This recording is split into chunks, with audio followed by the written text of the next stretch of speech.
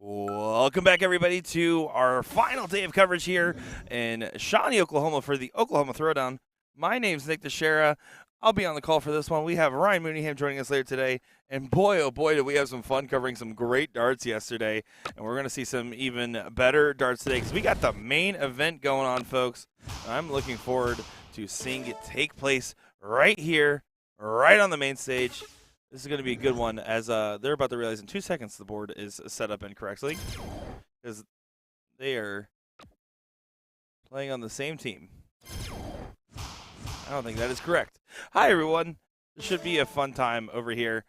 We got, by the way, this is going to be Jack Champagne and Joshua Passa playing together. As are they just practicing? I thought they were playing a match.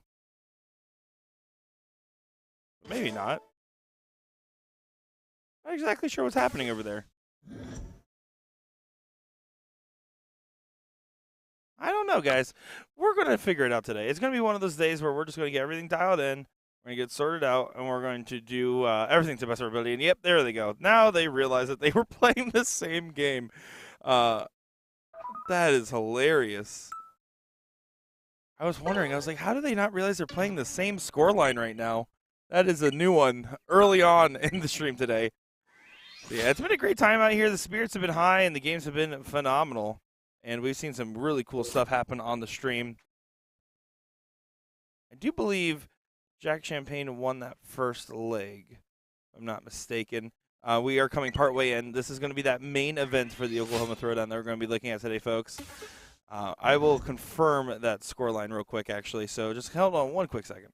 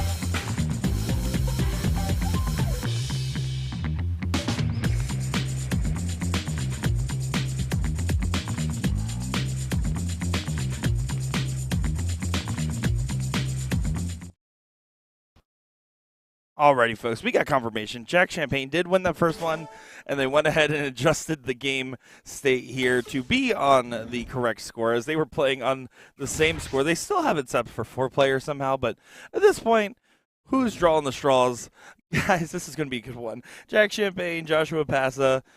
It's a best-of-5 format that we're going to be playing today. 501 cricket, 501 choice on the winner's side of the bracket here. First place, 1,500 doll hairs. And that's a lot of doll hairs, let me tell you. So come on, Barbie, let's go party. Let's have a good day on the stream today.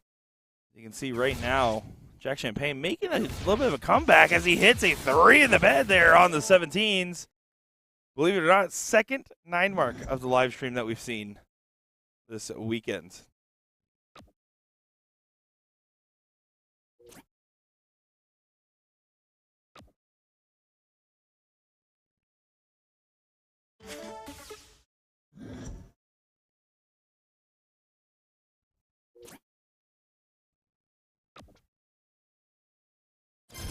And there you can see, finds the trip 16 on the last start. All of a sudden, this leg that Joshua had to jump on early is now quickly getting out of sorts.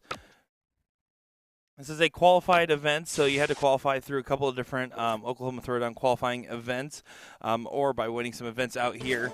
So that is going to be the stacked field that we're going to see today. We're going to see some pretty tough opponents on the women's and men's side. This is what everyone comes out here for. And let me tell you, the main event being $1,500 is a great payout. There's actually other events that also pay that much or more to the top finishing players. But this one, a little bit of a smaller, more refined field rather than playing in those big 128 brackets. I'll tell you that much. As we got Tyler in chat saying, Srirachi, how's it going, my friend? Great to see you in here. Harvey O'Hare saying, relax, Big Daddy is here. All right, sounds good with me. Welcome in, everybody. Feel free to comment and chat along as we are having a great day. Ryan Mooneyham will be joining in just a little bit's time. We had a long day streaming yesterday. It was 12 and a half hours in total with a little bit of downtime. So I think the actual posted stream time was 11 and a half hours. But, man, let me tell you, that was a long day. And even longer if you count the fact that I got there about 3 hours before that to make sure everything was set up and stayed here for about an hour after socializing and catching up with players as it's different when I'm just a commentator and I can go and interact in between legs or matches, excuse me. When I'm doing the Will Stewart hat, it's a little bit different. I'm a little bit more stuck to the stream room, so it's really cool to go out there and interact with everybody and talk with all the different players and personalities that make up this amazing dart tournament.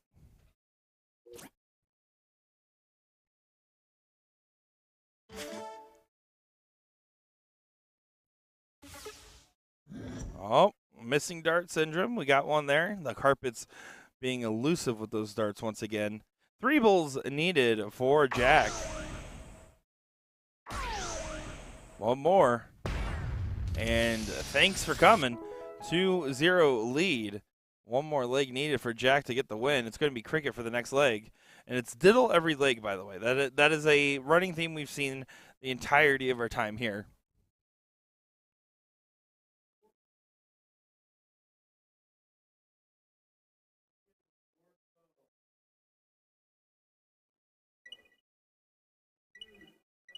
The Booyah went less than 10. They fumbled the coverage and missed tons of men's coverage. I wonder if there was a reason. I haven't had a chance to talk to Will or Sean too much. I assure you, though, they work very, very hard. I could judge, quote-unquote, fumbling the coverage because I didn't stream at all on Friday because we had equipment failure and issues. So, it's hard. Live streaming is such a fickle thing to do, and anything that you plan for will immediately change the moment you go live. So that's always something important to remember. I know those guys work really hard. I know that Booyah Cup tournament's a great tournament, just like this one. David's chat saying, I like diddle every game. Oh, I personally have no issue with it at all. The only thing I have an issue with diddle every game is when the brackets are very, very large size. Like in this event, this main event, absolutely love diddle every game. If you don't diddle every game, then I like alternate start. And then if you don't do alternate start, then I like loser start. That's the hierarchy of different formats. Yeah, diddle every game I am a big fan of. Jack looks pretty strong in this one. Should be able to close those 18s. Does so on the skinny segment. All of a sudden, Joshua passes. Going to have to pass on winning in this first round. We're going to have to move on to the next.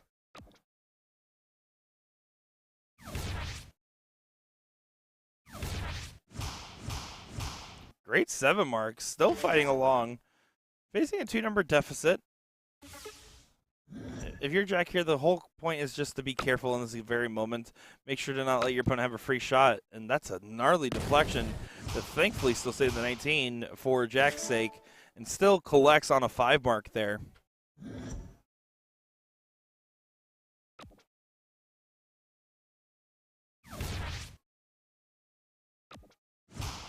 Finally got the board sounds up and running again today, so hopefully that doesn't sound too bad. Hopefully I got that dialed in right. If you guys like the sounds, like the stream, like the looks, finally finding our stride in the final day of coverage. But hey, better late than never, as they say.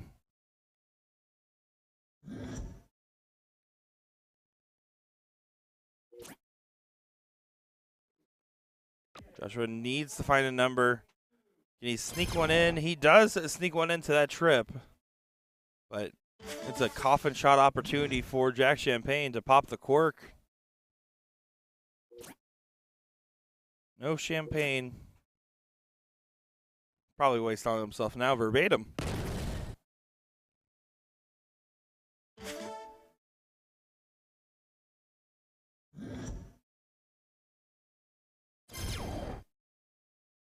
Well, there's a trip 16. Another one of those helps. You needed a 7.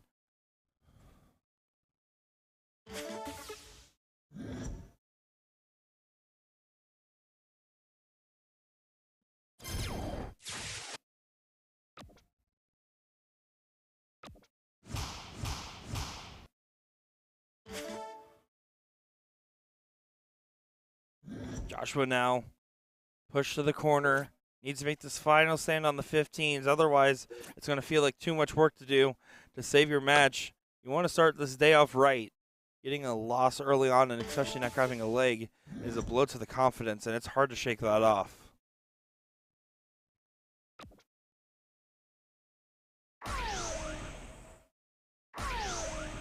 And just one bull away for Jack Champagne.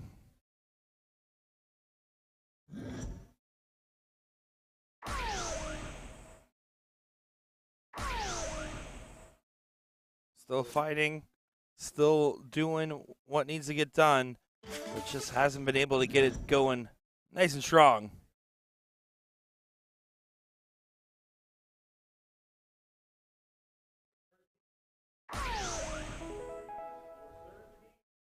And there you go. Jack Champagne does get the win. You can almost see them shake hands. It's a little slow on the controls today. But yeah, good stuff here. We're going to be in for a great day of coverage as we're going to go ahead and jump over to our other board. We got another match going on right over there. Let's go ahead and see if we can take a look. Board 31 over here.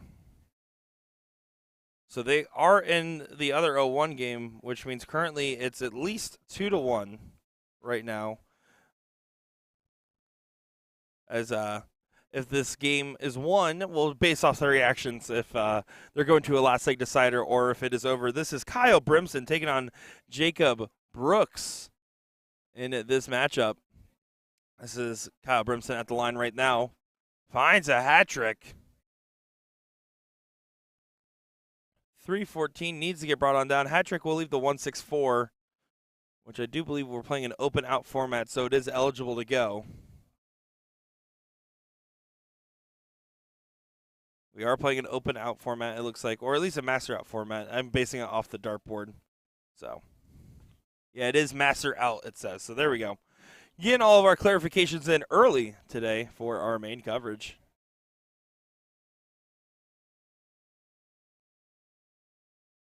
A little bit of an incident there as it looks like there was accidentally an unmarked dart in the board. He's going to go ahead and fix that real quick. Tyler just saying that it was great content. Just thought they missed on certain men's battles. Yeah, it's hard when you're balancing between multiple different events and having multiple boards and knowing what to pick. And also, it's just a timing issue, finding the right timing to know when to switch, what match is coming up, and what your assumption might be versus what it is. Yeah, sometimes it works better than others, and frankly, we're getting closer and closer to just saying straight up having 2 live streams per event and then just having a whole women's live stream and a whole men's live stream. But that's still ways away technology-wise and just transport and logistics-wise. And I'm glad that you went in there and said, this isn't the Oklahoma Throwdown over to them, Tyler. I appreciate that.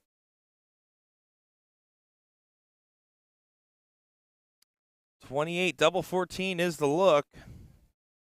Over to double 7. No one likes double 7. Clearly. Does bust. I don't mind that bust nearly as much. I like double 14. I'm no mincer, but I think I can do a pretty good look at it. Ooh, interesting. And no good. Very unfortunate case of the neighbors. And look at the reaction right now. Brooks can't believe it. It is early morning. It's only, it's 11 Central, but it was a late night, so it feels like an early morning. As right there, you can see Kyle Brimson does get the leg, and there we go. You can see giving some hug out. So it looks like, yeah, it was 2-1 in favor of Kyle Brimson, 3-1 now for the win. Man, oh man, we're going to have a fun day of action over here today. It's going to be some great stuff on our dartboard. It's going to be a fairly quick day compared to our long marathon of a day yesterday. So just stay tuned, sit back, relax. We're going to have some great darts. We're going to have some great moments here. You can kind of see room's a lot smaller when you're running a 48 and a 32 bracket for the men's and women's, which we will get some women on our stream as well. Let's actually take a moment here. I'm going to run through some of the major players in the ladies' events. Christina Rodriguez, of course, did a great run. Glad to see her still in the mix. So she's going to be in the top side there. She had a first-round bye. Christy Davis, unfortunately, facing a first-round loss. Fortunate to see there. She is a absolute beast of a competitor. Dawn Washington, another tough one, currently playing on the winner side, got through her first rounds.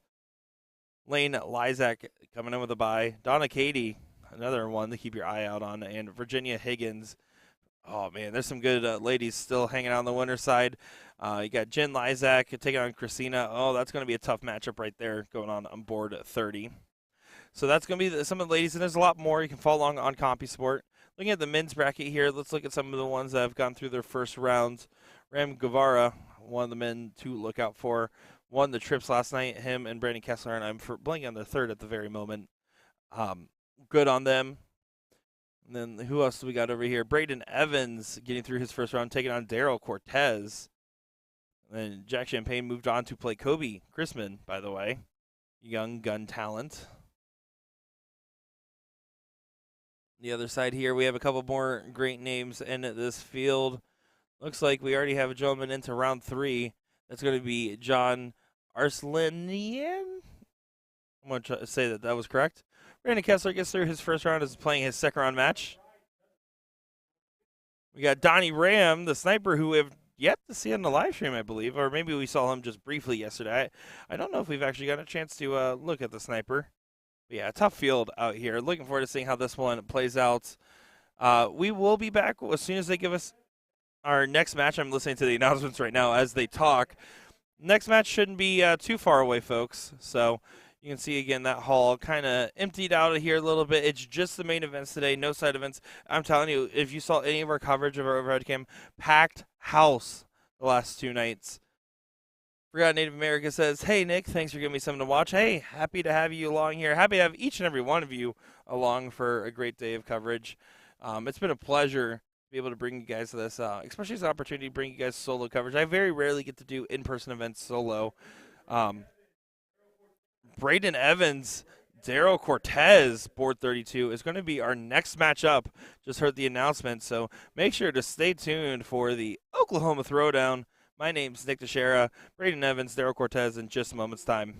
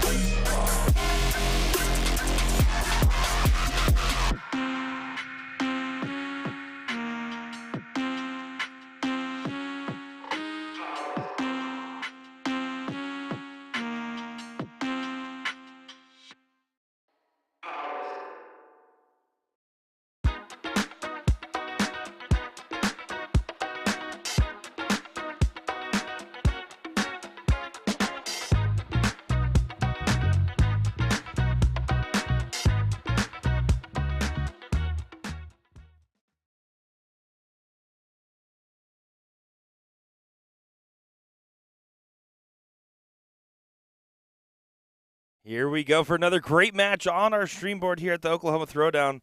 We got Braden Evans walking up to the line, taking on Daryl Cortez. What should be a great matchup here of some tough competitors. Braden Evans, let me tell you about Braden for a second here. Braden, he has wanted nothing more than to perform on the live stream, and he said he was very unhappy with how he performed in his previous attempt. So, I expect to see a really strong game out of him here. He said he wanted redemption. I didn't have anything to do with picking this match, but he's getting his redemption here. So now let's go ahead and see what he does with the opportunity. Daryl Cortez is going to be a tough test, as he is a very solid shot from that Houston area. Plays out of the stadium. You see him as Ram Guevara Jr.'s caddy is probably what Daryl Cortez is known for the most. That or the fact that he normally wears some nursing shoes. Josh in the chat saying, this is my second year here at Throwdown, first time qualifying for this great experience. Hashtag pure, hashtag passa. Yeah, hey, great to have you on the stream. Unfortunately, go at it just because I know it's an early morning day, but it's a pleasure to be able to commentate your game. We got Minnesota Dave commenting along. Welcome in. And then Native America on YouTube saying, I've only been playing for 2 years, but my league average is a 3.75. In another year, I want to start participating in all these USA Dart streams. Well, hey, I will say, to anybody that says my average isn't ready, I'm not high enough yet, I'm not ready to play in all these tournaments, the best thing you can do to be ready to play in tournaments is just go play in tournaments. That's the secret. So I'm glad to hear that your average is improving, you're playing the game and enjoying the content. Go out there, start playing now. You don't even have to wait. And then hopefully you can start getting into more and more of these main events. I know I started playing tournaments when I was a 2.8 probably. I was a 2.8 after about a year and a half. Of being like a youth player, and after that I shot up to about 3.8 in the next year and a half, and I played events constantly, and that was one of the reasons I got better. I was playing under those high pressure environments. As Daryl Cortez tees up 100 in this master out format. 94 will be the look though for Braden Evans. Try to get leg number 1 on the board.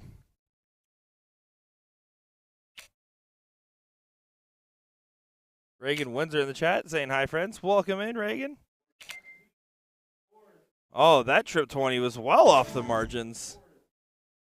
Got away from him a little bit, and now left Daryl Cortez an opportunity for 2 bulls for the win.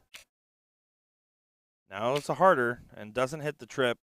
You'll just have to tee it up. Single 14 to leave a bull, or trip 20. Yeah, single 14. That's probably the best option. It's what I would always recommend in a scenario like this.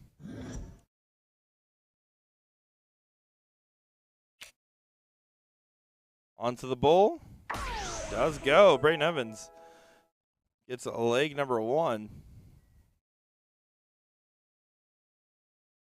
And now they're going to diddle for leg number 2. You can see Daryl Cortez rocking that USA Darts jersey there, or little T-shirt. Gotta love that. He said Will Stewart owes him one of the gray color variants as well. So we're going to have to rob Will Stewart's house tomorrow. That's going to be the goal.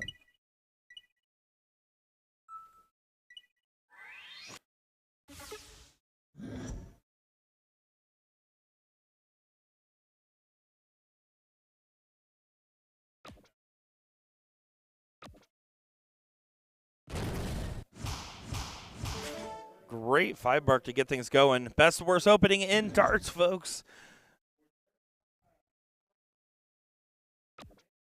Braden's going to try to go ahead and just start the defense early on those at 19s. We do have on our other board Christina and Paris currently starting their match. They are just now getting into leg number 1. We'll try our best to see if we can catch the second half of their matches. They're just playing a best of 3 format. This is best of 5, so it's going to be a little hard on the timing, but we're going to see what we can do. Braden let off easy with just a 2 mark from Daryl. This could be a good punching shot. He needed to trip that last start to be able to go up, so he has to stay down, find 7. Good correction there from Evans.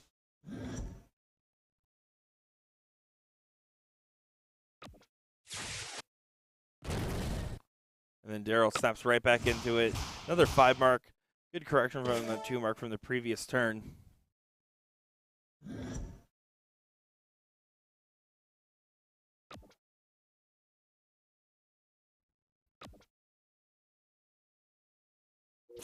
And that's going to spell some trouble there.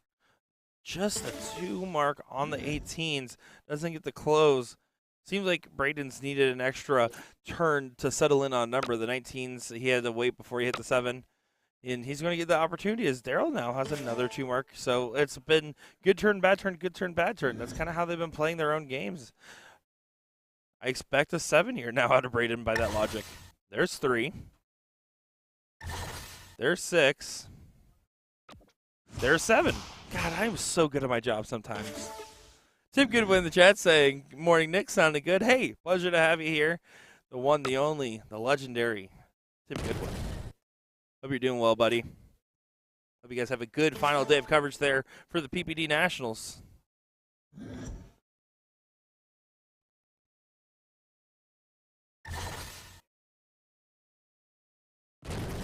Look at this, Braden Evans heating up.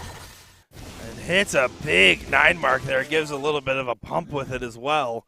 Good shot there from Evans. You can tell he really wants this. Daryl, here's the thing. Daryl absolutely wants to win. He also won't show the emotion nearly as loudly unless he is absolutely disgusted with his darts. He will just go there and he'll keep that calm, cool demeanor, which is to his benefit. But I do think right now the momentum and the adrenaline going with Braden is in his favor at the moment. He's starting to run away with his leg. 7 mark, 7 mark, 9 mark. Ooh, boy.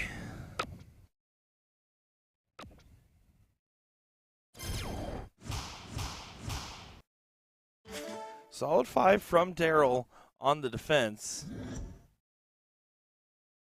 But it's not going to be enough to stop the shot at it. Not going to be enough to save the 16s either. Can you get the 15s as well? Not quite. That one gets away just a tad.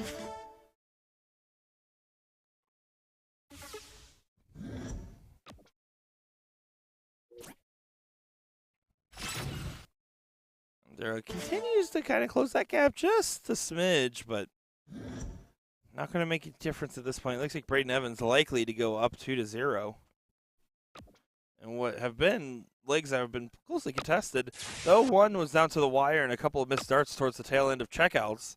And on the other end of this leg was Daryl having an early control and just not really punishing those 2 misses, those 2 rounds where Braden didn't get the close.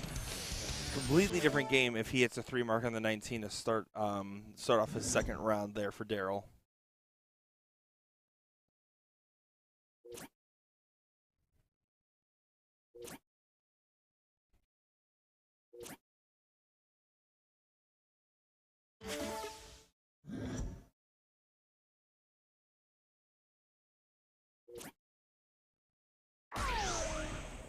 And Daryl continuing to fight back on the Bulls.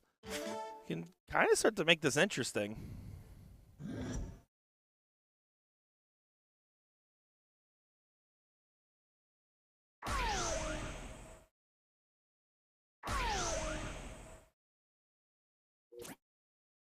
No checkout yet.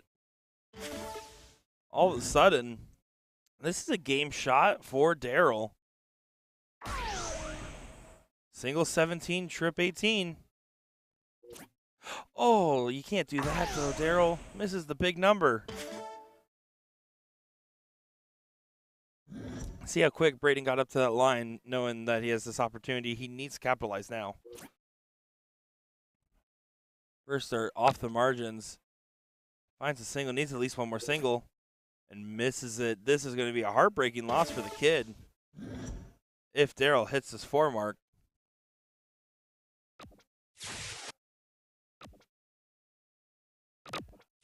And does get it there. Daryl Cortez all of a sudden was looking likely to be 2-0 down. Makes this 1 apiece. Braden gonna have to make sure he doesn't think about that too much. That's the secret when you have a loss like that, is have that short memory. It's so hard to do, but so crucial to the game.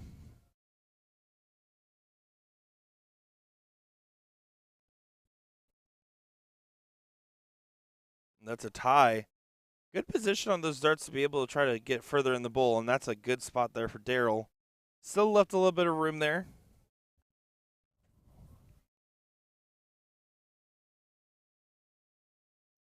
And Daryl should have gotten it. No, another tie.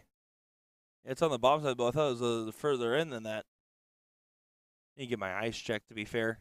And that one's just one outside the bowl. But there's a lot of room to deflect. But gets it in. Good shot there from Daryl. Good placement.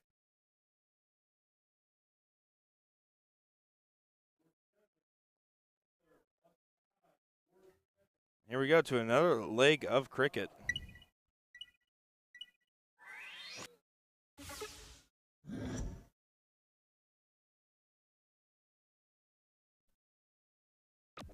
What does Daryl do? Sorry, he started off with a 5 last time. He said, I'm going to do a little bit different strategy. I'm going to hit 7. And this is where Braden struggled last time, was his first turn on the open. Not going to be the case here. Definitely looking settled. And answers right back with a 7. Good shot there from both players.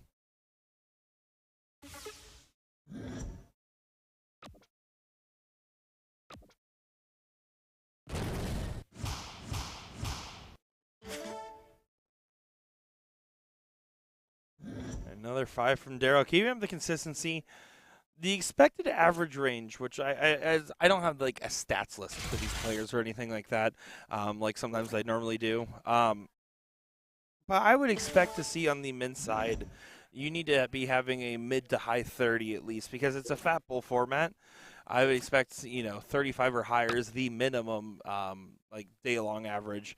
And on the cricket side, you would have to imagine the winning average is going to be somewhere around a 5-3 or more at the end of it. But that's just it's short burst format, so it's not like it's a best of 5. When we talk about like the CSC Challenger Series and we see Mike Maloney averaging a 5.9 for the season, that's ridiculous because you're playing a bunch of best of 17s.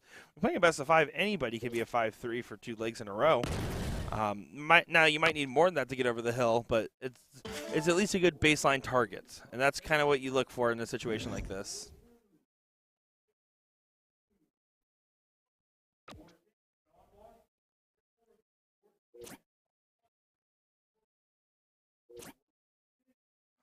And there, unfortunate as Braden only finds a 1 mark.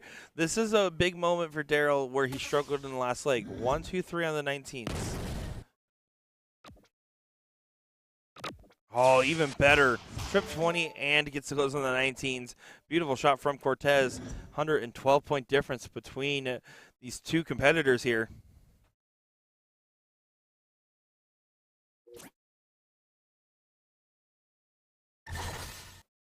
Another one of those would help Braden's cause, and does find a 6. You can tell he has a little bit of emotion, heart on the sleeve with how he's playing this, just by the reactions and the fist bump alone.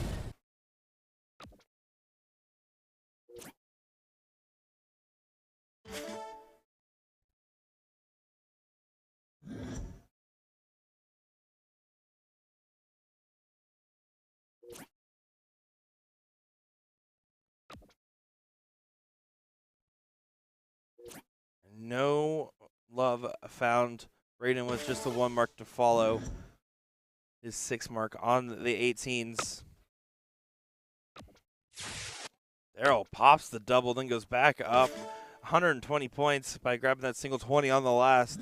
I like with a game like this, it's so important to kind of send a statement here. You can tell Braden's living and dying on some of these darts, and that it's a little bit of emotion, a little bit of adrenaline, just a lot of feelers in the game of darts with his style of play. If I'm Daryl, I'm calm, cool, collected Cortez. My entire thing that I'm trying to do right now is just continue to put the foot on the pedal, continue to make them feel the pressure, not play the close game. I'm going to go up, and after I close, I'm going to grab some more points. I'm going to stay over a 9 mark ahead of you.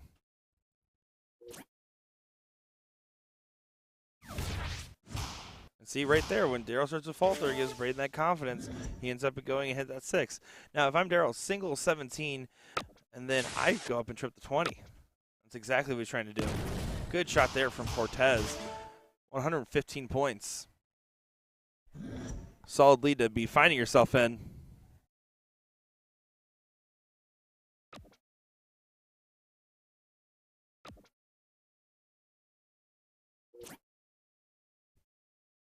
Here's your opening. Coffin shot potentially incoming from Daryl Cortez.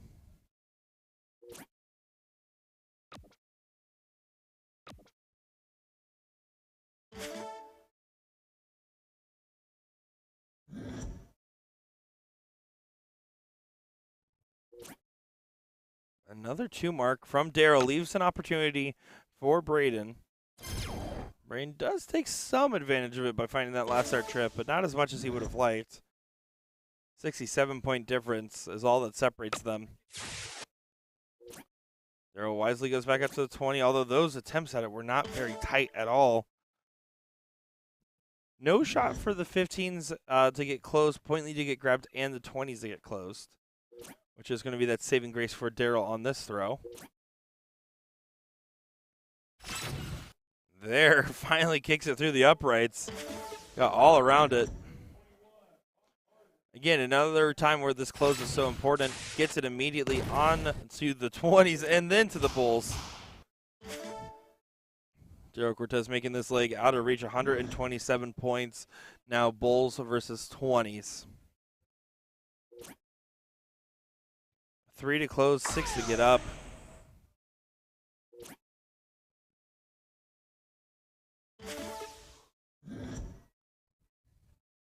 So still 8 Bulls away. Daryl to try to clean this leg up.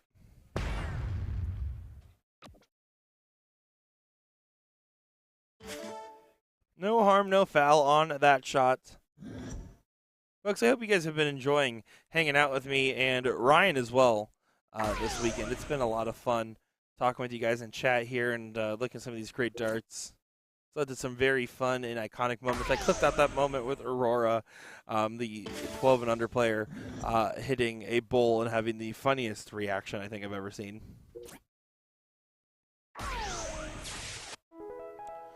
2-1, Daryl Cortez now in our leg of 501. They're going to go ahead and diddle for the start.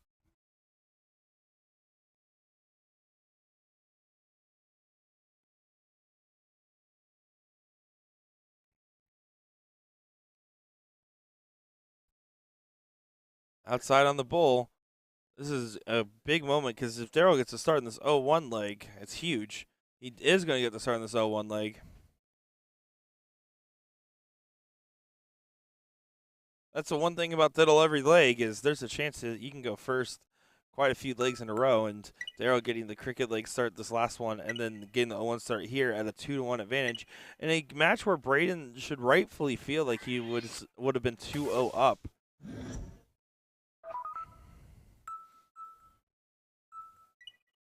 Let's see, Braden going in there helping old man Daryl with the controls. Here we go. Will we get to a last leg decider, or will this be the last leg of this match? Daryl said, I didn't really want to win that diddle. I was just kidding. Daryl the jokester. Ram Guevara's caddy.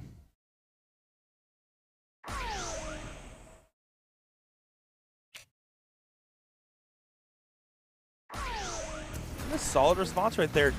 2 bulls around is definitely the minimum target line today. With the Master Up format, with the fact that you're playing in an elite event, you can't afford to hit less than 2 bulls in a round. If so, you lose too much ground. Now granted, because Daryl's going first and a hat trick was a hit followed by Braden, this is still going to be a slight advantage to Daryl, but it's almost chalk at this point.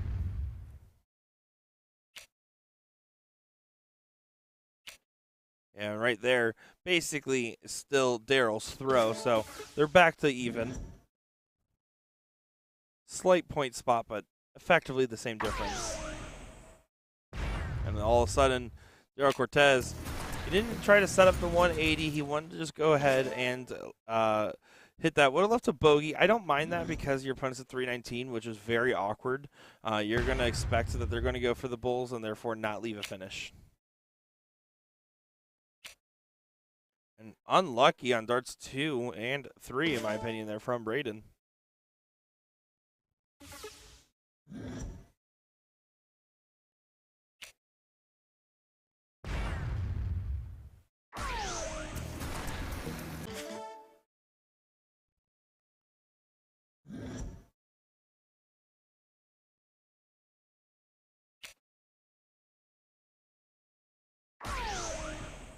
106 is a little bit of an awkward leave. I mean, in a master out, bull out format like this, it's bull 6 bull. That's your shot.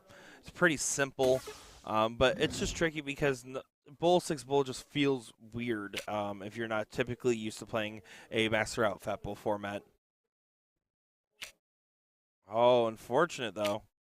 Leaves 50, but leaves Braden a chance. If you hit this 180, oh boy, all of a sudden things start to feel way different in that last leg decider.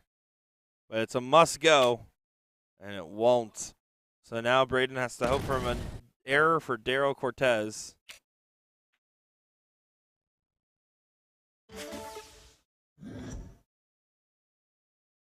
Diesel Daryl, what do you got for us? Oh, that's the best fall you can have. Good marker dart. No, doesn't go. There's your favor. 81 gets an opportunity now. Braden to send this to a last leg decider. I like that Braden's taking a moment here. Get a deep breath. He knows that that was a huge, huge, huge favor. He thought it would have been over. So you have to take that moment to recollect yourself and really say, hey, this is going to be all right. This is what I got to do. Single 12 for the bull. Bullseye. Braden Evans. Oh, well high. That was a nervy dart. Very nervy dart. Daryl Cortez for the match. Double 8. Does go. You can see kind of drops the shoulder, takes a sigh of relief. And Braden giving some love. Braden going to have a little bit of a heartbreak after that one, as it felt like, again, should have been a potential 2-0 scenario. Instead, completely different. And unfortunately, it does look like, if I'm not mistaken, yeah, that ladies match did finish, so we didn't get a chance to view that one, but we will get the ladies on the stream playing today. We actually, I think, had more ladies matches than men's matches yesterday on the stream, so we're going to try to continue on having a good spread of different action, and we'll be back in just a moment. My name is Nick Teixeira. Don't go far, folks.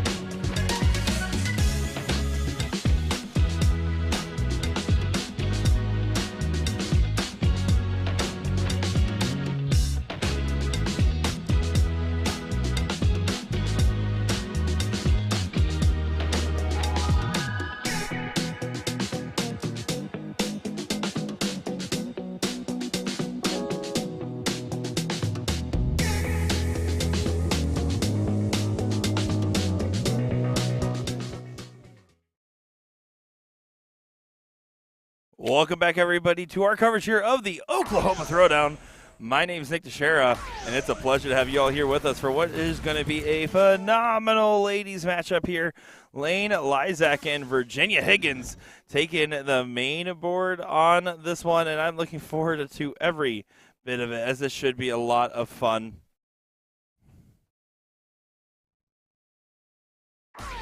Lane, of course, won with her mom, Jen Lysak, last night. And the women's doubles, it was really cool to see them go on the run together. And it's our first look at Ginger this weekend. Haven't had her on the stream yet, but of course, a great shot in her own right. And I always love getting a chance to commentate her matches because she really is a beast on the board. I don't think she gets enough credit. So this should be a very enticing and debatably impactful women's matchup.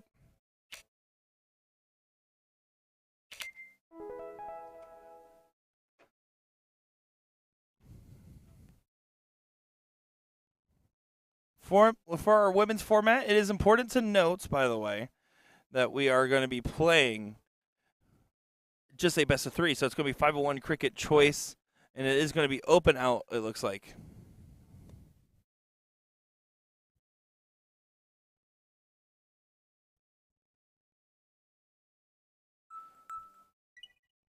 Virginia having trouble finding the bulls early on in this one.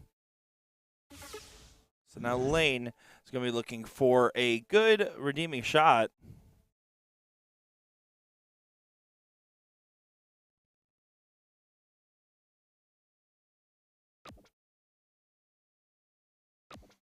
With Lane not having a big turn there either, this leaves an opportunity. Ginger's going to go ahead and have to collect something good here. Good low ton, get things back in line. You still have your throw taken away if you hit a low ton, but at least get you in the right direction.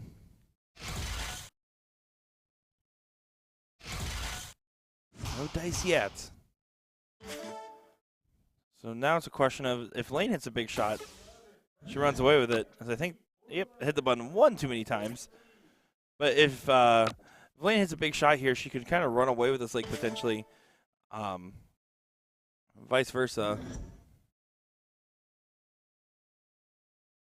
Ginger, on the other hand, if she hits a big shot, she can kind of make this chalk and still down to the wire. It's going to be hard to tell, as I was trying to figure out what they were doing over there on the game menu for a second. Lost my train of thought. Excuse me on that one, folks.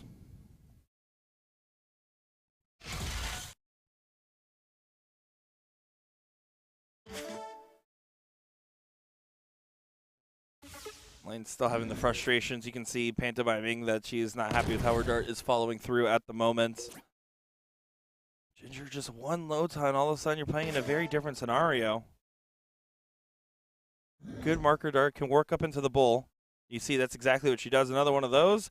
That's what we expect to see. Virginia Higgins finds a low ton and makes it back to chalk. Lane still has the throw, so it's like she effectively has won the diddle. But in this situation, both these players know that they have to get to the first out. That's all that really matters. Lane unable to get to a finish now. We'll grab just one bull on the turn. Should be able to leave finish on her next visit. Now, if Ginger can follow with another low ton here, all of a sudden, she will be the first one out of finish. Her throw will be regained, and all will be forgiven. Not going to be able to now. Has a little bit of separation. This 0-1 leg has definitely been showing the fatigue of the weekend. It's been a long weekend of great darts, lots of fun and memories being made, high spirits in the room. It's always great to see. Here you go. This is the Blue Bonnet finding a hat trick there, leaving 63 on the return. Good shot there from Lysak.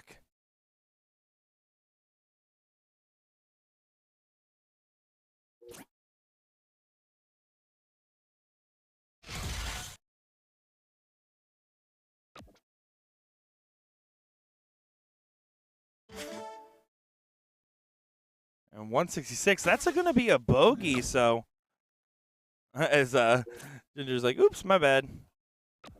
Sends it back one more time, but yeah, it's going to be a tough situation now for her to get out of this one. Single 13 for the bull, or bull 13. Depends on your preference. I like 13 for bull. There's the 13. Bullseye. Trip 13 back over there. Decides to tee up a single 20. Very interesting shot selection on that last.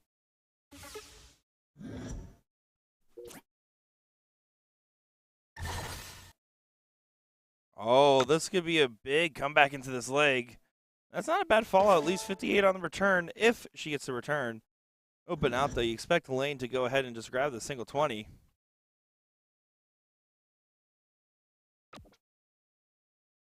Oh. Wow. Fell out of her hands into the 18. Needs just a single 2. Outside the board. Needs to collect. And doesn't get it. And I think her not going for that trip 13 is about to cost her. Potential heartbreak of a leg.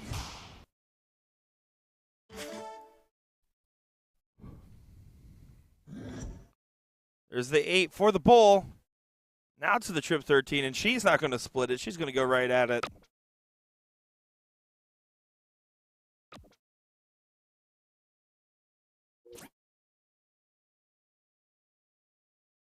No dice there. So all's forgiven for Lane if she hits the 20. But can she hit the 20? Of course she can. She's Lane Lysak. 1-0 lead. But they're going to move on to cricket, where anything's possible in cricket. We already know this.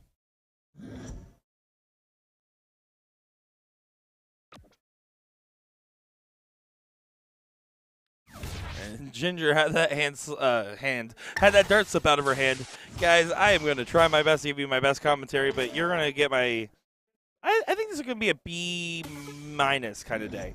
As I am still trying to recover on sleep. Just frankly, not even from this event. I wasn't here particularly late last night, but rather the long couple days leading up to the event. I'm still trying to catch up sleep on. So do appreciate everyone being so kind and patient with me as I am trying my best over here to make sure you guys get the best. Here we go, getting this leg started. Taking a look at our bracket, by the way, just to see where we are at with this women's match. This is going to be, well, I had it pulled up on the wrong page there for a second, chat. Guys, sorry, first time streamer, long time commentator. Lane Lysak and Ginger are currently playing in round 2. Round 3, they'll play the winner of Christina or Malika, so that should be a good one there. Looking at Lane Lysak's run, she had a bye in that first round, and then went on to play Sierra Orozco, and then now is playing Ginger. Ginger, on the other hand, had to play Kayla Banfield, and then Anna Southern in her route here. Good recovery from Lane so far.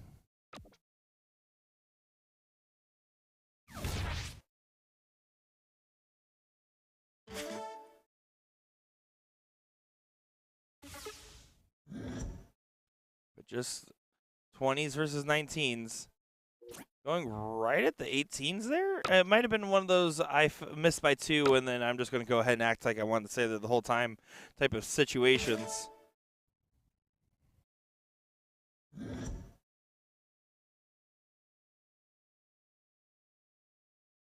Lane having trouble with the 19s. It's been a long weekend. You can see she's saying wow, and I'll be the one to say it because I'm the one with a microphone.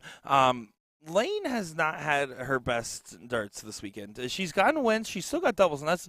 But if we're talking about in the scale of Lane Lysak and what we have seen out of her, I know what she's capable of. I've seen what she's capable of, and she just hasn't quite been to that level this whole time. And she's been able to snap into it in the right moments, and that's a big reason why her and her mom got that win together. But she'll even tell you herself, I don't think that this was the sharpest lane, at least from what we saw on stream. It very much could be a very different thing outside the stream area because we know the stream boards can have that effect on players. Good 6 mark there from Blue Bonnet.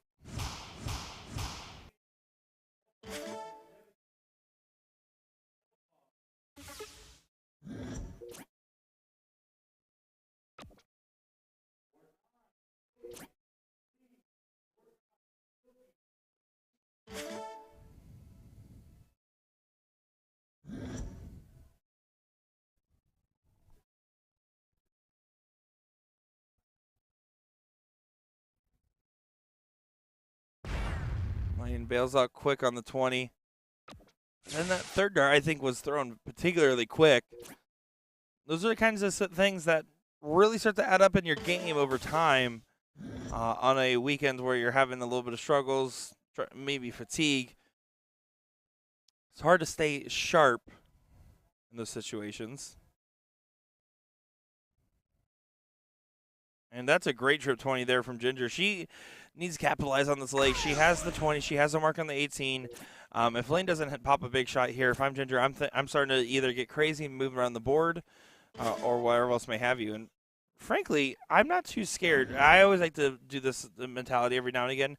Am I scared of how my opponent's hitting a number? The answer is I'm not really scared of how Lane's hitting 19s. I don't want her to shoot a new number and get a little bit of a reset. I'm going to go up here. I'm going to hit 2 18s and go down to the 17s.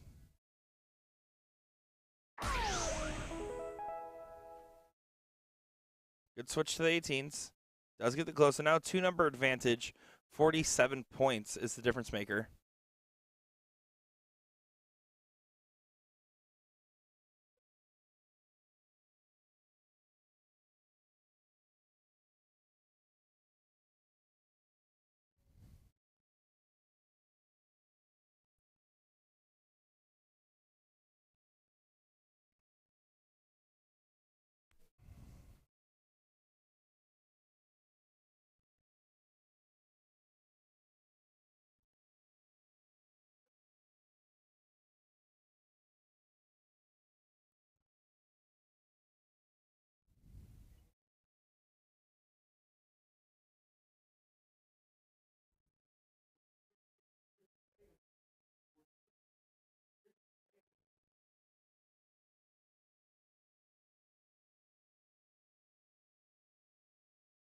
Still back and forth affair. Lane does grab the point lead.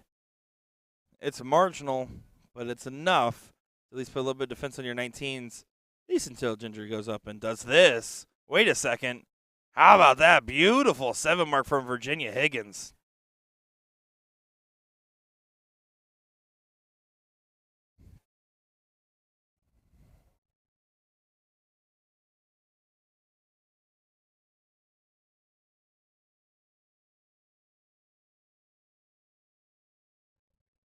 Hope you guys have been having a good day so far, enjoying your Sunday. Let us know in chat what you guys are doing on your Sunday fun day. Mine will be covering some dart events and then packing up all the equipment, getting ready to hit the road over to Wichita, Kansas.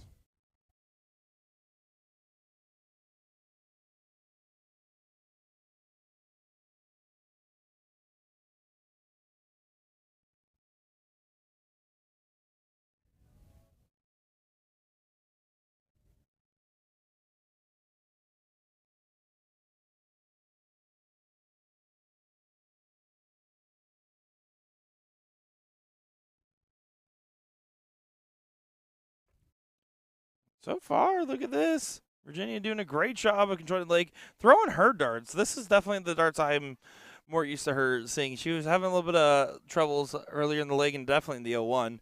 But this is more reminiscent of what I would expect to see Lane off the margins at the moment. Does find another 6, keeping herself alive, but the pulse is beating faintly now.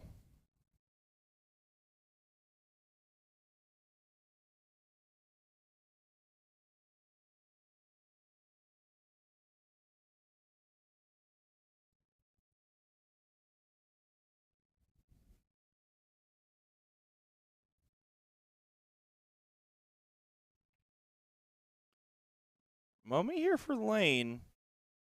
I don't think I would have gone for the white horse in this given scenario. I definitely think I would have pointed up first. Unfortunately, with just grabbing a single, it's not a very successful mission. Tyler Hensey in the chat saying, driving to St. Cloud, Minnesota to throw PBD Nationals trips today, right now. Well, there you go. Drive safe. Make sure to have 2 hands on the wheel.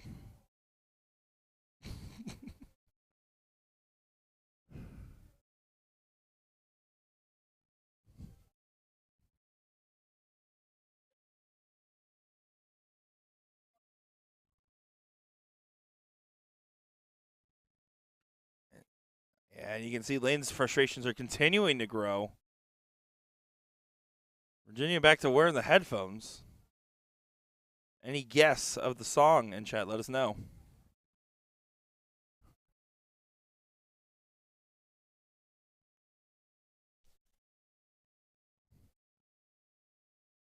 Forgot dude, America says practicing darts. That's what I'm going to do the whole day. That's what I need to be doing. Let me tell you, I bought some new barrels. Tried to throw them last night after the long day streaming. Maybe I was just too tired of everything else, but it was ugly. I played Kobe Chrisman, and I believe I shot a 1-3, and I was like, yep, all right. Done playing darts for today. I'll worry about that when I get to Will's house tomorrow and try to get my dart stroke fixed up, because let's be honest, whenever I play Will, it's usually some of my better darts. Virginia does do a good job of getting back into control here. Finds that 16, gets it closed.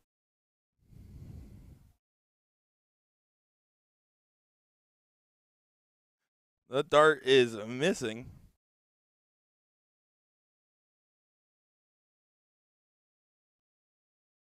Guys, let's see if we can help him. Hold on, we'll look around too. We'll be like, all right, I don't see it over here. Let's scan the carpets. Nope, I don't see it over there. Yeah, I don't see no darts. They're still looking.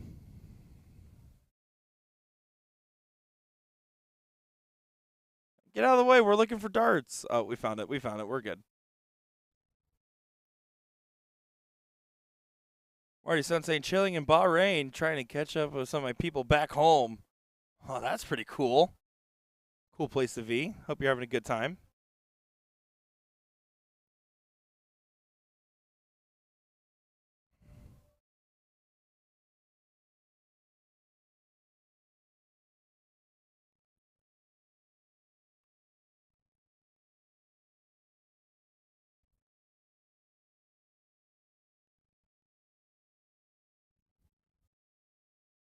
Now they cross that finish line. The Bulls were struggling the 0-1 leg, so we'll see what she's able to do. And Lane has to kind of hit a big one here. You have to hit 1 bull to close, 2 to get up. So minimum 3 bulls on the turn. Realistically, you need 4 or more to feel comfortable and feel like you have a chance. Only hits 2. So no game shot available. Should walk up, attempt the bull. If it doesn't go, just point the rest of your turn. Or vice versa, wait to hit a trip and then go to the bull. Does stay. Just 1 bull on the turn. Same strategy here for Lane. You're going to go up there and you're going to try to hit 4 bulls. You're not going to take a swing at the 20s, 18s, or 15s, as looking at this, we're getting to roundout territory. And we're getting to the point where I don't know if Virginia should be looking at the bulls either. We'll see. She still has 18, 19, and 20 with her, so she still has 9 darts after these.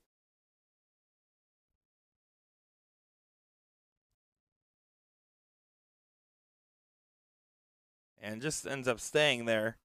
41 point separation now.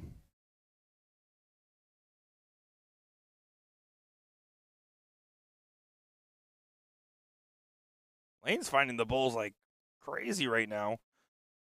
She's going to just try to outrun it at the very end here on the bulls. This would be quite the way to make a 2-0 win happen in a game where you're down 3 numbers. 59 point separation.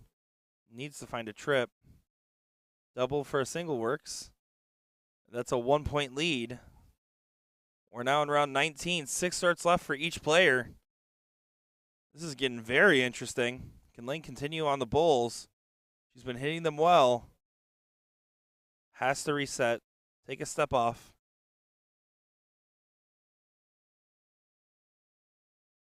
Great recovery. But 49, a little bit less. Still needs 3 marks to get ahead.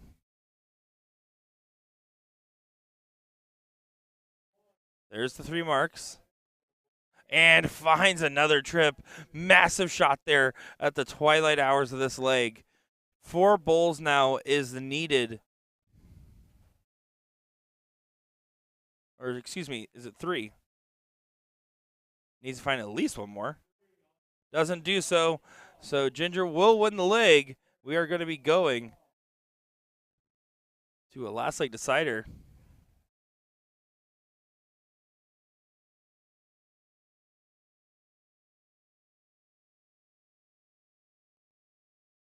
So here we go, folks. Continuing on. One more leg of darts. It is going to be choice for this last leg. Outside.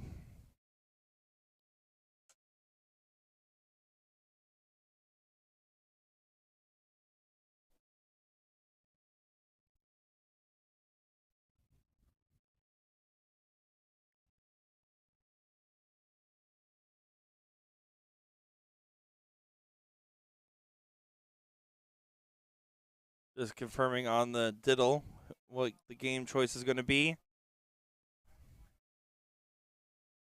The correct answer 9 times out of 10 is going to be cricket in a format where it's 0-1 cricket choice. The only times where you would choose 0-1 in that last leg is if you really aren't hitting the triples and you're really feeling the bulls, or there's a lot of arguments in certain doubles team formats. But in the context of singles, almost always you'd rather play cricket. If you're going second, if you're going first, you'll play whatever because going first 0-1 is such a massive advantage.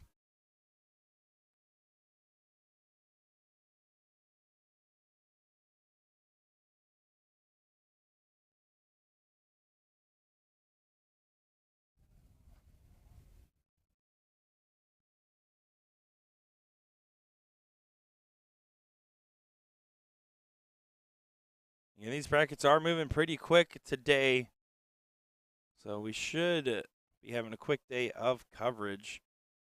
Right now, ladies currently, by the way, this would get either one of these ladies in to the top 4 on the winners side. So that's currently where we're at. So we're going to be cruising pretty quick. And then on the men's side, to give an update, they're currently playing to get into the top 8 right now. And a couple of them are playing to get into the top 4. So, which the men's field is a little bit bigger today. So that's going to be the tail of the tape. We're going to be getting the full coverage of all 2 of these events. See who wins that big prize money. Reminder for the ladies, it is going to be $750 for first place, $375 for second, $150 for third, and $75 for fourth.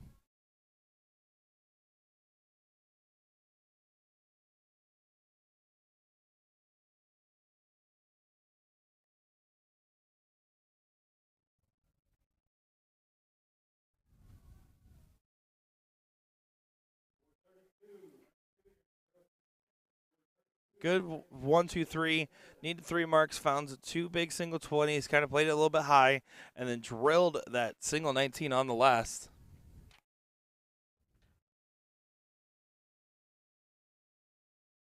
And it looks like, by the way, after this league is done, our next match will be Ram Guevara Jr. and Daryl Cortez Diesel.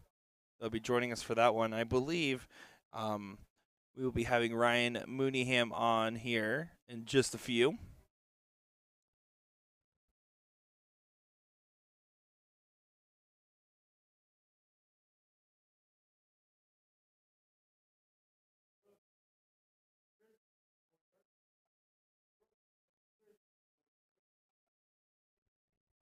And now, opposite of what we saw in the last cricket leg, Lane struggled so hard to find any form of control in that leg. Now, Ginger having similar struggles of getting that control. So, can the blue bonnet do what she needs to get done? 3 big 18s is not my goal. I know the points are a little bit close, but if I get that third number, it doesn't matter if the points are close because I have 3 numbers. While points are king, you have to remind yourself that having close numbers is like having invisible points to an extent.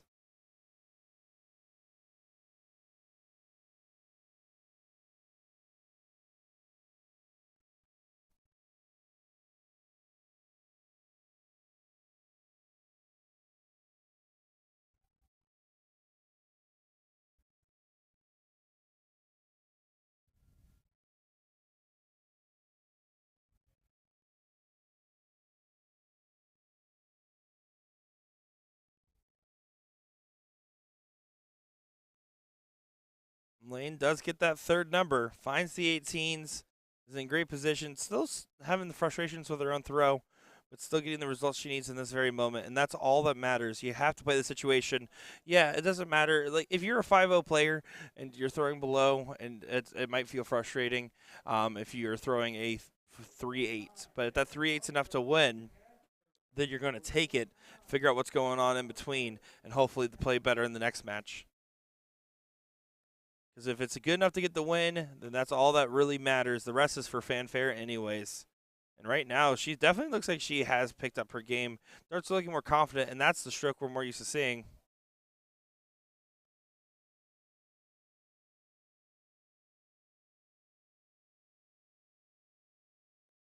You can see Virginia kind of just shaking her head, saying, oh, all right, this is where we're at with this.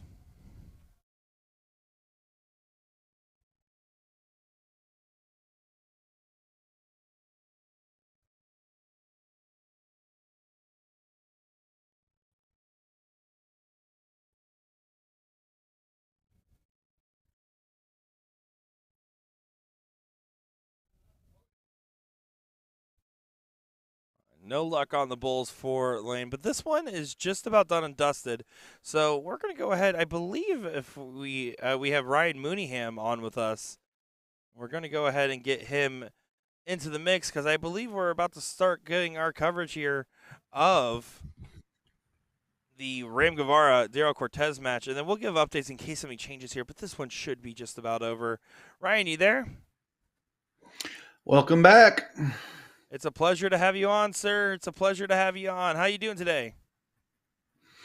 A little tired. Yesterday was a little bit of a day. But you're ready for a fun day of action today? Oh yeah, I'm excited. I'm excited. I was actually scanning the brackets as you were commentary for Ginger and for Lane. So good field. It's a real good field. Some good matches going on right now, and excited to see how this plays out. Yeah, I couldn't agree more. It should be a lot of fun, and this is going to be a really big match. It's Ram Guevara versus his his friend, Daryl Cortez. I've had the pleasure of being behind the mic for both these individuals in the past. Looking forward to calling this match. We know that Ram is going to come in as probably the favorite, but when you play someone enough, you can get beat or be beat. Couldn't agree more, and we're going to be seeing this as that is going to be a beautiful 3 in the black there from Guevara. As this is a race to 3 format, 501 cricket, 501 choice, master out in this 0-1. Yeah, it's interesting the full bull with master out. I didn't know. Looking at the flyer, this would have been a split bull contest with the 501 or not, but full bull with the master out, a little bit more complexity. Master out, of course, is the bull, a triple or a double.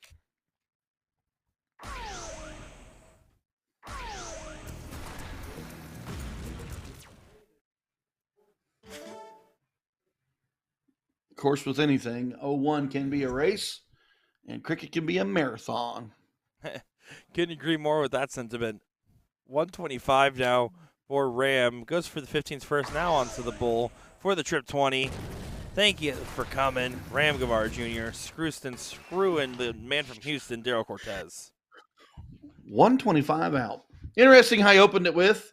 I mean, a lot of people could have thrown the bull and then went to the 15s. He chose to get the 15 there first, give him a 110, so then it was a fat bull, trip 20. So any of those combinations would have been fine. Here's my opinion on the way Ram shot that.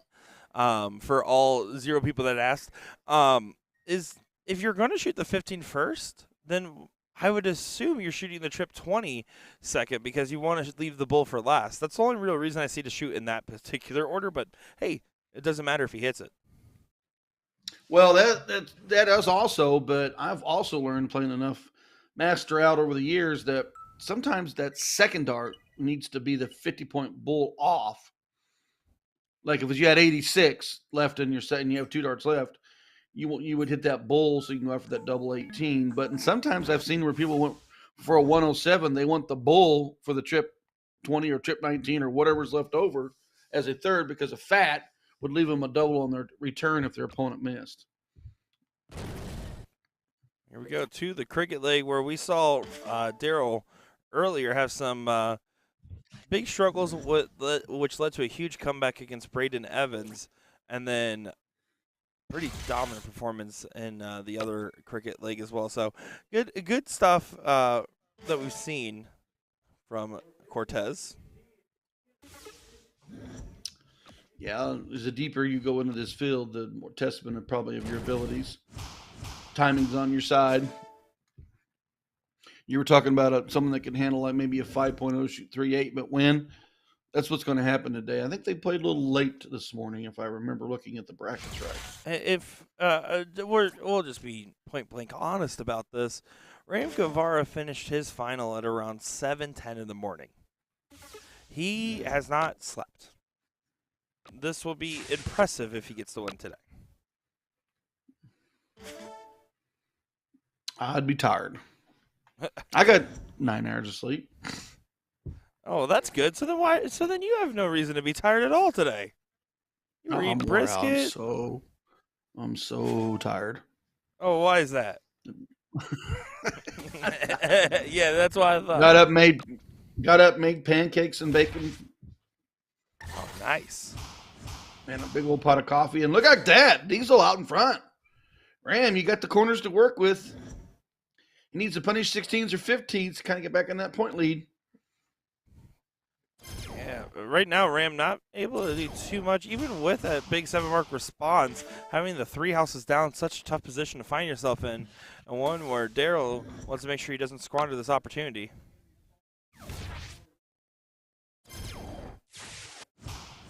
Will that late night fatigue get some of these players? Questions. It is interesting to see that Daryl chose to score on the 17s there before going for the 16s, but successful nonetheless.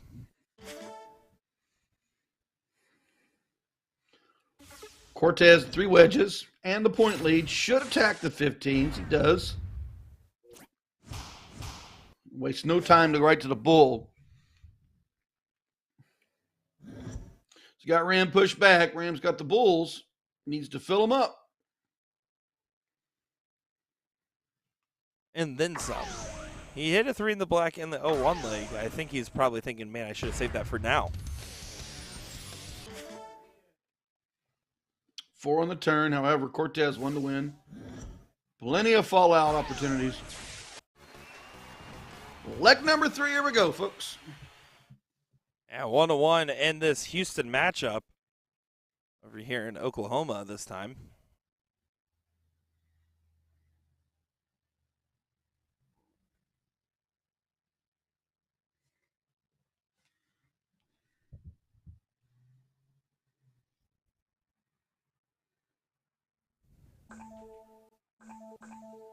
Here we go, on to another leg of cricket. The question is going to really come to, hey, can you lock in and get the results needed if you're Ram Guevara? And if you're Daryl, thinking, can I repeat that performance? And hits a 12, 2 5s. That's not going to be the opener you want against Ram. Certainly not. It's not going to be the opener you want against anybody, but especially Ram. And a struggle bus on both sides.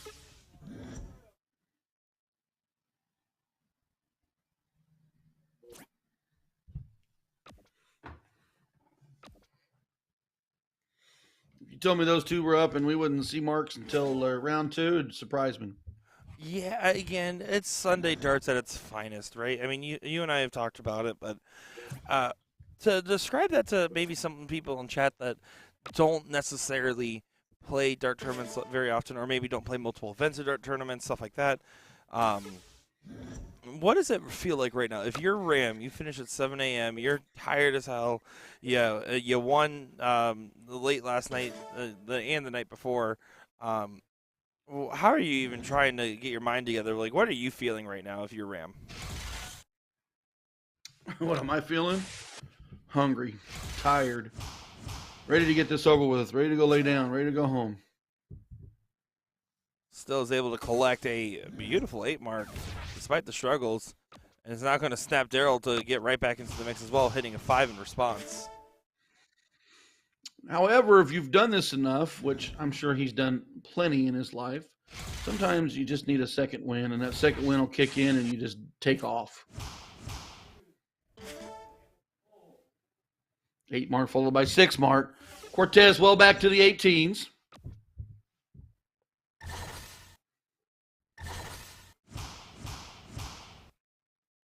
Nice addition of 7 back. Ram with the 119s. 57 will take on the 54 wedge.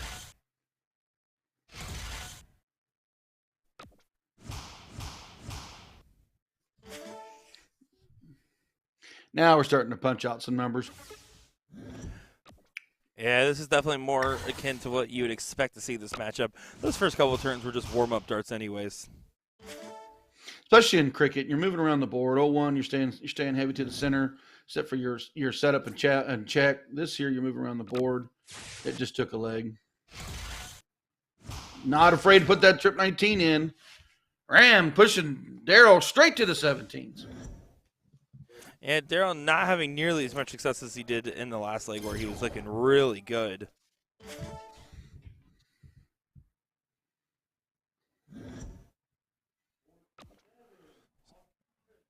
Ram needs to do just enough here, try to get that close. No, bails out in the last start there, making sure that there's no room for Daryl to get back into the mix easily. That trip 19's been deadly.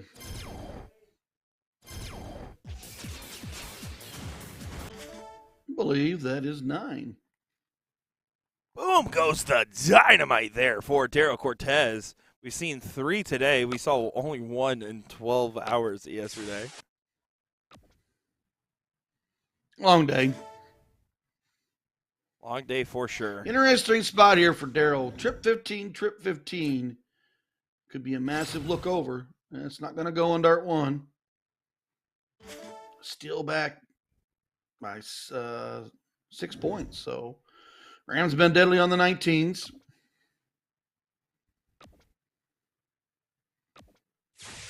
And Sean's 1, 2, 3. Nope, it's Nick's 1, 2, 3. I apologize to you, Nick. Wow. That's kind of brutal. That's what I said. Well, you said Sean's boom. That's fair. Cortez looks to sweep the 19. Did not go. Did grab 2 bulls. 3 bulls to win. 19 still in the arsenal. I think this is a wise move to go to the 19s. Only finds 3. That normally would be a bigger punish than that. 63 points is the separation. So 4 bulls, double. Needs another. Oh, the hesitation killed him there. He had a second guess. I don't know if he did the math beforehand or not. Because you kind of saw that first start drilled. If he just threw it in the same rhythm, you almost think it might have gone. Now it's a 6 wasted no time post. Yeah, wasted no time to post 95.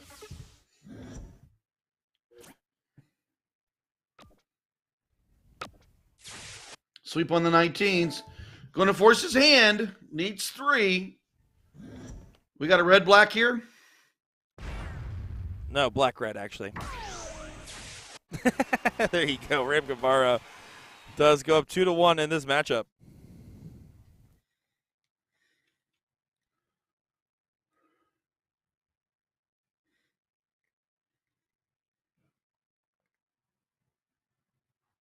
Looks like Ram will get the start here. This is cricket. Nope, this is 0-1. We are going to leg number 4. Yes, sir. 0-1 it is. Big leg coming in. Will it be going to a last leg decider, or will it be getting done here? Ram, I'm tired, Guevara to start off.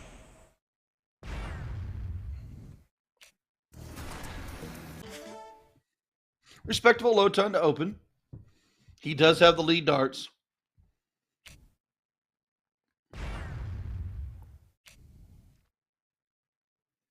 And with just 1 bull on the response, it's already a tough task for Daryl to break. Big Hattie right here to be huge.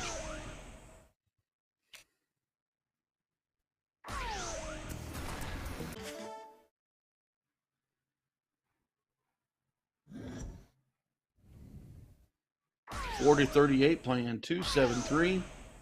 Can we get another? Now we're there. We're knocking behind him. We're there. We're letting him know he's there.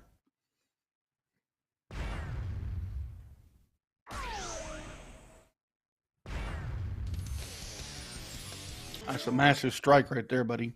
Massive strike. Yeah, this has been blows back and forth, but sitting on 1-2-3, and now Daryl doesn't leave a finish. 6 starts clear. Ram Guevara looking likely to go ahead and just straight up get the win here. If not in this turn, the next. This is interesting. Bull would leave 73. He starts with the 19s. Yeah, there you go.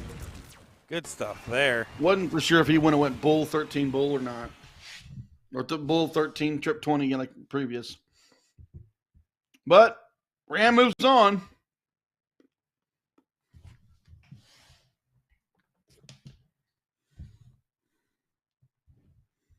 There we go. We got a new matchup here on our ladies' side of the bracket. Hello, ladies. Great to have you back on here.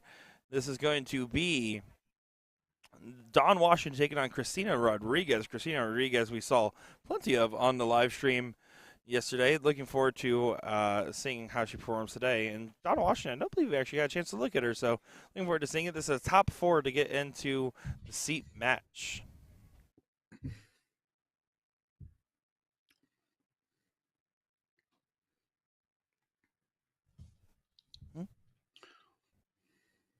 Is it?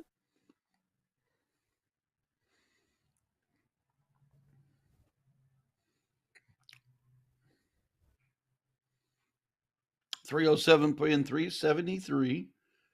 Christina out in front. Has the lead.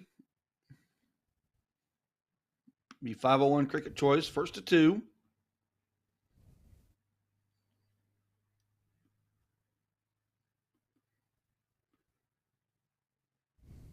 Manages a bull on the third turn.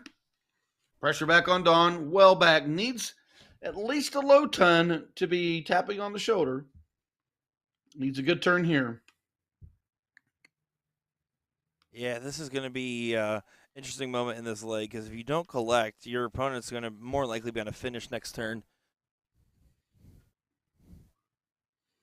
Only manages a bull.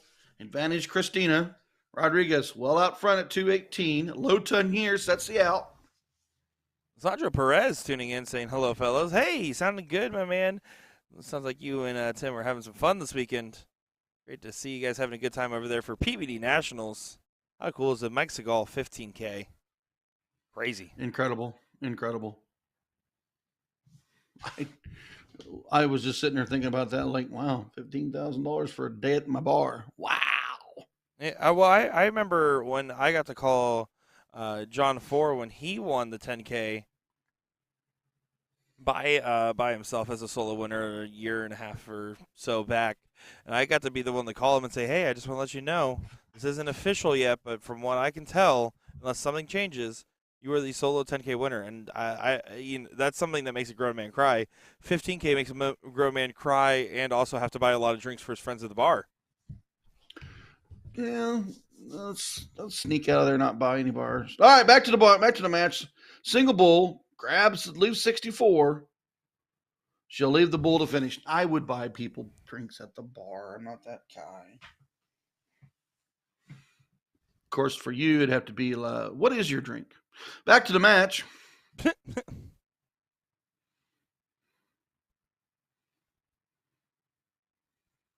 109 playing 50. Goods. Opportunities here for Rodriguez. Take the first leg.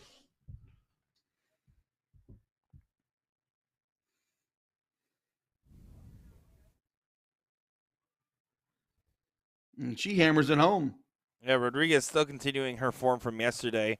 We saw her get into the finals of the Lizak versus Rodriguez Ramos and just didn't quite get there. It could have gone the distance. It was very close to going the distance. Yeah, unfortunately, the timing of that match could have been on a fatigue factor for both teams. Lizak did play a little bit less and were able to hold on. But, man, I tell you what, Rodriguez and Ramos made a run through the bracket. and sending people left and right home.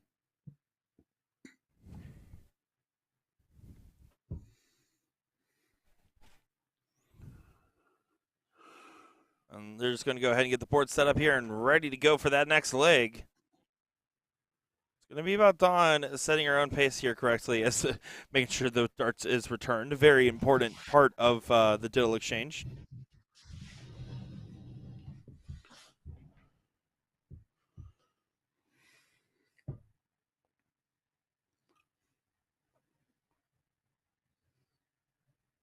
Just a 2 mark.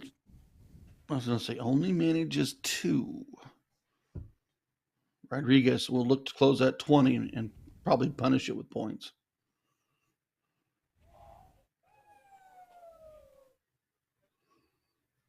Oh, no punishment in sight. Even if she hits a trip, it doesn't feel like a punish.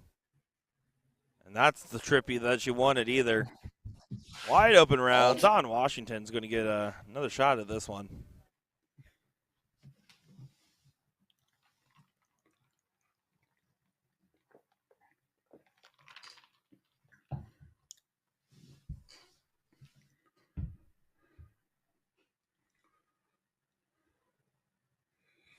Does get it closed, does add 20 points, will force her opponent down to a new wedge.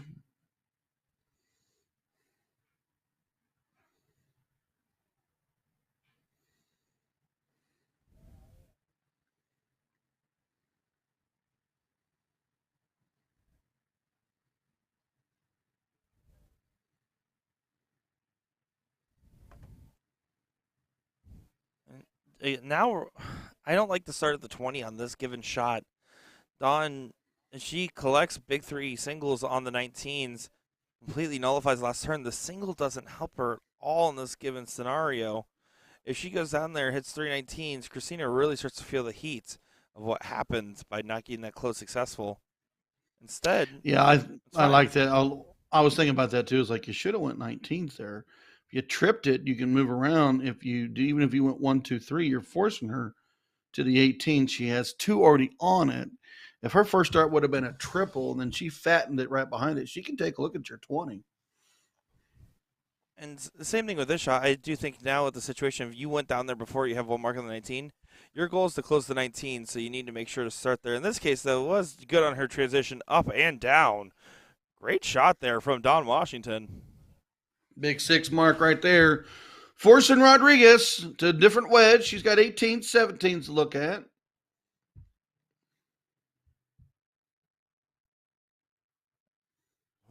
A little extra on the 17s than she was intending. Finding that double. Still does get the close.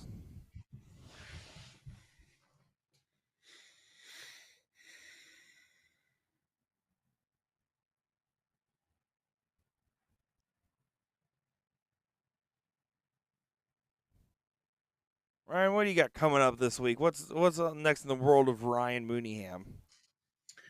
Tomorrow night, PPD soft tip darts, capped event or capped doubles league with the wife, no cap doubles with my buddy Mike. Tuesday night, singles matchup and steel tip.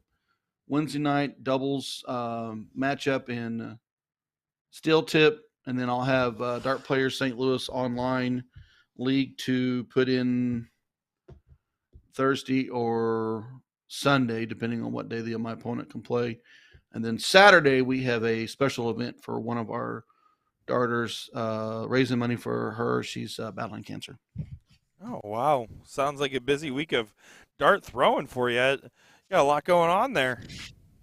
Doing a lot of prepared work. I will practice later today. Might get a match in tonight. I got an event coming up in Maryland at the end of this month, and then the end of April, and then the big one that I'm really working hard to play in is Toronto Open in Toronto, Canada, at the end of May, 1st of June. There you go. Yeah, that'd be a lot of fun there. I definitely would love to check out the Toronto Open. I just don't think my own schedule is going to align with it. Yeah, it's the second WDF Gold event. What happens if you get to win Saturday's WDF Gold? You are going to Lakeside. It's an automatic spot to Lakeside.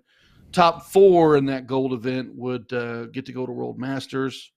And then it's got a secondary WDF silver on Sunday, which top 2 qualify for World Masters. So a lot of qualifications available in Toronto.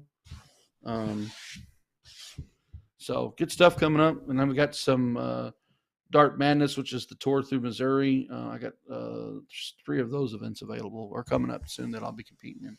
Wow, look at you, full-blown dart player once again. All right, Mooneyham. It is definitely. I'm definitely putting the time in. I'm definitely starting to get my marching orders to get back out there. Took some time off for job and health and kids and life, and got job and health and kids and life. And you pick you pick where it fell. That's also fair. Well, it's also nice when your family is all invested into darts. I mean, there's so many guys who I've talked to where they have very mixed opinions about playing with their significant other. Do you typically enjoy it? Do you guys typically work well as a team together in darts with you and your wife? I play well with Amy. The biggest thing that she does for me is she can keep me a little more focused, especially when it comes to soft tip, because I get rattled on due to misses and opportunities to punish a player, and I don't do it, and I get a little rattled and soft. So she'll kind of help me there. And then we play cricket together. I'd like to play cricket with her because she might see something that will work for her, and she's like, "Hey, get rid of that because I'm going to hit this." And a lot of times it'll happen. Like she'll ask me to get the 16s off. I'll take the 15s, and I'll punish the 16s, and I'll walk back the line. And it's her turn, and she'll hammer the 15s, and we've worked well together. Well, there you go. Iconic duo on and off the dartboard. Yeah, and the other thing of it is, it's always fun to play with my son-in-law. So I'll be playing a couple events and doubles with him. And then my last one was my daughter, and we'll play triples with my son-in-law and daughter. So that's always, a good time. We enjoy it as a family. Yeah, it's really cool that you guys have such a family activity. Yeah, we kind of do. I play with And my my dad other still. kids, yeah, and then my kids will come over, and I've got a nice setup in the front room, and I'll walk in here, and there'll be 4 of them hammering the dartboard. Here we go. Going to a last leg decider. 1-1 here. Christina Rodriguez, Don Washington, and Don firm control of that cricket leg.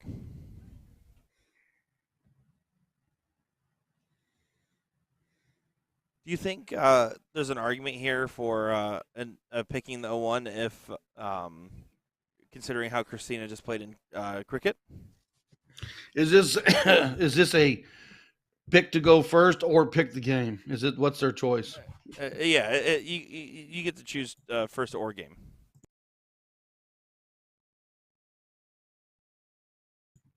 I'm going to go first.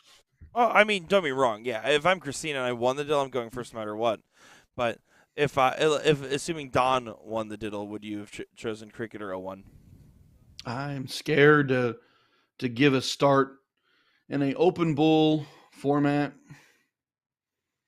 We got that full bowl. That's hard to give it the start. If it was split bowl, maybe. When it's an open bowl start and you give them the start because you want to play 501 and they hammer the hat trick, and let's say you have a rough turn and you even manage a low ton, and then your opponent goes low ton in front of you. Now you're really starting to get behind. You don't want to. Then you press. When you're behind like that, then you press, and you may not hit the dart 7, 8, and 9 the way you wanted to. Now you're almost out of the leg. Cricket, you can open. Then if you open slow, you can build. 12 to 15 darts in it. You can, either set yourself up or start working on a comeback if you're behind. You get a little more time to work with.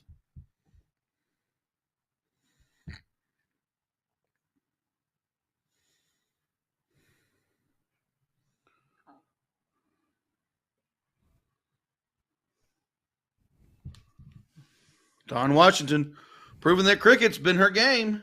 She's got leg number 2's all cricket. This time she's out in front of Rodriguez. Rodriguez needs a wedge. She's going to get rid of the 19 to slow down the points. Yeah, I don't mind the shot the 19 at all, but unfortunately with no collect on the other numbers, it doesn't really make a difference if Don hits at least a 3 mark. Yeah, so that close there was dart one, and you wanted open wedge on 17s with 2 and 3. But Dawn Oh, now is going to make it punishable. And that is a massive beautiful. 7 mark right there. Yeah, Now that's you're a beautiful. forcing your opponent into maybe some uncomfortable grounds where they know they have to have at least 6 to be there, minimal 4. So once again, I say, would you have chosen 0-1 if you were Christina? Cricket's not going her direction right now at all. Sometimes you got to stick to your guns. Maybe she's not. This just happens to be that moment when you just didn't. The timing and the throw wasn't yours. But let's say you played Dawn in the past in the same format, and you got to go first in the deciding leg. She chose cricket, and you punished her. You don't know the history of the two. That's also very, very true. And I'm mostly just being a little facetious, right? I know for a fact if it was me, I always choose cricket. I choose cricket every single time. The only time I don't is in certain doubles play with with partners that are struggling with consistency that might be a little bit newer to the game. That's about the only time where I consider other routes. I agree 100%. I guess it's that timed and aged played enough choices in soft tip, or you always choose. You always want to go first, and you know that your opponent will probably, or you hope they call cricket, and you want to start. And then again, you could flip the corners and get back in the leg and take her. There's still time on that dartboard. The 0-1 would have been over, I'm afraid. That is true. Well, some points on the board. Rodriguez not going quietly into the night now.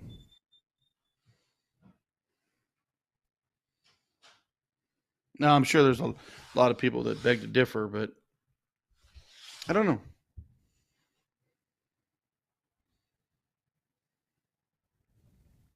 Don's playing well. You can't fault that, regardless of what game they're playing.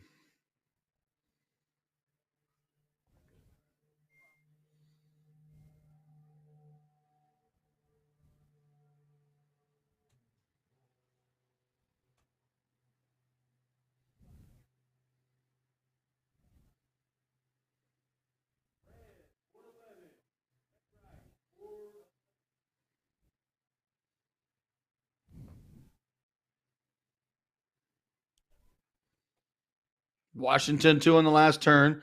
Looks to close the 15s right here. Needs one more. Opportunities to go for 16s or go ahead and stay on the 17s like previous. She does move to the 16s. She does grab one. Rodriguez well back.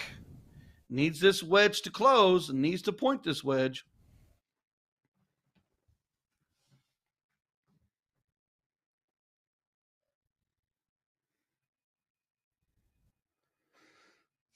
Apologies there. Got a little distracted on the side, answered a couple of semi-urgent messages, but all is well. So back to the match for my own mental focus. Do you have an update here on our next match coming up to the stream? We got Kobe Crispin taking on Corey Middleton in a losers bracket side matchup. Looking forward to seeing more of Kobe's darts in I believe it's our first look at Corey this weekend. Got a chance to talk with him for a little bit. You are always busy. You're the most important person in today's stream.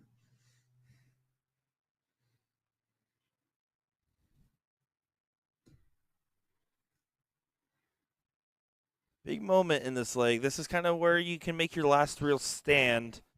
You need to find 2 trips on this 16. You need to give yourself an opportunity in the next turn. Not going to be enough. Washington with a single turn needed. One dart here could go to the bull. Can punish your opponent with some points. This will be the setup shot for to close this game out. She didn't like that. We could see that in her face. Does manage to get it close. Forces her opponent to the bullseye.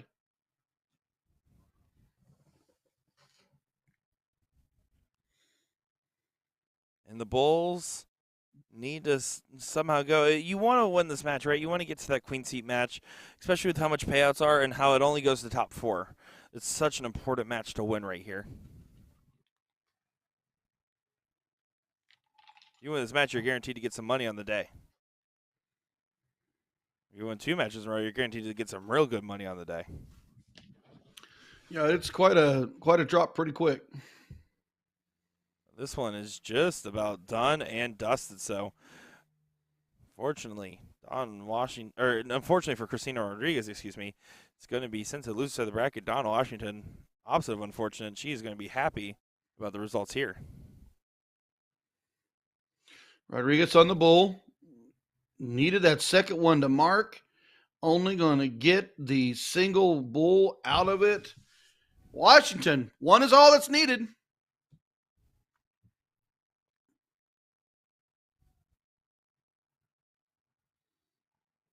Oh, high and awkward. I thought the same thing you did. Yeah, I don't like that first start at all. Like, I would have to move on that first start most of the time. I agree, because they're going to lay flat in the board. I had to throw a high arcing dart, and when they lay flat in the board, I would have had to slid right and maybe try to put a little velocity on it to flatten it in. Exactly. I actually think I feel pretty confident in my ability to move across the Aki when it comes to hitting the bull in particular.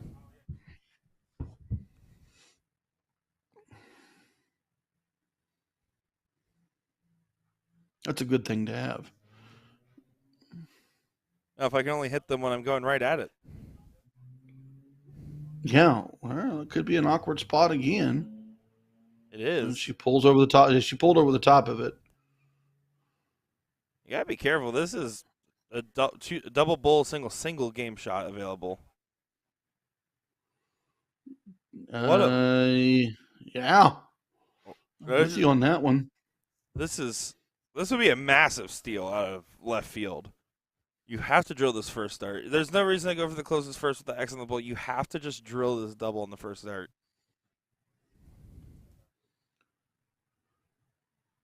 Stay focused. You can still save the turn. There's the double bull in the second. Oh, but I feel like you need at least one more bull to feel comfortable.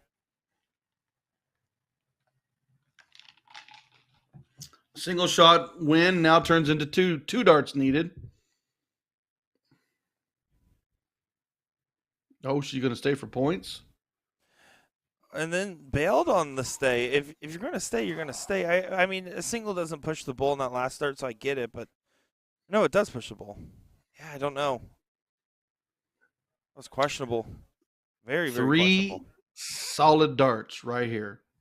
Opener's got to hit that bull for a couple fats to take it.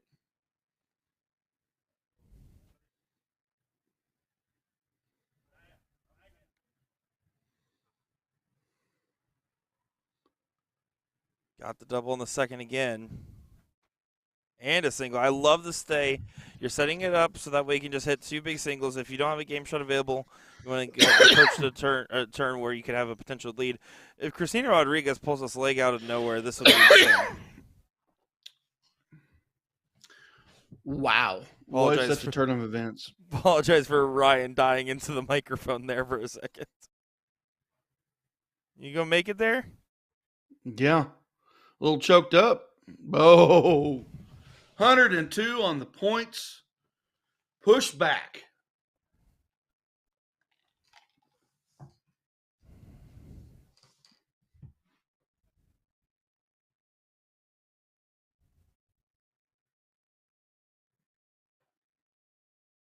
And taking a deep breath. She keeps getting this double ball in the second dart. This time just a single on the second dart. Needs to find a bull. Doesn't get it. I expect with Dawn's strategy, she's going to go 3 clear for 1 bull. I can't say that she's wrong for doing that, but it just hasn't worked out yet.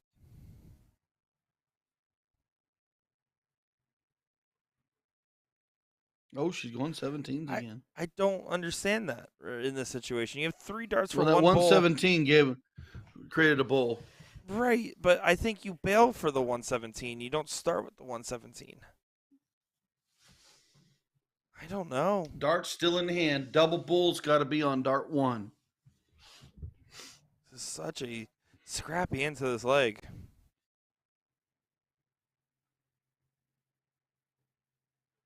Finally got a favorable Fly fallout. off. I was going to say the fly off now changes what Don has used, and that's at 17 to stay in points. But Don had no problem with the 18s either earlier. Still got one bull needed. There, finally gets it done. Don Washington staves off a scare, and that was definitely quite the scare.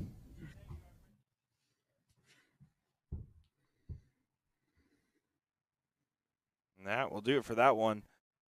Coming up next, gonna be Kobe Chrisman and Corey Milton. I believe, if I'm not mistaken. Yeah, there we go.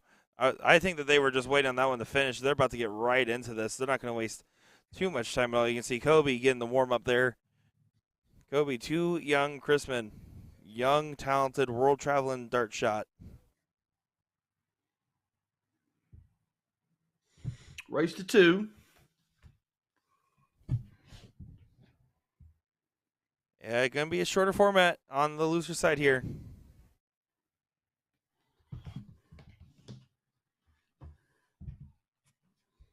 Loser will exit the event. Give me just a second. 13th through 16th. Which is earlier than what you want to exit when you're playing for this much money, and all the money's in the top 4. Go ahead and tell me how much money you're playing for. 4th place is $125. 3rd place $250. 2nd place $750. 1st place $1,500. That's a nice little appetizer at Applebee's. Appetizer at Applebee's. I used Got to that prize fund. Well, they're still warming up here, by the way. I gotta say, before every like PPD All Star trips, and like PPD Nationals back when I was playing them all the time, and before I was streaming them, I can tell you for a fact that it was a tradition for a good year and a half, 2 years, where we would all meet at Applebee's for half price apps before going to the bar to play. We would meet there like right as Applebee's opened at like 10:30 or 11 a.m. We'd order a bunch of appetizers, have a couple drinks. Well, I didn't at the time. I was not even old enough yet. And then afterwards, we would all go on over and leave the Applebee's, go play a couple PPD leagues, and then play All-Star triples. It was the tradition that led me to a lot of All-Star trips caches. There you go. It was worth an app from Applebee's. That's it. That's the only time I think it's acceptable to eat Applebee's is if you're there for half price apps or like the cheap margaritas. That's about it. If you're going there for actual dinner, I don't know. I like their tuna wontons. Those are good. Tuna wontons? Mm-hmm. I like wontons. I like tuna. I ain't getting my tuna from Applebee's. But maybe that's just bad. I mean, it's they open a can. They open the microwave, they stick it in the wonton, and they put it on my plate, and they drizzle some sauce across it. Leave it alone, okay? My coastal Florida having self is having a lot of trouble processing what you're telling me right now. Well, I mean, when you're in the Midwest, we're all about fresh steaks, but our seafood, it could be hit or miss. Yeah, but like I feel like you can still get a fresh steak even if you don't live near cows, and there is still cows in Florida, for the record. If you have an opportunity for seafood or an opportunity for a steak, what would you go with? Like right now? Because I am hungry right now. I will say I love sushi. I think sushi is probably one of my absolute like favorite foods, in pretty much any way, shape, or form. But on the average day, I could eat a steak pretty much every day. I don't think I could eat sushi every day though. So I'm going to lean slightly towards steak, but not by much. I'm all about a 14-ounce ribeye, medium to medium rare, depending on the cut of the steak. And that's respectable. If you said well done, I would have just disconnected you from the live stream. Oh, Kobe Chrisman. There's a Hattie to open. Hattie, and a point to the camera. Wait a second. We're talking about steaks, and they're like, hey, we're playing darts. Low ton to back, comes Kobe. Corey Middleton open with the hat trick. Is he going to look to match it? And it's the Great Dart Hunt at the Grand Casino at the Oklahoma Throwdown. We've had a couple of these. We've had a couple indeed. I'm digging the beanie. I would just be sweating my butt off, but I'm digging it. Rocking it with the USA Darts patch. I also just love the 90s Styrofoam cup shirt design. Like, you know the cup I'm talking about? I haven't seen it yet. It was like back in like the 90s. I felt like it was like super common to see. And it was everywhere. Yeah. That was a Lily Tulip had a factory here in town, and that's the cup they produced. Yep. So that's the design he has on. I love it. Yeah, every coffee cup I ever went into a break room had that. Mm-hmm. 215, 208. Kobe Crispin out front. 2 bulls in his last turn. Threw a little too quick before the machine switched, so he lost that dart. Looks to recover here. Oh, there's a good drop to the 19s. Sets up for a bullseye finish. I'm surprised to see Kobe on the loser side just because overall, what we have seen of him has been very impressive for the most part.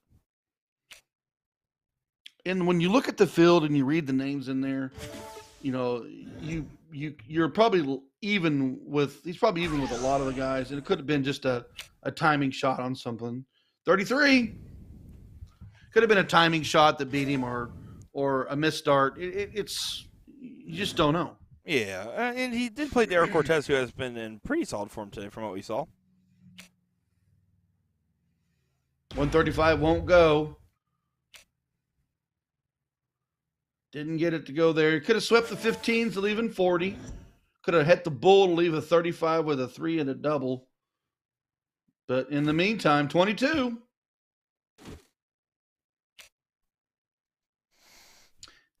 Ooh. That's awkward. And now Corey, pole position to be able to steal this leg. A leg where he started off with a hat trick and then kind of fell off a cliff there for a bit. Trip 10 or double 15. Trip 10's way cooler, though. Double 15. It's way smarter. We're going to flip a coin. Which does he throw? It's double 15. It's always double 15. Ryan called it. Fat 11 is not on master out, so Kobe's got to fix it. 3 for double 4 is an opportunity. Lots of other ways to do it. And we will smash some glass with that bust. Yeah, that is not going to be one of the ways to do it, unfortunately. So now 30 has another live opportunity to go. Got to be careful. Don't want to pull it inside. I mean, you can in master. It's not as nearly as damaging. Oh, slaps the flight on the last one to get the win. You'll take it, even if it's incidental. Kobe finds a bull. We'll see if he gets fired up for this next leg. Admittedly, the only time we watched him was in the youth event, so we actually haven't seen him play cricket yet.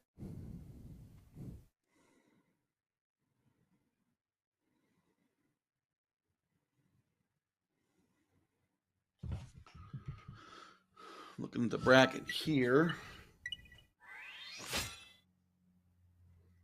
The winner will move on to play Dennis Boroto, Boroto. The loser will exit the tournament at 13th through 16th.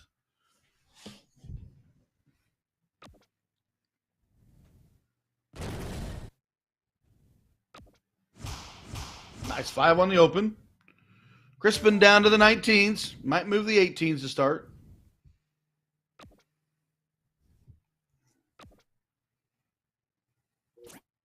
Oh, and just a 2. Unfortunate there for Kobe Crispin. All of a sudden, Corey, if he hits 19 some change, he's going to be feeling pretty comfortable.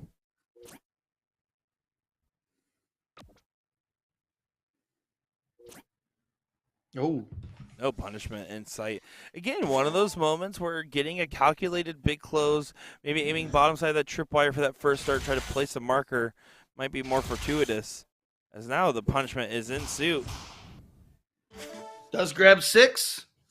Pushes it 95 to 40. 57 will take on the triple 20 of 60. Middleton's got the top of that segment.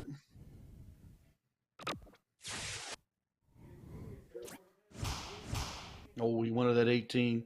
Would you want stayed on that trip 20, or would you want another wedge?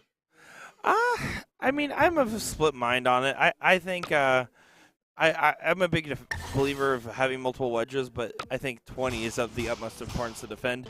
If you go for multiple wedges at the wrong time when you own the 20, what you're doing is giving your opponent a chance to downgrade your number by closing your 20. I agree.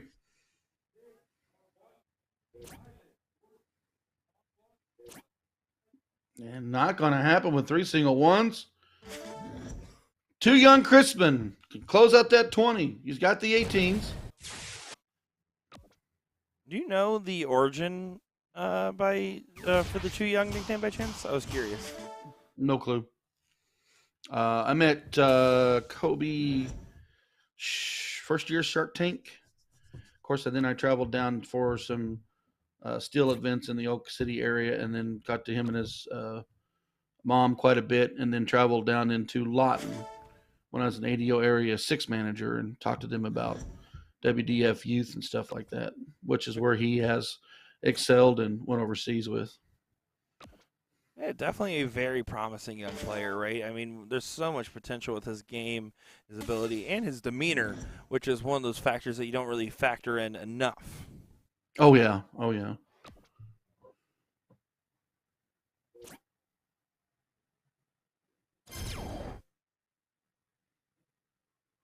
.148 plays .149. Crispin can close to 16.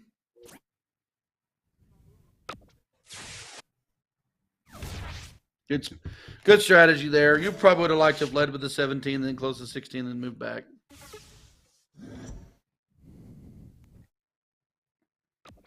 And Corey, just not much he can do in this leg. He hasn't hit enough big shots to change momentum either way. But Kobe's done just enough to make sure he's consistently putting the pressure on this go-round. Yeah, the triples have been a lot more prevalent for Kobe.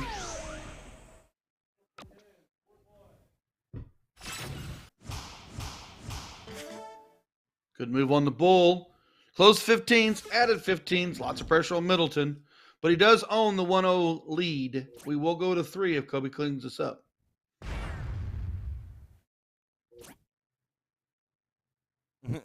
Showing some frustrations. Not happy with that one. But 2 bulls needed. Kobe Crispin. Winner, winner, chicken dinner. We're going to 3rd leg. Last leg decider. Here we go. For this losers bracket matchup, one player will go home as the tournament for them will be over.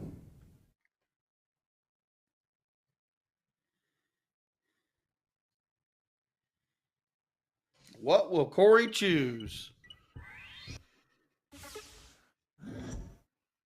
Cricket it is. Corey gets to start. What's he going to do with this start? That's going to be the question. He's getting his music playing in his headphones. Oh, and he likes the song. You can see that. I'm going to say that this is a 7 mark. I was thinking he was AC/DC came on in his head. Oh, not a 7 mark. Not AC/DC either, but I do like AC/DC. This is the first vinyl I ever bought was Back in Black, a reprint of it. Oh, really? I thought maybe he was tapping on Thunderstruck. Oh. 4 off Corey, only 3 back from Kobe. Advantage Corey right here.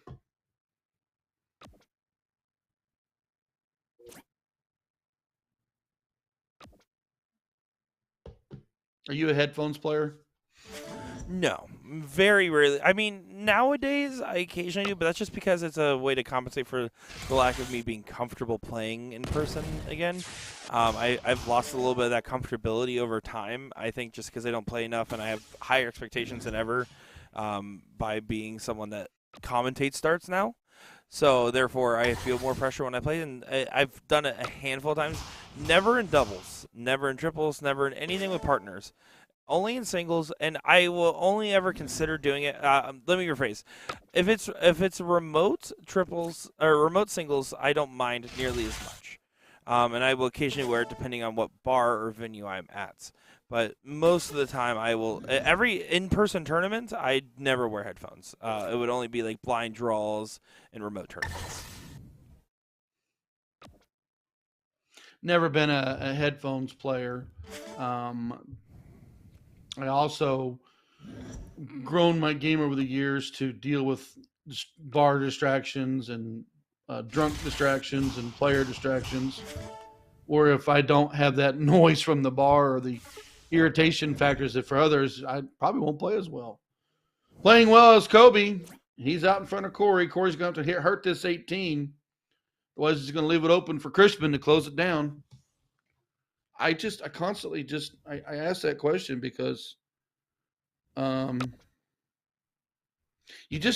everyone's different. Everyone's different. I know you can't compete in the major events on stage with headphones and nationals and stuff like that on the steel tip side. Yeah, I mean, I've always heard the adage that it was like, oh, well, if you're going to you ever go pro, you can't play headphones. You see the PDC players using headphones. And I've always like kind of rolled my eyes at that debate because I think the average player, I don't think it's I think it's a tool that helps. I don't think for anybody it's necessarily a crutch. I just don't like doing it because, frankly, for the more obvious reasons of it blocks a lot of communication stuff.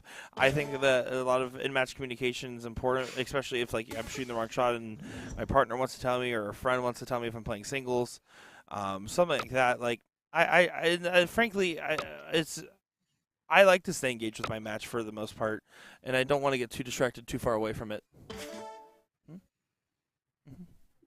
Kobe Crispin won. Corey Middleton won. Kobe wants that 15. He owns the 19s and the 17s. And smartly puts more points up. 336 plays 236. Corey needs to drop in 2 triples on the 16.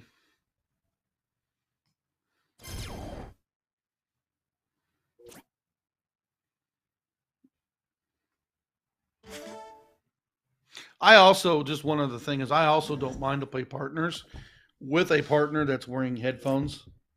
Because, a lot of times that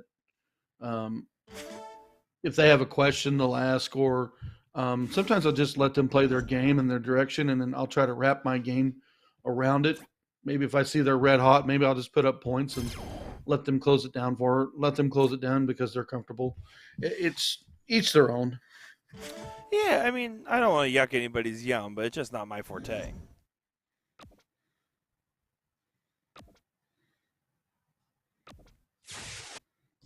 Well, the forte is working for Crispin as he closes down the 16.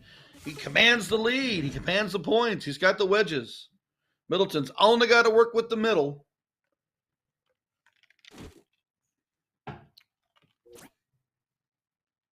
Yeah, this is pretty much done and dusted.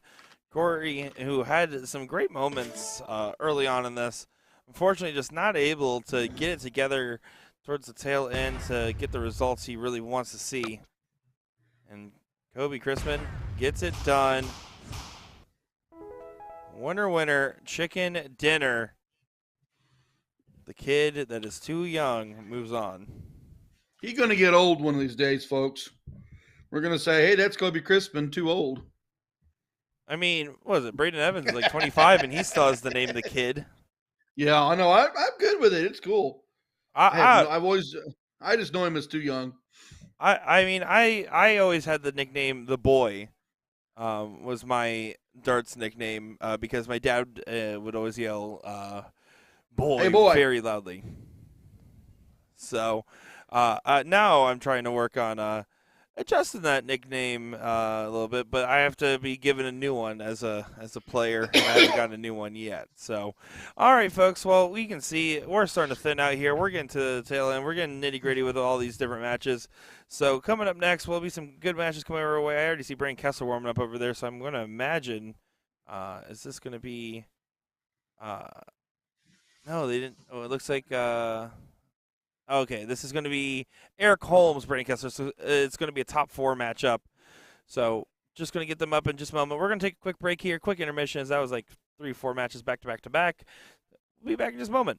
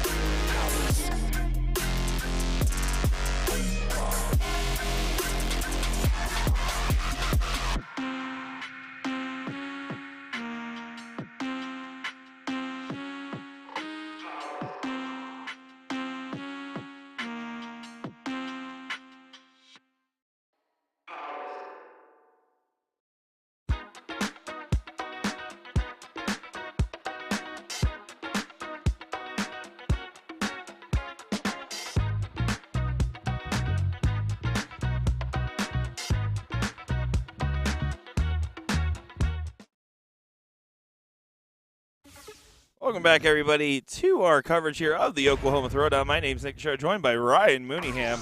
This is Brandon Kessler versus Eric Holmes on the live stream, and this is going to be a good one. I'm looking forward to seeing these players compete here.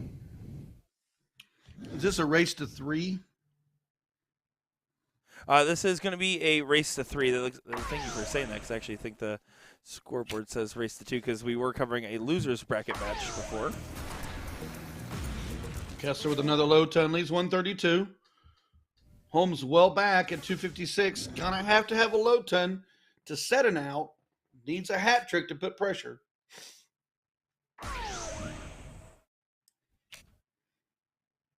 Oh, it's not gonna go on dart 3. 6 darts for 132, Brandon Kessler. 132, more than in his range. Brandon Kessler, Mr. X1 Elite. He's been out here working, but let's be honest, he's been making Kenny Windsor do all the work, but he's been here at least. He's doing the work on the dartboard. I think I've seen his name in winning a match or two. He won the mixed doubles. Him and Ram won the trips together, and they won. They split the men's doubles. So yeah, I would say he's doing just fine. And this is an opportunity here to possibly meet Ram in a king seat match, which would be bragging rights, fun times. Needs that bull. Hit another one. Leave 32. Oh, just outside. It would be fun if you're having the success that they're having for the weekend. Oh, this is when darts is at its best, right? When you're winning, hitting, and having fun. And if we talked about how it would be impressive if Ram goes on the run because of exhaustion, well, what about the fact if Brandon goes on the run too? Because they played together on that trips team. That's yeah. I mean, it's impressive to be still on your feet and 20 hours into this.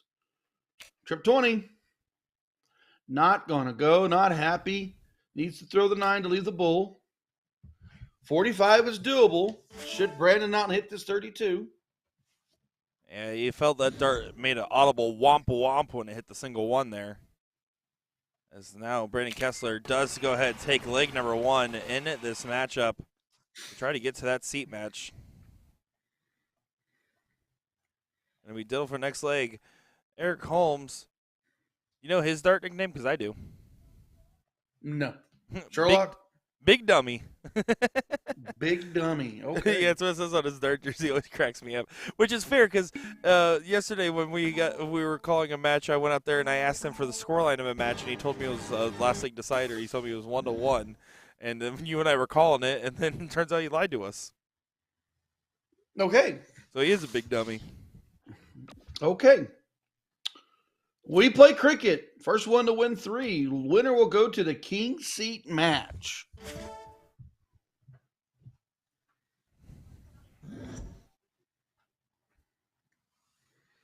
Kessler opportunity here. Collect on the 20s. Yeah, just well off from Eric Holmes there. Kessler does collect in last. The first one was well off to margins for him as well.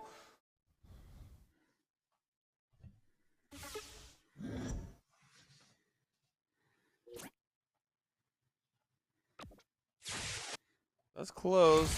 And that's a big last start. If you're going to do that close down 40, you need to make sure you grab at least the number. Give yourself a chance in the leg, and that's a good last start find.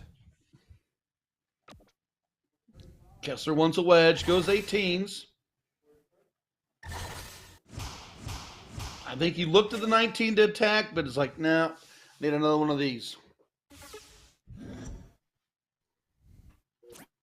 2 trip 19s, and all was forgiven. Oh, not going to be happy. Sitting on the wires, 1 hole out. It's the dreaded 1 hole out.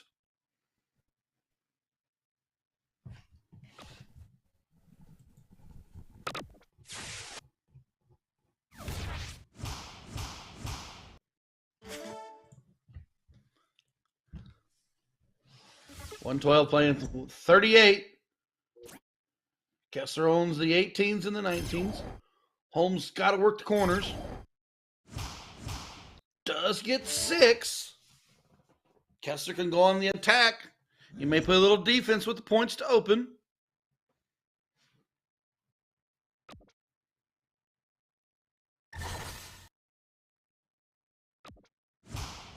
Crossboard shot does collect 1 on the 16s, but not for 72 points to go on the board.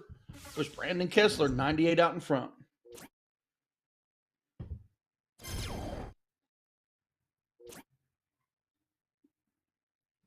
Not going to get it to go. He did get 1 on that triple, but 50 with a 50-point lead. We look to see Kessler close the 16s. He might go ahead and move to the bull or the 15s. He's going to end up using all 3. No harm, no foul. That triple on the 15 is only worth 45, and he is up 50. So Holmes needs 7 to get the point lead.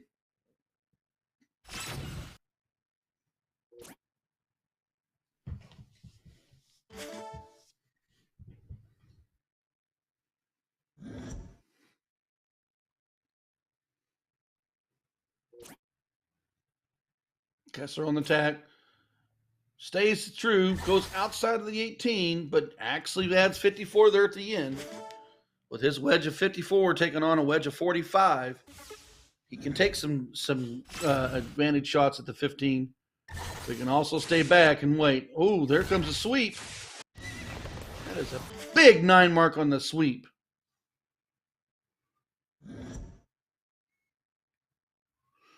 .46 advantage for Kessler.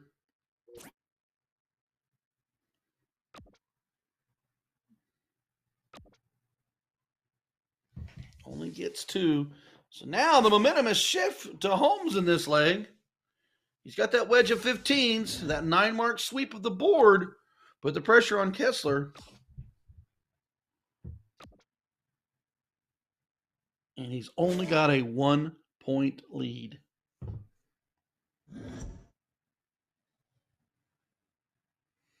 Kessler should sweep the 15s and go to the bowl.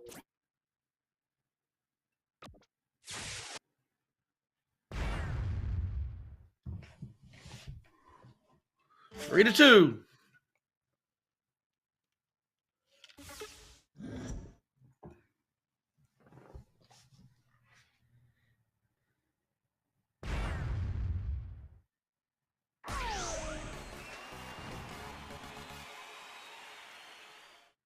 And just like that, Eric Holmes comes out of this leg number 2.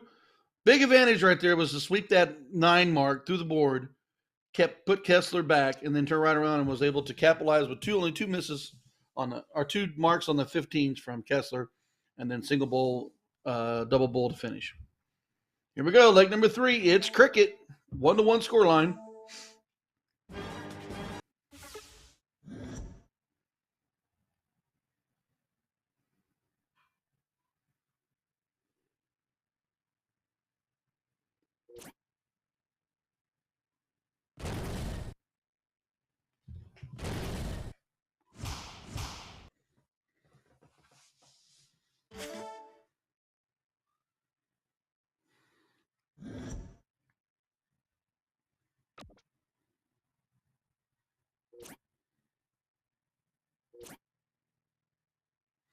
Ooh, 6 on the open from Kessler. Holmes only manages 1. Opportunity to attack right here for Brandon Kessler.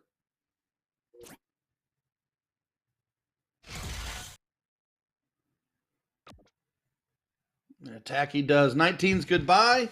Mark on the 18's. Got 60 points. Eric Holmes needs to open the 18's or work the 17's. He wants the 18's.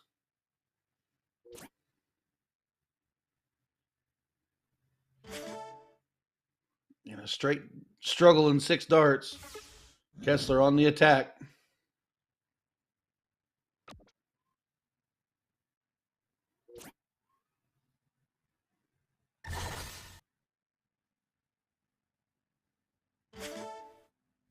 Big 4 mark there. Holmes got leg number 2 on a big sweep through the board. However, is really struggling on leg number 3. Yeah, this is looking like one-way traffic in this one so far. Yeah.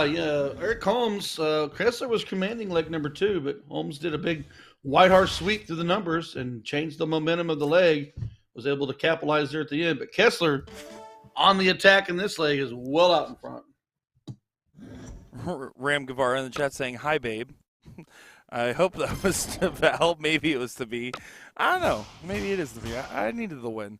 Jacob Armstrong saying, "Let's go, Brandon Kessler. Let's go, Lost Boys." How about that? Can we get some Let's Go Lost Boys in chat?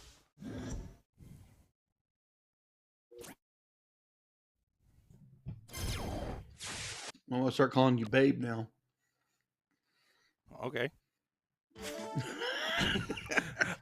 You'll get uncomfortable before I do.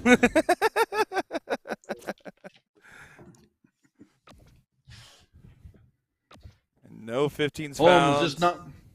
Yep, I'll say Holmes not making it happen this leg. Yeah, just not collecting the way he needs to. He's going to just have to say, all right, go on to the next one, win the diddle, start 0-1. And that's a really important diddle at that. Some good things have been happening for Brandon in this leg here. Was dart 1 was the fat, but dart 2 has been the triple. And he's either pointed with the third one or went on to the next wedge. So well-timed darts falling for Kessler in leg number 3, excuse me. Brandon Kessler to go ahead and seal this one up for a 2-1 advantage going into the 0-1 leg. Does do so. So here we go. This is a very important diddle. When you're diddling every leg and you have the ability to start 0-1, it's massive. And oh my goodness, you can look at Eric. He was not happy with that dart at all. Ram, don't you start lying in the chat now.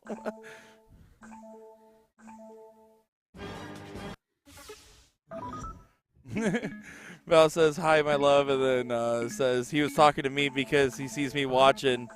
And then Ram responds, "Val, Nick and Ryan are talking about you. I'll go shank Nick real quick if you give me the okay."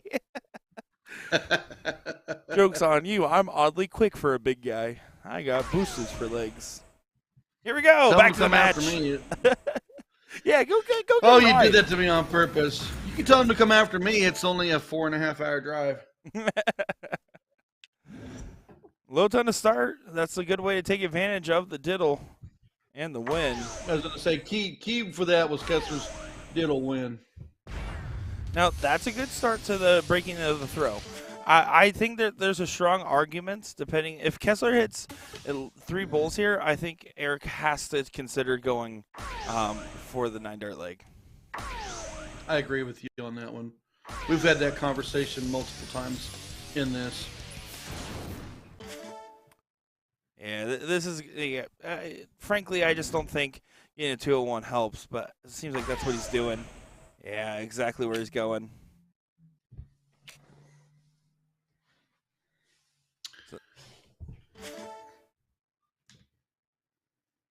Now Kessler. 272 back, and the big Hattie or low ton out of Kessler is huge here.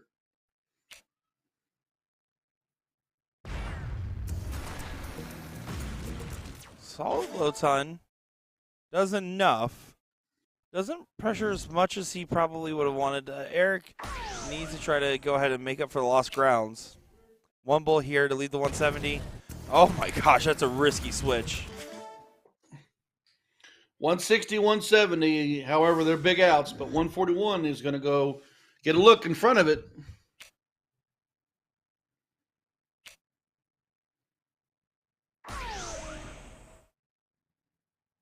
Down at 56. 160 has a chance. Does this have to go right now, Ryan? Oh, yeah, it's got to go.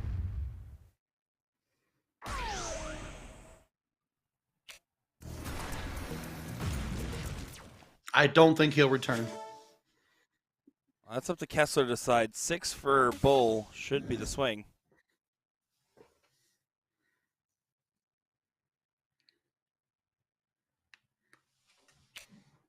$16 for tops. Oh, wow.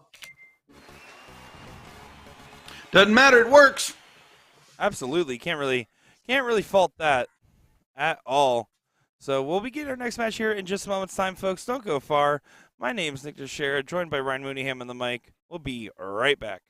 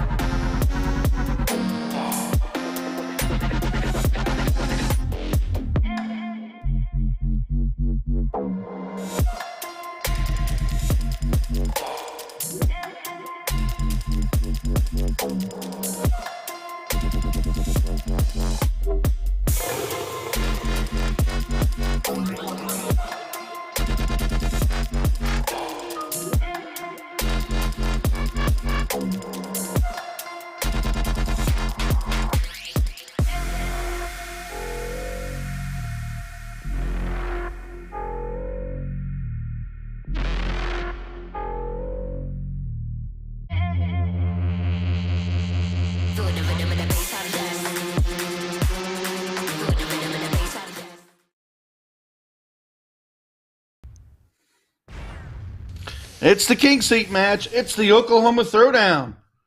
We've got two players we've seen a little bit this weekend, a little bit in the past. Brandon Kessler taking on Ram Guevara. It's a race to 3, 501 cricket, 501 choice. Winner will move into the finals. The loser will go to the third place match. And here we go as we kick it off. Ram throwing second, opened up with a Hattie.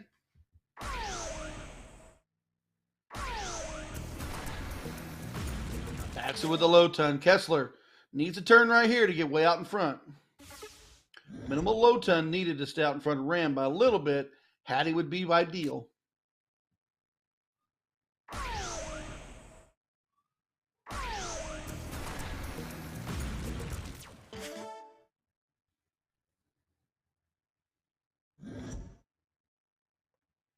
.248 playing 2-2-3.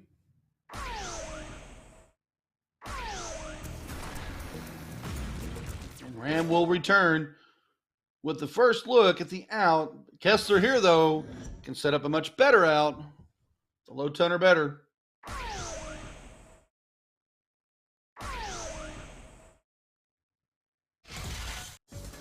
Oh, there we go with the high ton. 66 possible on the turn.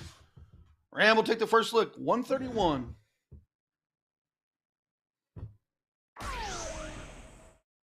.57 for 24. Didn't get it to go. We'll go back to the bull. Well, he will leave 54 if he gets the turn. Kessler, 16 for the bullseye. This is master out, which means it's a triple, a double, or a bullseye.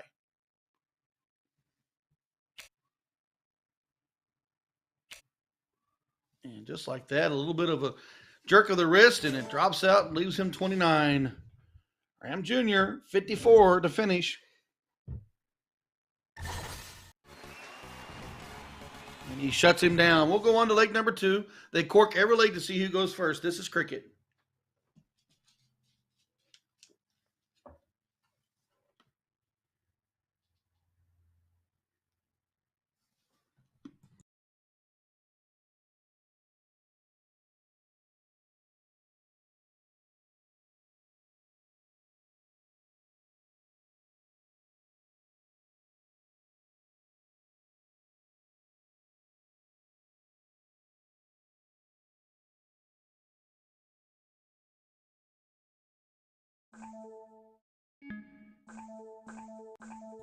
Looks like Ram Jr. got that.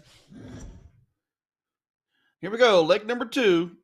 Ram up 1-0. We're going to play the bug. Here goes cricket.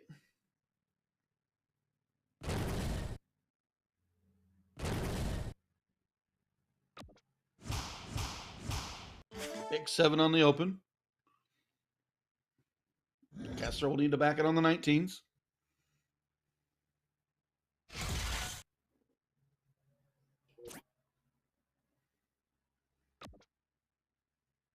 Only going to manage 4. Opportunity for Ram to go on the attack. He likes that low bottom of the board.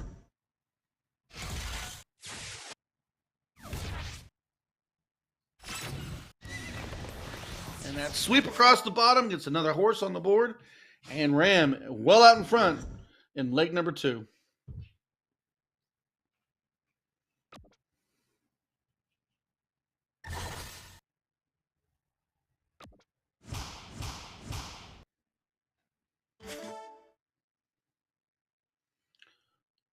Teens gives him 5. Ram on the attack.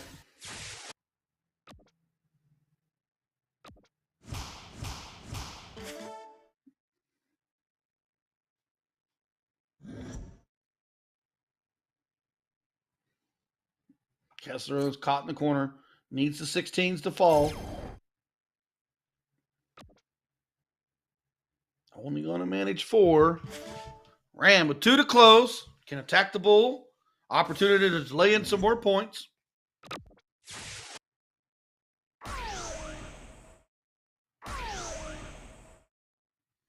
Just like that, the tide is going for Ram in this leg. He will return for a single bull. Kessler needs to pile in everything. Come on, bullseye for Kessler.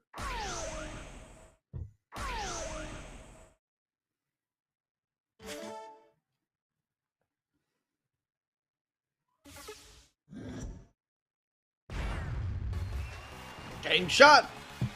Ram Guevara 2. Brandon Kessler 0. This is the first of 3. We will play cricket again. But before that, we're going to cork.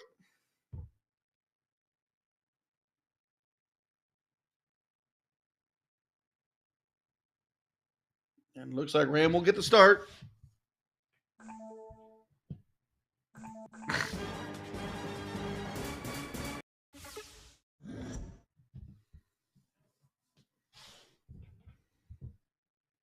Last time Guevara was up on, he opened 7. Looks to match or better.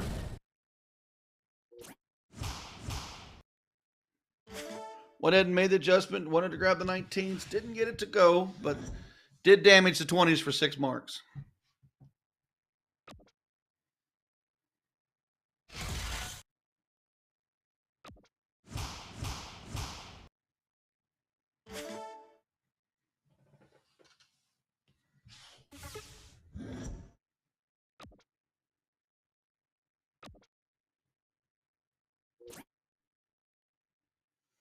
Oh, second shot on that 19s. Didn't get it to go. Kessler could make some noise here. Needs the triples to fall.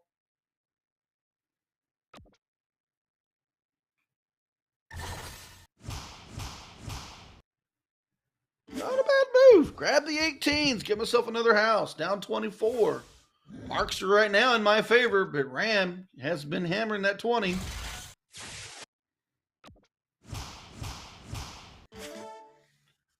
$40 points added. 19's gone. Kessler forced to the 18s. Does have it close. It'll be a 54-point triple.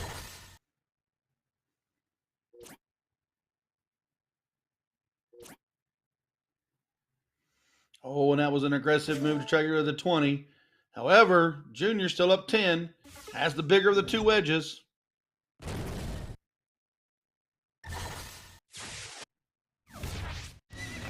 Just like that, he sweeps down the board.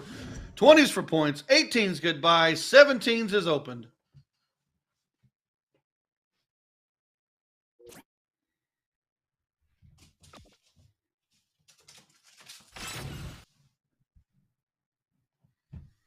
Battling from the corner, Kessler grabs the 15s. Did get just 4.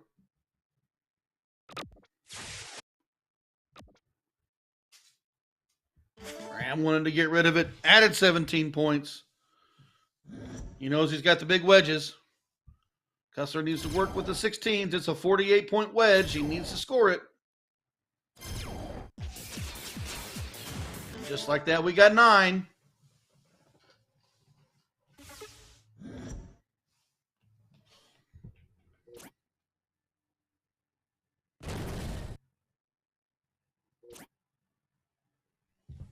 Oh, he did get 60 points. However, interesting spot here for Kessler. Does he try to sweep through the board as Ram has done?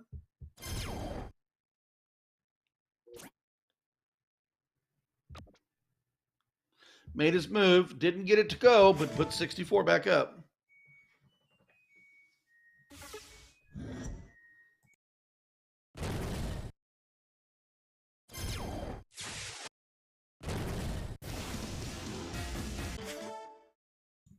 And that is a monster late 9. 120 points to score. 16's taken off the board. To the center for Brandon Kessler.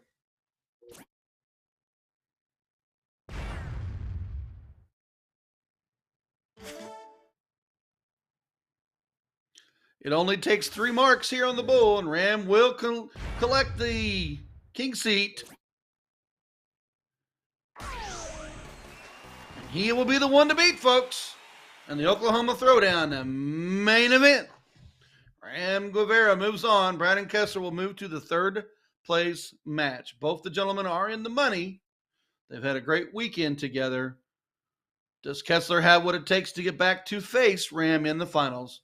We will see. And right now, this is a 7th and 8th place match between Ram and, well, the other Ram from Oklahoma City and Kobe 2 Young Crispin.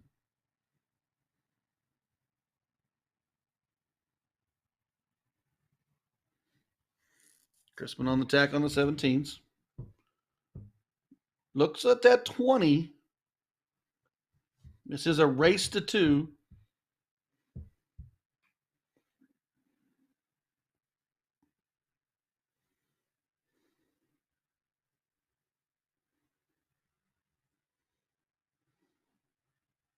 Four on the 20s. Ram one of that 18. It did not go. Donnie Ram owning the leg right now, but Crispin coming back. Kobe didn't get anything to happen with that turn. So here goes Donnie.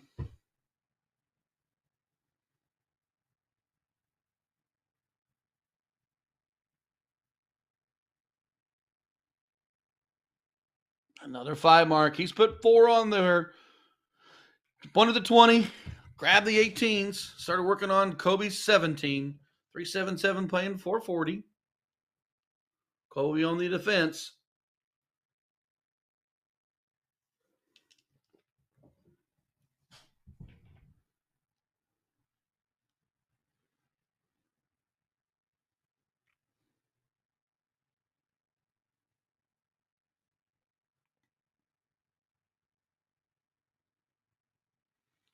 Two easy closes. Pushes his opponent to the corners.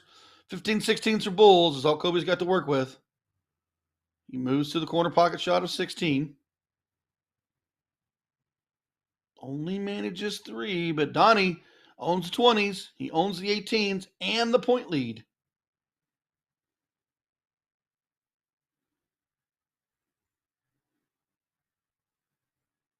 Donnie smartly puts on the 20s, grabs the 16s off the board, forcing Kobe straight to the 15s.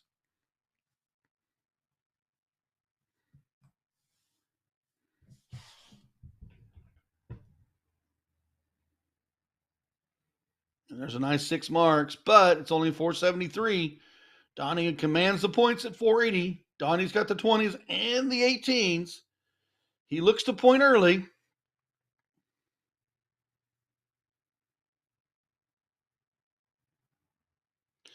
With that, he puts up 120 points. He took a corner shot at the 15s. Didn't go, but he is comfortably in the lead.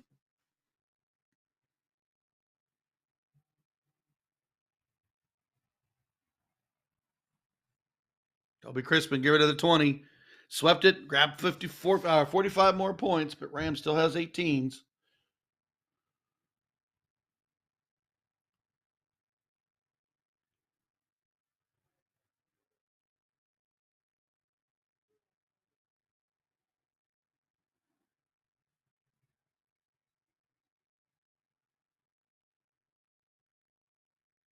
And there's 7 on the 15s for Kobe 2 Run Christmas.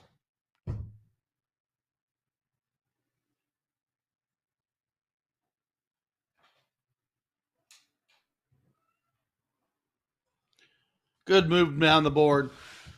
Put up 72 points. Took a shot at the 15s. He's well out in front in points. He's going to force his opponent to throw 3. All three darts at the 15. 728 plays 672. Donnie Ram on the attack.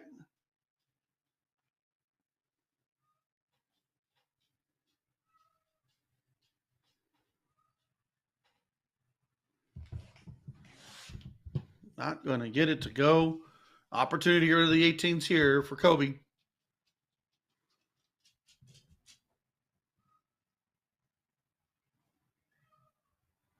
Took his opportunity, didn't go, but went ahead and marked up 60 more on the 15s. Donnie Ram on defense now.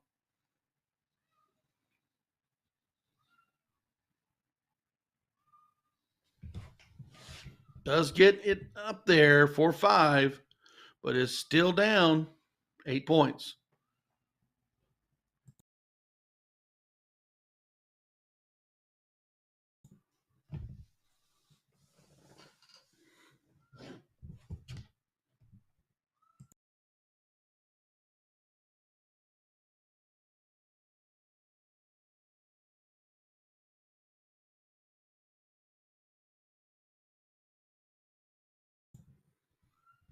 Donnie Ram 852, Kobe Crispin 818. Kobe with the 15s. Needs to mark 3. He got it. Small point lead. Donnie Ram back on the 18s.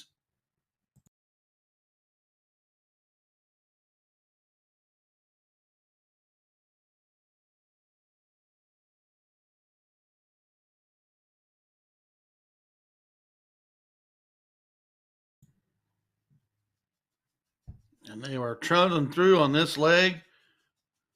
18s goodbye. And that is a monster 9 there at the end to sweep out the 18s, add 90 points, forcing his opponent to the middle.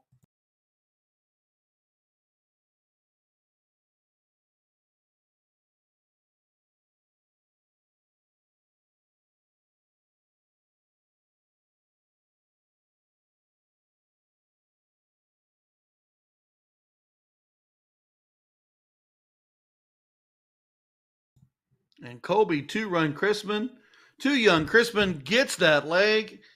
It looks like he may have got the match, but he stayed true to the 15s, swept out the 20s, and eventually got the 18s off the board. Monster 9 late, 3 bulls to finish. And Kobe 2 young Christmas will move on to the 5th, 6th place match.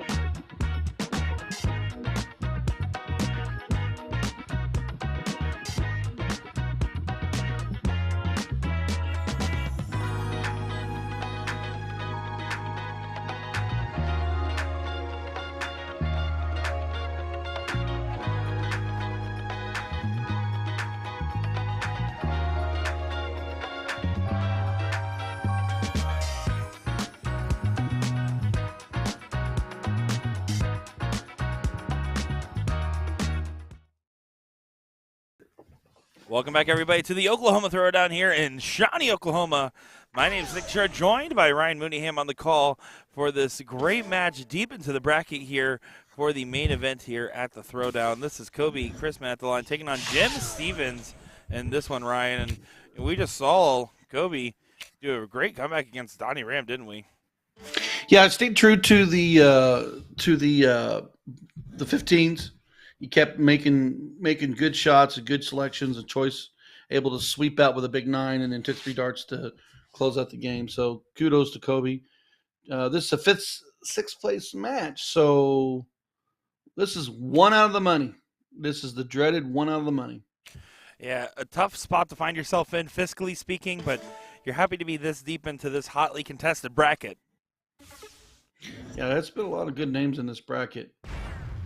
501 cricket 501 choice. Well, actually, this is race 2, so it's 501 cricket choice. So it's a speed match, as we would say. Jim stepping up to the Aki.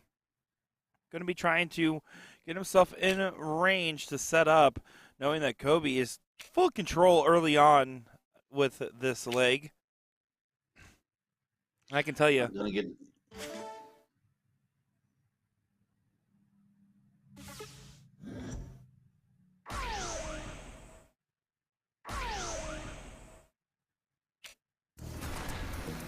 Oh, we wanted the 60 there. Probably should have stayed true to the bull. I mean, because he would, but 60 would have given him a better out. I'll tell you guys right now, it is getting nice and thin out there. Boards are getting packed up. Shops and vendors are all packed up. It is down to just the 2 streaming boards left for all the rest of the day.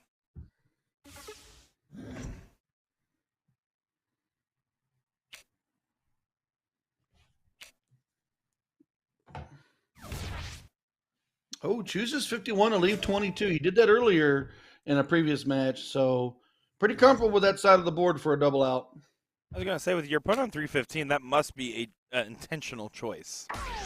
It's not like you felt like you needed to hit whatever trip possible to just leave any double. Like, no, this is a intentional, I'm going to go ahead and leave the double 11. Yeah.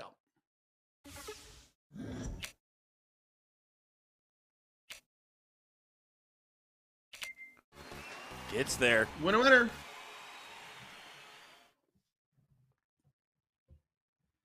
That's going to be a 1-0 lead. Just a best of 3 in this loser side matchup. So it's going to be a pretty quick format.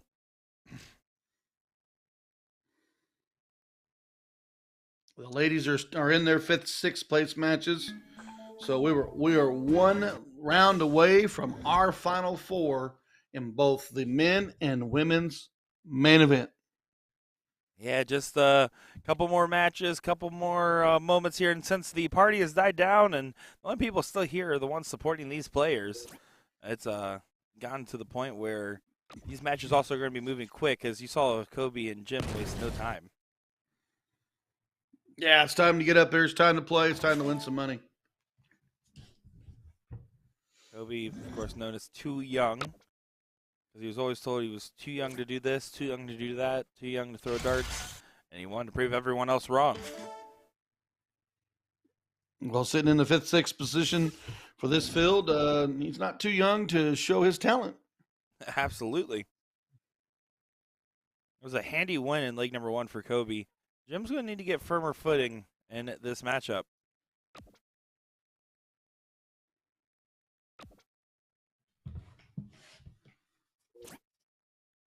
Not going to get it done. Only manages 2. Opportunity here for Too Young on the 19s.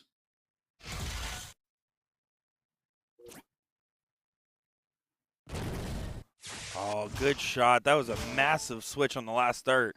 It's you have to hit it kind of shot, and he absolutely drilled it. It's gonna be tough for Jim to respond, but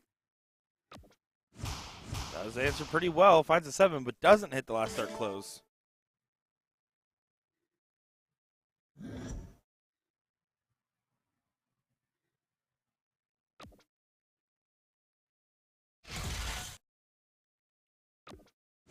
No.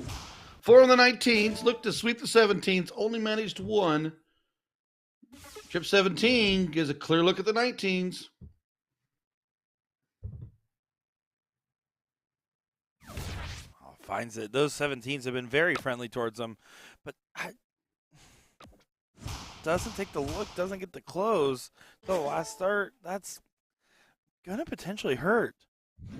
I would agree with the trip 17 single if it went that way, because now your opponent would have to go new wedge. But now he has an opportunity. He only didn't grab the triple there. I mean, no harm, no foul, but he had the opportunity to trip it and go single to close your 17. Yeah, all is forgiven. Now you get a reset and a little bit of a simpler turn. But you still have to get the point lead. And he just wings the 19. That dart did not look comfortable at all. No, I wouldn't. That's when indecision. Maybe he was like close to 19. Oh, 8, 17, and then it threw. Yeah, this is the moment. Right now, if I'm Kobe, I'm taking this extra moment. I'm taking an extra deep breath, and I'm going to pounce on this. I'm going to go up there, single 17. Yep, back to the 19s, and I want to bury it. Doesn't bury it, though. So that's going to be another moment where Jim could have been iced out of a leg, and Kobe just only did slight damages. A little bit of sparring.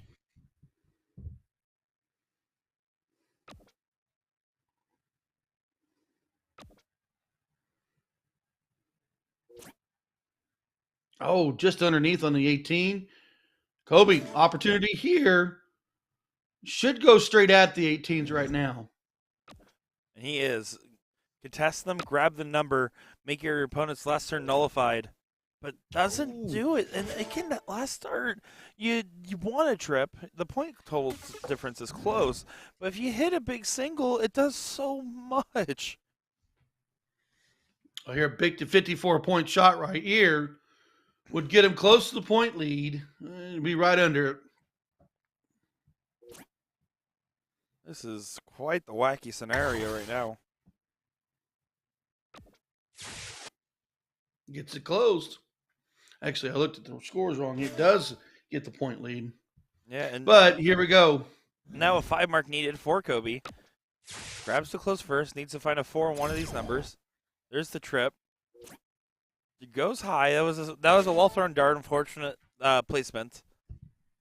But now a 6 mark shot for Jim Stevens to have advantage going into the bowl.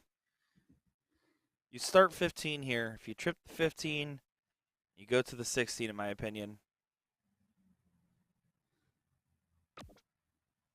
He's going to follow what you said.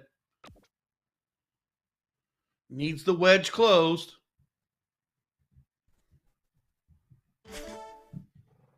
And same here for Kobe. Once he gets the point lead, he can just go right to the 15s. He's trying to say choosing to take only 1 dart at it. I don't mind that shot on paper. I just think given how they're playing in this scenario, I think either one of them probably should have taken an extra dart, right? And that's my logic. Yeah, I agree with you. I agree with you. Take the extra dart. Even if an extra single 16 did at a bowl, which it did.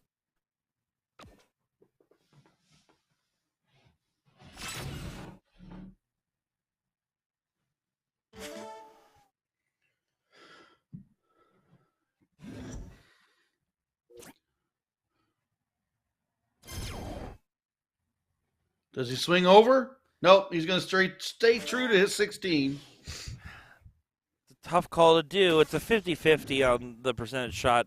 If I can ever have a dart to give myself advantage going into bulls, though, I will take it. But again, single 15 doesn't really help at all. So I understand the logic. Only grabs 2. Big triple on dart 1 is huge right here.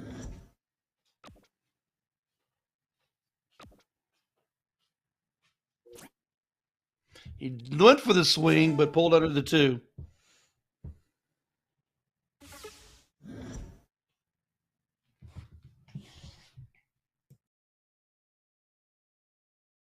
Back and forth, back and forth. Who wants to cross that finish line in this leg? Gobi wants to cross the finish line in this match. Jim wants to wait and win this leg now. Push it on for another bout. A final last leg decider. And right now, this is the opening. This is the opening where Kobe can lock this one away, potentially. 315s is a bare minimum. If you hit 315s and get a couple points, all of a sudden it's a different story. But goes high on the first and had to bail. Yeah, that corner shots. He's been deadly on it in previous legs, but he's been struggling on trying to grab that 15. He's taken 3 shots at it, and none of them have fell. Does Jim take a swing? That he does. Doesn't connect.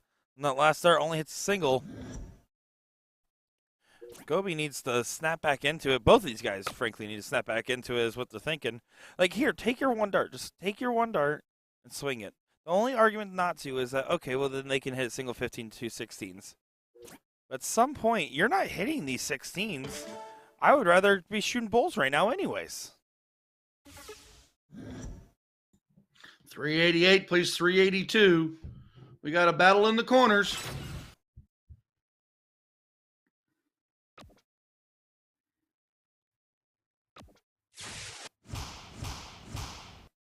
Here we go.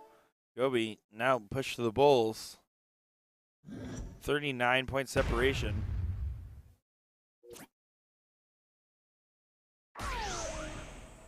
Good 3.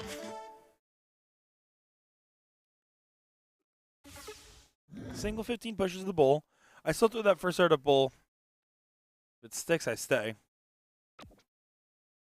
He chose the safer of the options.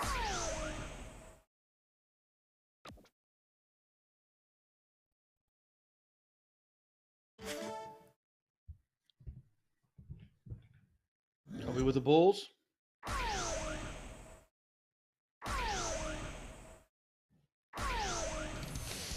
Good hat trick. Does get that point lead back. Forcing Jim to now continue on.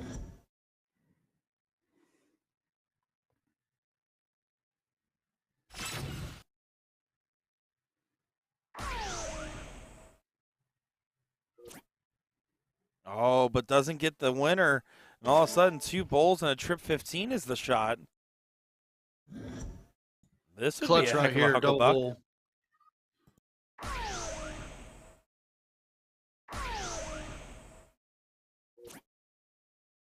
Ooh, it looked good. Doesn't go. As the entire audience behind also audibly oofed, and he's telling them to calm it down back there.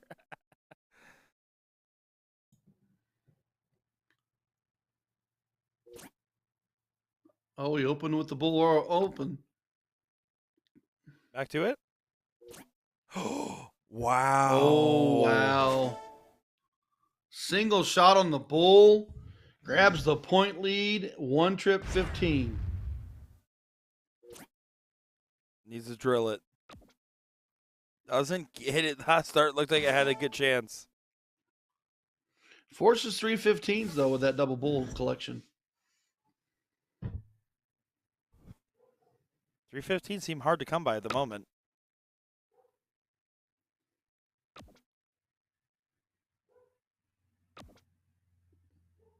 And there you go. Wow, 1 point up. My math was off by 1. Oh, no.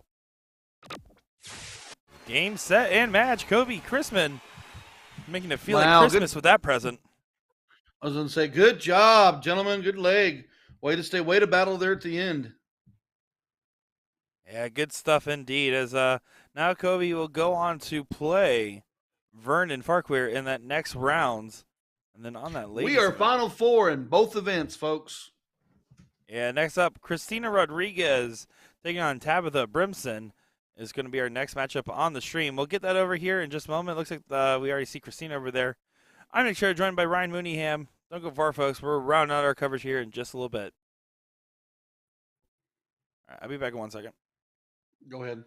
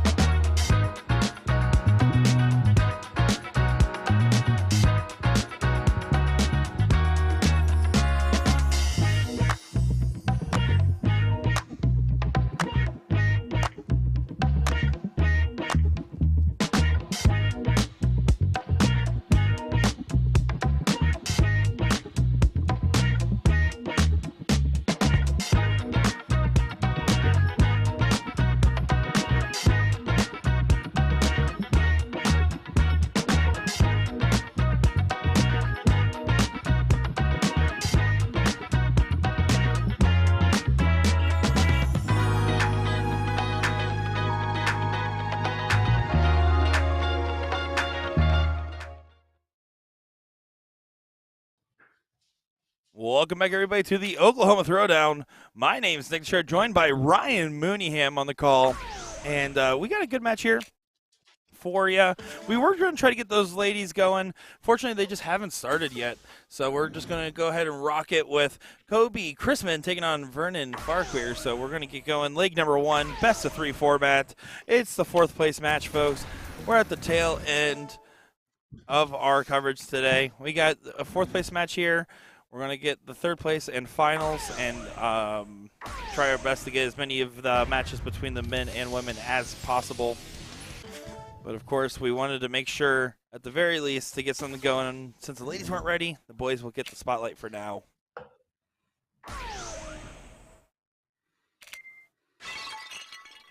Whoa! Oh, that's some broken glass. That is a broken glass there, isn't it? Bull double 12. Is that his route? Yeah, I think so. There's not really many ways you can shoot that, and unfortunately, won't be able to go now.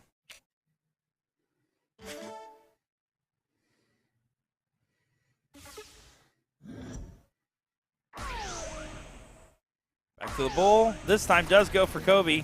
1-0 lead in this matchup, and he's going to show first on the diddle.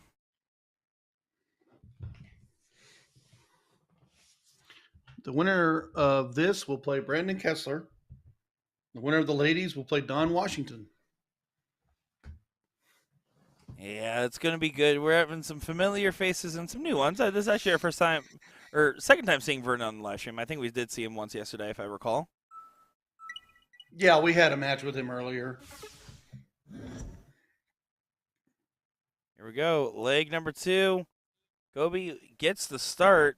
Going to try to capitalize. He's thinking, man, just make me not have to shoot the 16s and 15s this leg. Good on the 4 open. Silky Smooth's got the 19s to work with.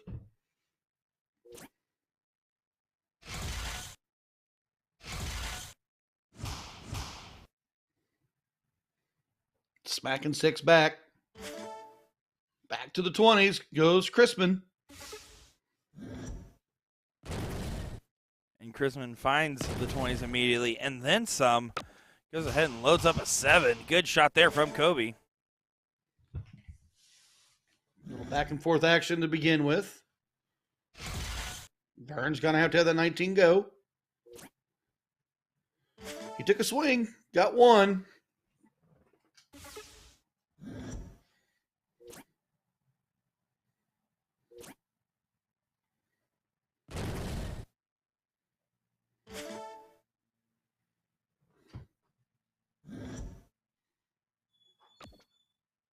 Now you see the continued battle.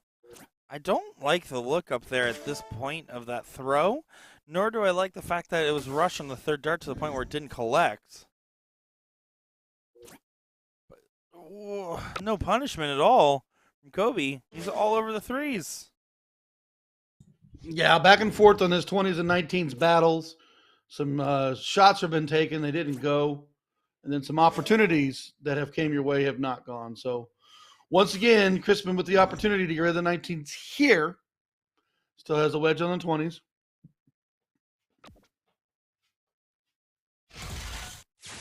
This time the 19s do go.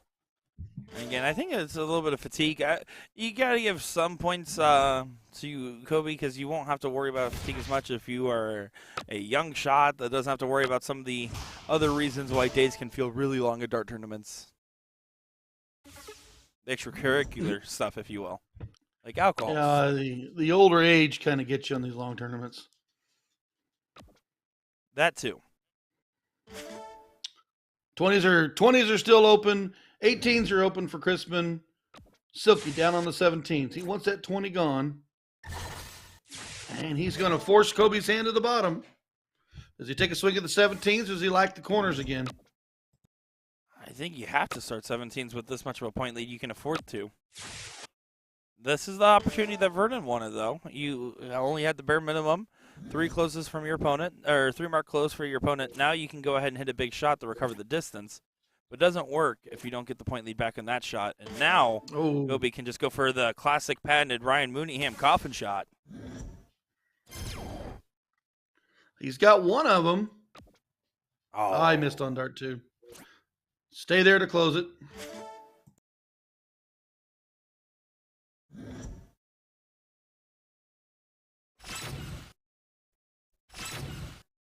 Well, that's a little bit of a comeback. Needed that last start to go in for it to actually make it super interesting. But you expect Kobe to go ahead and just grab 2 singles. Not going to be shy about it. Goes right for it. And then he went back to pad some points. 29-point separation at the moment. Yeah, he wanted that 16 to trip. Double bull. Ooh, well, that definitely does help the cause, though. 5 balls on the shot. Kobe finding a little bit of danger, does find a trip 16, needs to stay, and does collect 2. That's a really good recovery. That's a 96-point turn right there. How many times, Ryan, have you hit a 6 mark on a turn where you had to just go and hold on a second? Double. No! You hit a 6 mark, but you missed the first start and you weren't happy with it, and then hit trip. It feels so satisfying that you made the right adjustment. Oh, it's got to be the center. Oh, lets it go. This, yeah, just to make with your thing is sometimes it's even a relief. Like, okay, well, I went triple on dart 2 and 3. Vernon. That was a calculated strategy game from Vern to send us to a last late decider. Forced Kobe into the corners and was able to come back out of it with the bull. Overall, a great strategy play from Vernon. Took a couple of risks, but took the risks that he knew he was taking, knew what the calculations were, analyzed the data, and executed with tenacity.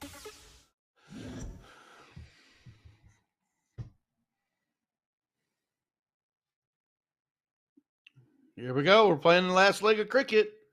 Winner will finish 4th place. I'm sorry. Loser will finish 4th place. Let me say that. Right. Nope. You have to leave if you win. I got to own that. No.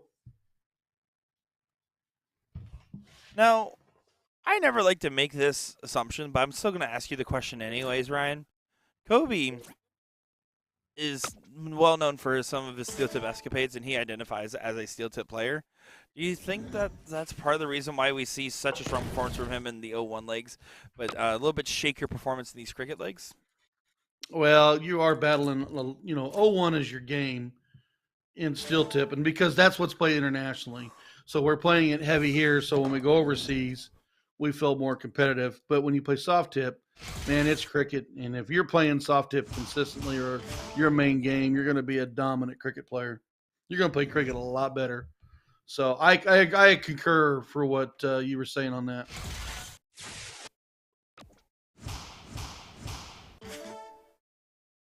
Once again, a good early start for Kobe, despite going against the darts in this one.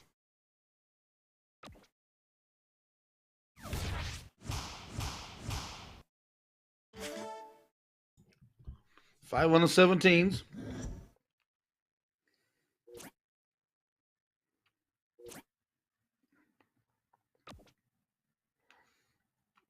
Didn't get much with just 1, but it's that single shot on that 20. He needed to bury 5. Yeah, it's just not going to be enough for this turn, no matter what. I mean, you should still expect the 20s to go. It does. Vernon did not do nearly as much as he envisioned with that opportunity. Kobe going to be fishing for 6 or more. Wow, I don't know how that dart snuck in. Yeah, wise switch to the 17 there, even if it's a bit aggressive. You had to do it because that was such a weird deflection on the 18. Yeah, it could have been held. The dart could have been hiding in his eyes, too. Oh, there's a door opener right there. Crispin with the 18s can close the 17s.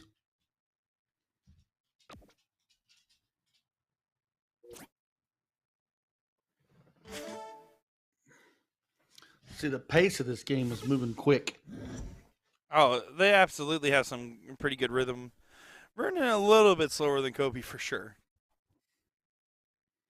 Yeah, but as soon as he fires, it's 1, 2, 3. You don't slow. Oh, he fully walked that dart. No, that was a full. Yeah, he didn't like that at all. You left the door wide open for Kobe. Kobe needs to close it right here.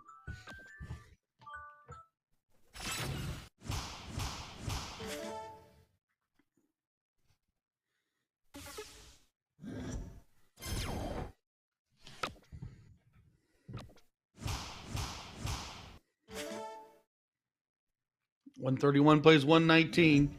18's taking on the 16s. Grabs the 16s, moves it on, putting himself in great position. I don't know if any antics on the Bulls and some end of lake shenanigans can get Vernon out of this situation now. Does get the fly off. But it's 3 clear right here.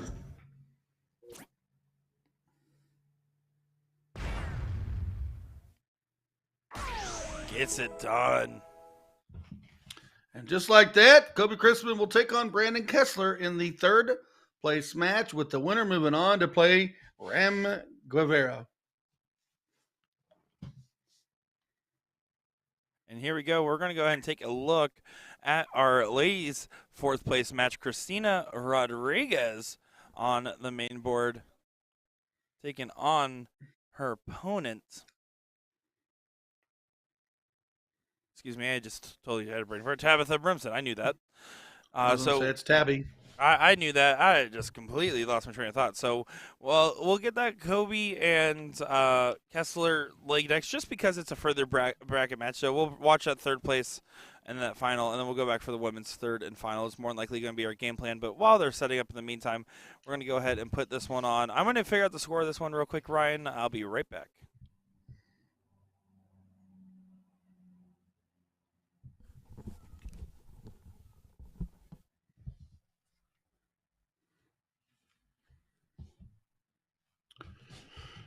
Christina has the 19s, put 95 up now, forcing her opponent to open a new wedge.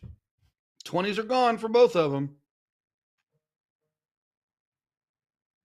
She does grab trip 18, but it won't be enough.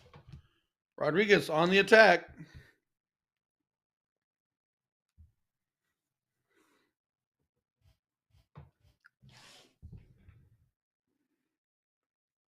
And she's going to want to put this thing out of reach.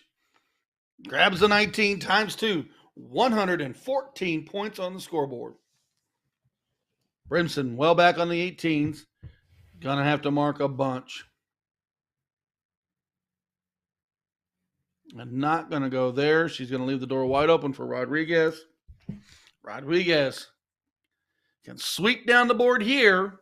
She's been making sure her points have been significant.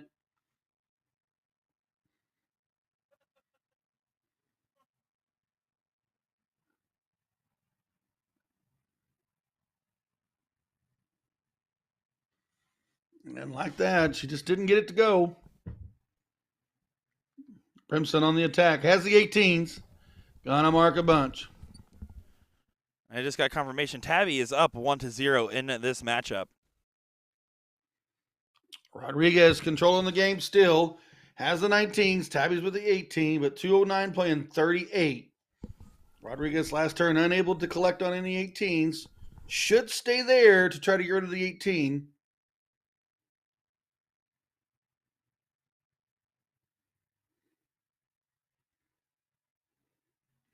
And just like that, she'll force her opponent down to the 17s or the corners.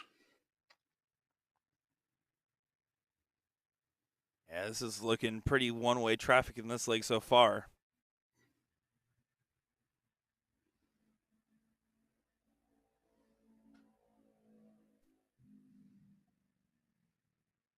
Brimson not going to get it to happen.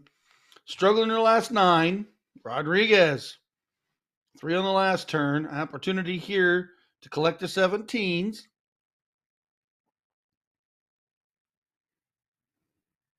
Just not collecting like she was earlier. And I can tell you, I didn't watch as close as I would have liked, but I can tell you those ladies were struggling with their outs towards the end of their earlier bouts in 01.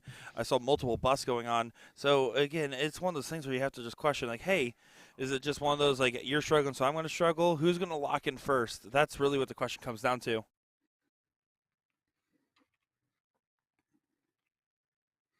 Yeah, there's been a couple turns. It's the fatigue of the weekend. It's the end of the week. It's the 4th place match. Tracy Ryan in the chat, by the way, the one and only Tracy, saying thank you guys all for coming. Sorry I'm not there. Very frustrating to build up all year and then have this issue. I appreciate everyone's hard work and helping me with this event. Well, hey, we just want to wish you well wishes, buddy. Obviously a little bit of a scare and just all the thoughts and prayers with you, my man. And happy to be here. This has been an absolute delight. As By the way, we're just going to go ahead and while the ladies are in their fourth place match, since we're coming partway into this, what we're going to do is just because that men's is in third place, we're going to finish out that coverage of that third place match and then try to get the women's third place and then both finals is going to be our goal here for the record. So we just want to go ahead and get a moment to continue on with that storyline because I'll be honest, there's a lot of you guys tuning in right now in support of Kobe. And I'm sure Olivia Terry's out there screaming at the phone for Brandon Kessler. So here we go. Third place matchup in the Oklahoma Throwdown. Brandon Kessler, Kobe Chrisman. 150 on the open. That's what you want to do if you win that court. Absolutely, that's what you want to do. And Kobe's definitely done really well in these 0-1 legs. So his key to success, win this 0-1 leg and then figure out what he needs to do next in cricket. And right now, Brandon Kessler, he admits it. He's pretty gassed. He has no sleep. He had a long night of winning, which is a good problem to have. And then on top of everything else, he has to pack up the dart shop right now, right? So there's a lot of moving parts for Brandon Kessler. Back-to-back headies out of Too Young. Kessler well back at 373.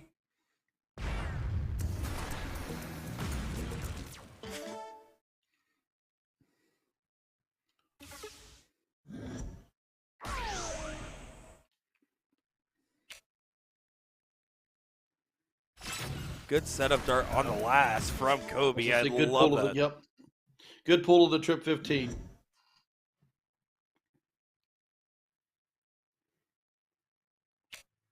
So now sitting on 90, Brandon Kessler on the outside looking in on this leg, and will remain on the outside looking in. All but guaranteed for Kobe to take this because he'll have 6 darts to get 90 as the checkout.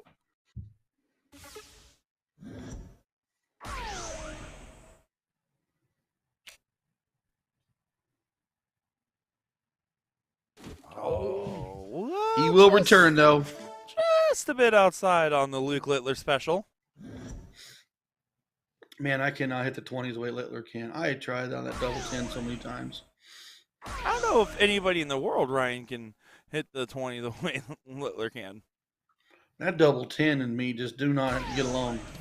Well, what gets along for Kessler is a hat trick. 42 left. Kobe.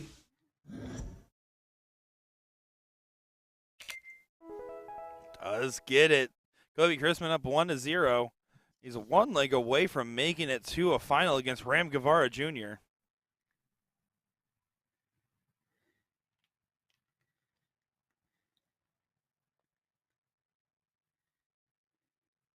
Oh, and you can see some frustration. Wasn't happy with that diddle.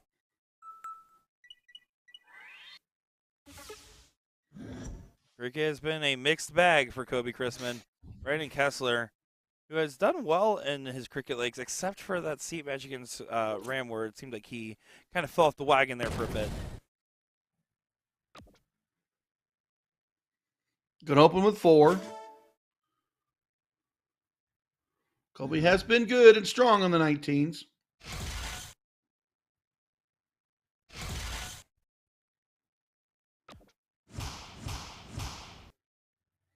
Seven to back.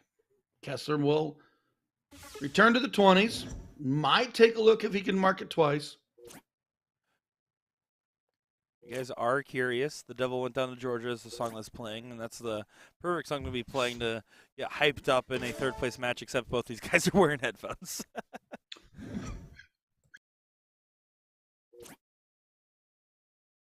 Anybody in chat? I see Tim Chrisman in chat. I know there's more of you guys out there. Go ahead right now. Leave a comment. What is Kobe listening to? What is Brandon listening to? And I can tell you, Brandon told me it's not Beyonce today. Might be later, but not right now. Beyonce. I'm going to say for Kobe, he's delving into some of the hip hop right now. I'm going to say he's listening to some K-Dot, some Kendrick. Okay. Back to the match. Oh, for context, Ryan, Kendrick played in the Super Bowl. I get that. I just wanted to make Only sure. manages 2 in the 19s. We're worried about music. Kessler's worried about closing the 19s. Got to get that 20 to fall.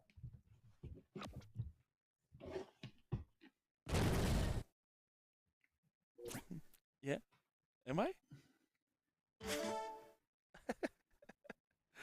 I just got confirmation from one of the Kobe insiders that it's at least hip hop for sure. So I might definitely be Kendrick. You guys are curious. I'm pretty good at this guessing music stuff. Good shot there from Kobe Chrisman. I was going to say, pretty good shot right there. Big 7 mark, closes down the 20. Kessler forced to the 18s.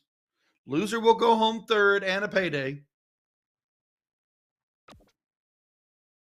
Momentum slowly slipping to Kobe a little bit more, but Brandon's doing a good job finding the defense. Left hook, right hook, uppercut. They're still throwing punches.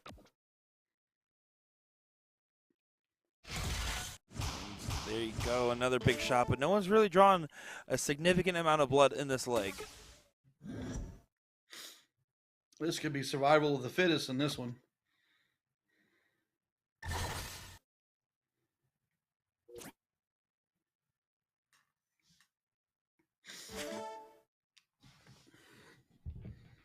Opportunities to go to the 18. 19 still open.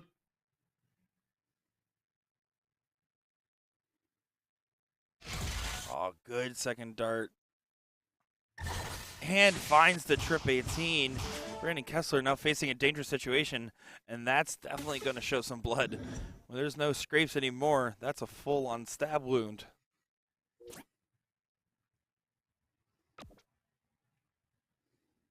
But if you're Kessler, you've had such a great weekend. You've performed well. You split in the men's doubles. You won the trips. Did well in pretty much everything you attempted. You won the mixed doubles as well. I'm not sure how he did, if he played in the blind draws or not. I don't think he did, but maybe. In either case, quite the performance for Brandon Kessler this weekend. And if he falls shy here and now, he's not going to be too mad about how the weekend turned out. This is going to be a good saving grace shot. If he's going to get into this, it's going to be this moment right here. Not going to go with those two. Does get some points, but it's a single shot close for Kobe.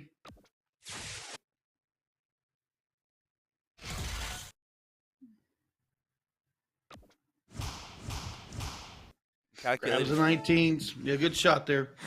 Very calculated shot. I mean, got the close, knew he was going to go ahead, grab a couple of points, put up a little bit more of a defense, put up a little bit more of a wall between him and Brandon. 437, playing 321. Kobe wants to get rid of the 16s right here. Oh, good shot across the board. Grab that 15s as an arsenal.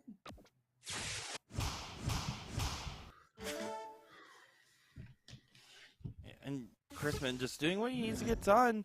I don't see a way out for Brandon Kessler, who has played Ram with or against in enough finals. Unfortunately, not looking likely to do it again. 3 bulls needed for too young Chrisman.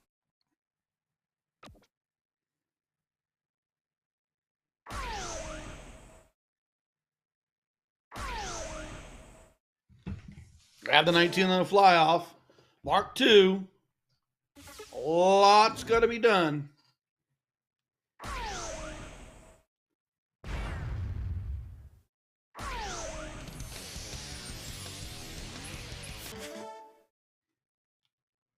Here we go for the match. And it goes to the finals. Kobe Chrisman. Bullseye needed. Bullseye found. You can see a little fist pump, and he gets the job done. You can see, giving a hug, giving some respect. Brandon telling him, hey, go get it done. But now, looks like they played that so fast, I think they might be still in the same cricket league over here. Oh, my goodness. We still get the ladies' match. Now, this is actually going to be, it has to be a last leg decider that we're looking at here. It is, because Rodriguez had over 200 and some points. So here we go. Last leg decider between Rodriguez and Brimson. And Christina Rodriguez looking real likely to go ahead and take this one.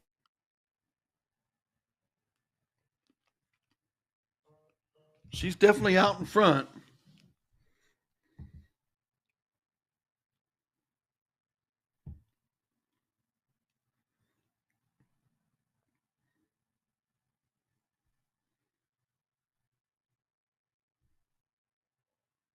Abby just running out of gas in this one. Christina, who has been one of the dominant ladies. We talked about the Lizacs quite a lot. Well, I mean, how much have we seen Christina on the stream, you know?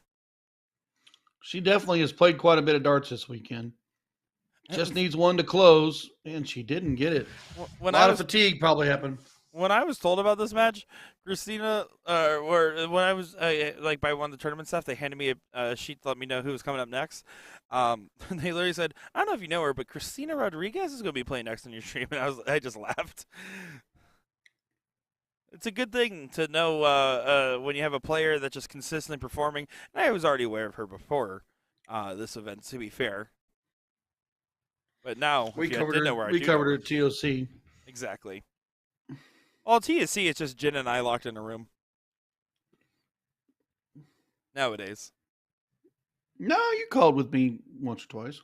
Yeah, that they let me out of the dungeon every now and again, and I go back to making sure Jen doesn't get harassed. I'm really just Jen's security guard. That's my real job there. That's a big job. I mean, she's mighty popular, bud. Mighty popular. Absolutely, she is.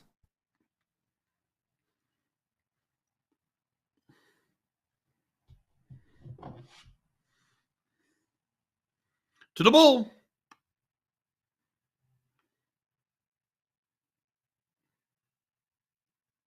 Only grabs one.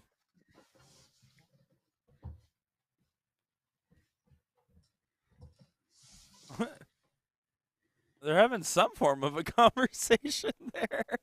Not exactly sure the context for that one. Either get it over with or you're all right. Just close it out.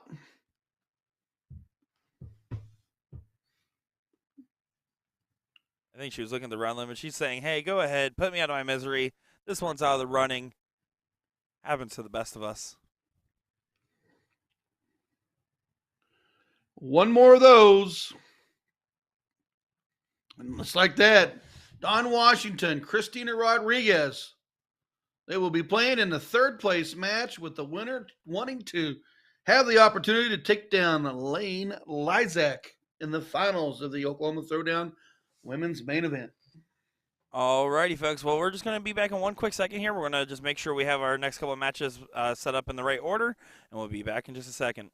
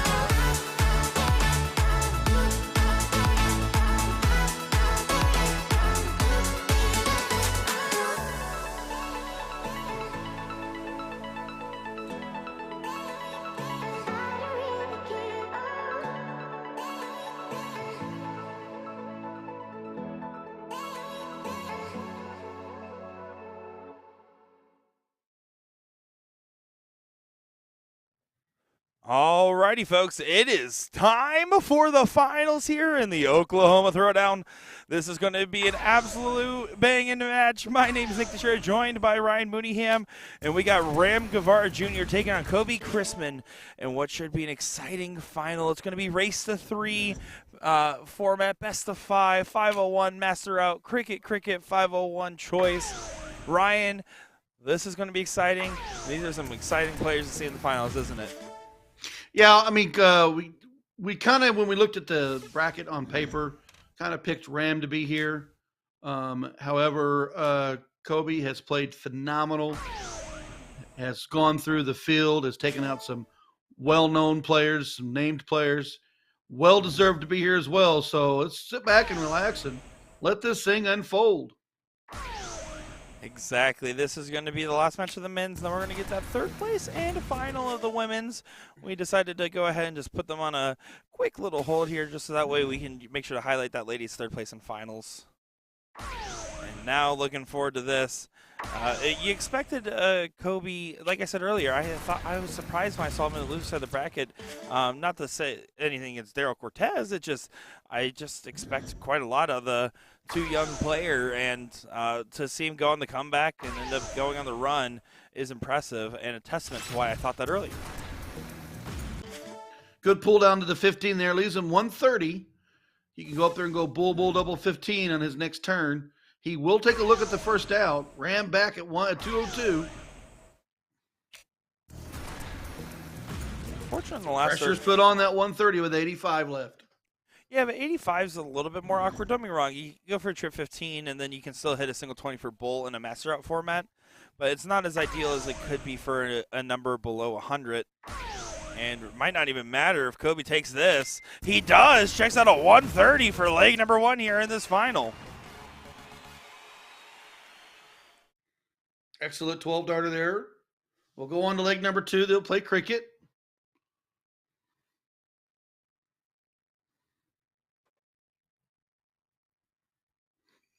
And Kobe got the diddle. This is going to be very interesting, folks, because Kobe's coming in red hot, and Ram is absolutely running on E for energy right now. But that doesn't mean his darts are running on E, because he can play unconscious, and he's going to show that by playing this match.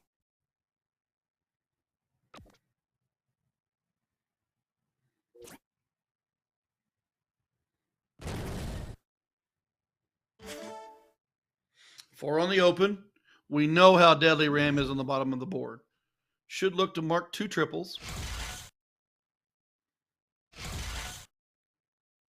Yeah, how about instead 3 triples, finds a 3 in the bed, and Ram Guevara, forever impressive. I still remember interviewing him 2.5, almost 3 years ago in the CSE Challenger Series, me not being as familiar with him pre-COVID, and just talking about him and his game, and he said he feels like it was coming back, and he was slowly getting back there, and was starting to make a run, and then all of a sudden he's just snapped into this form about 1.5, 2 years ago, where it really has been continually impressive, top of the line, excellence.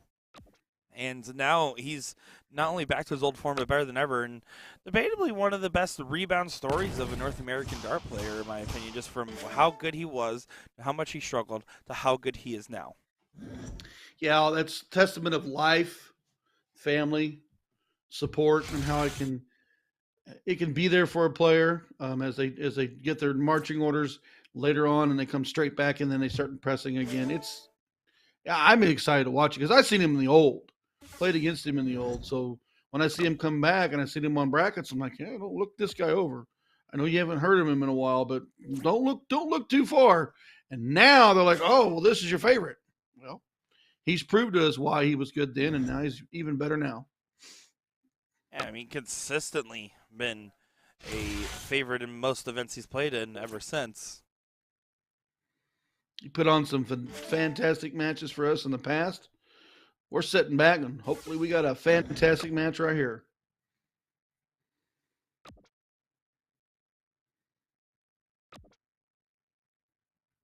Not going to be happy with just 3. Does have the point lead. We don't want to. Kobe doesn't want a player like Ram to settle in, so he's going to have to stay on that attack.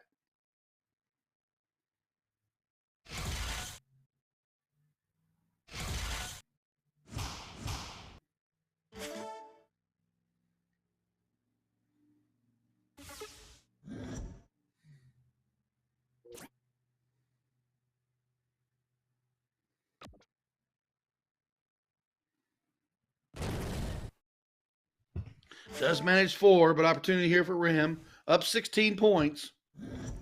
Yeah, just such a intense battle.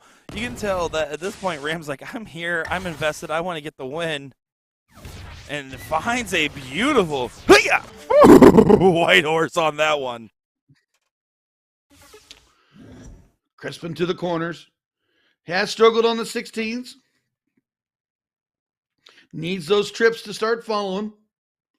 Not going to get it done there. We can see Rams sweep the 16s, the 15s, and the bull.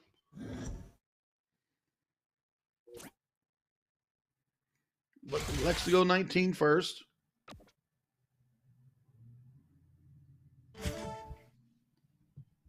And Ram, by the way, fishing for a second title in Oklahoma Throwdown. Year 1 winner was Dustin Holt.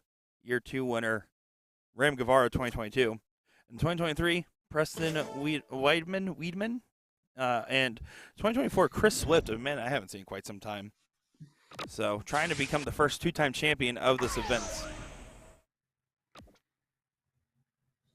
Grab the 16s. Mark the bull, mark the 15. Kobe pushed it in the corner. Got to work that 45 points.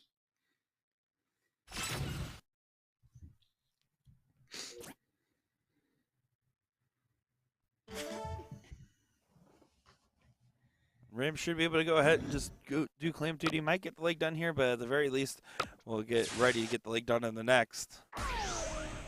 One bull away from doing so.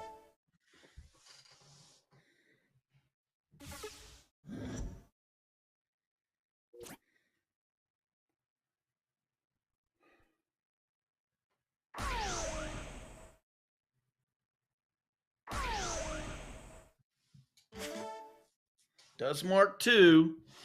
Ram on the charge. Just needs 1.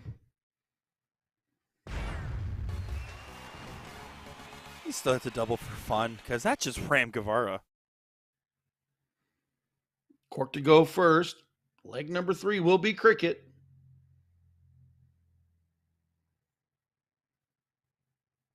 Yeah, this is going to be intense to see how this goes. I do think Kobe has a lot of things going for him right now overall in this matchup, in the sense that he has the energy. He's had the flow playing those couple losers bracket games in a row.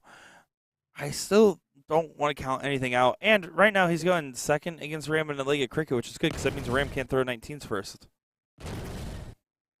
Still find 6 upstairs. I was going to say he went 6 on the 20s. What are you thinking there? Kobe on the attack. He has been good solid in the 19s. Needs to mark him. The young Only gun. going to get 1. Here comes a sweep. Yeah, this can hurt if 2 numbers get close. 1 number gets close, it's already enough damage as it is.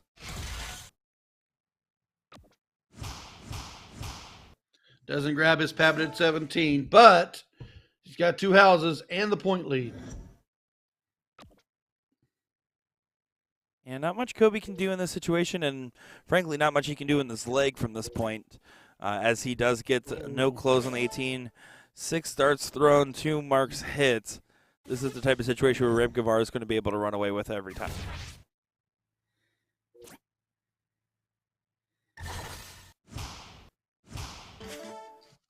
Back-to-back 6 to the corners.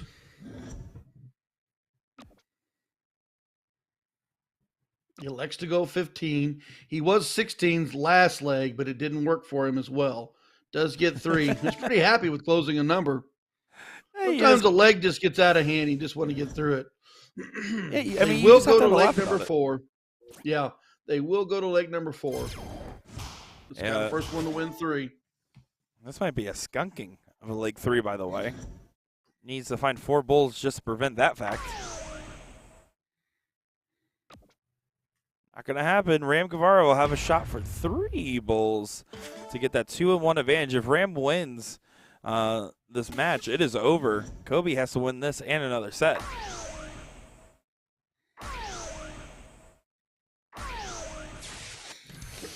Leg number 4. Here we go. 0-1. This diddle is so important. It's hard to put any other statement on it. What a big moment for Kobe. Solid diddle. It's a hanger. I can't tell, can you? Not quite, and it looks like, based off of Ram's reaction, it's a tie. And that one's one outside the double, it looks like. Boy, they're hanging and they're all jumbled up.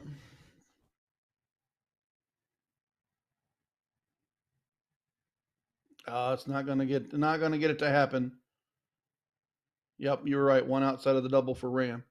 Here we go. 501. Open in, master out.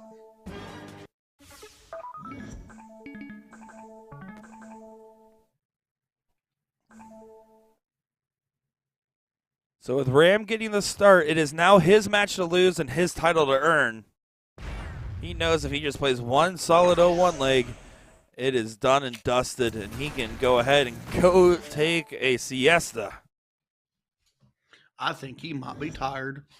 I do think he might be tired. I do think he might be tired. And oh no, Kobe having a nightmare opening. Does recover with a bowl in the last, but that's going to be hard. Against Donnie Ram, he went 150, 150. We need to see him do it here. Yeah, Ram's going to take the opportunity and run with it. Kobe now is going to have to ask for a favor from Ram at some point in this leg. No matter what he hits now, he's going to have to ask for a favor, and he has to do himself some and get himself in range. Oh. Just taking an opportunity to trip 20. Didn't get the other two to back it. A solid round right here from Ram. Low ton or 150 is all he needs to think about. But I don't like that switch to 20 because now he doesn't have a way to leave it out. Ram is going to have more darts at this. Kobe has to take 3 darts to leave it out. To set up range to leave it out, excuse me. So 9 darts still remaining in Kobe. Ram should get this done. I hate to be so pragmatic about it, but that just seems to be the breaks. 57 for 36 if he chooses that route.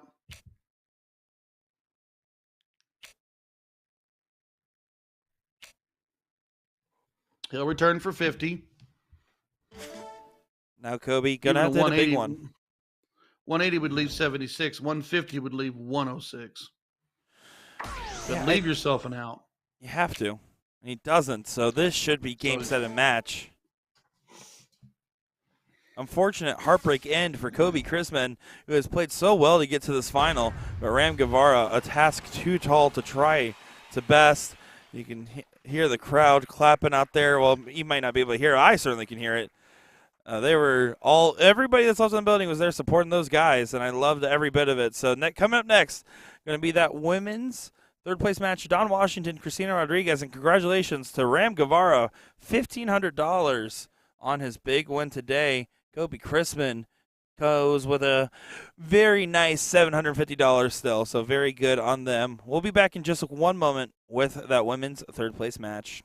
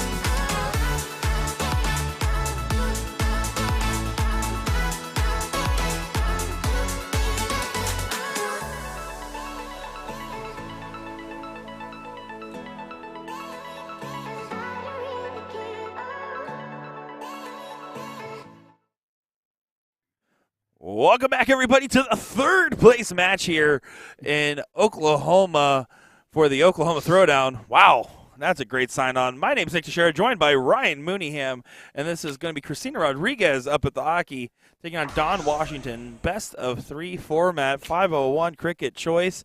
Strap in, folks. Ryan, are you excited to see this as much as I am? Yeah, this was a top 4 match earlier on the winner's side. Don bested in 3 legs Rodriguez to go play Lane Lizak. Lane Lizak's now sitting in the with the queen seat in the finale. So Rodriguez wants to get her revenge, and Washington wants to continue on. Yeah, we'll see what she does. I don't want to take any too early strong guesses because both these women are very, very talented. But my initial gut indication of this is Christina Rodriguez continuing to make finals, continuing to make runs, and she just needs to make sure to lock into it like she has been, and that will make the big difference. She, in the last match, did give up the 0-1 early. She needs to gain the 0-1 here because she was able to play cricket real well against Tabitha.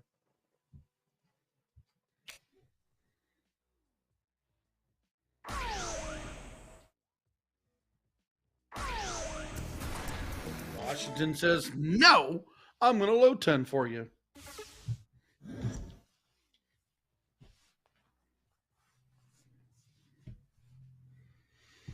Well, now Christina's going to have to make up that lost ground. 65 and a 21. She's going to have to hit a little bit more than that, looking for at least 2. Not going to find 2. Does make up some of the lost ground, but has lost her throw now. Yeah, she did get a single bull in that last one, but the momentum has shifted to Washington for the win of this one.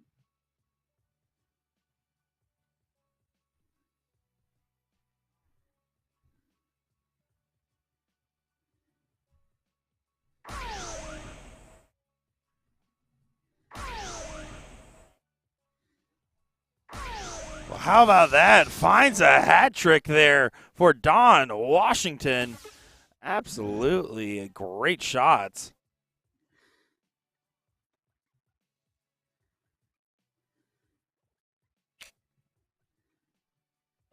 Lane Lizak awaits the winner of this match for the finals. She's still warming up, making sure she's ready to go. I know Mama Lizak's still in the building here, too.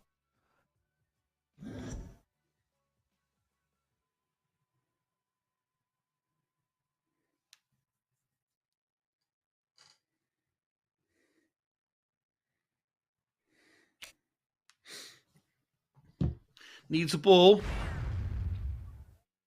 Can leave 57 or can leave 50. She was going to look to leave 57, but 95 is a great opportunity for her. She will return.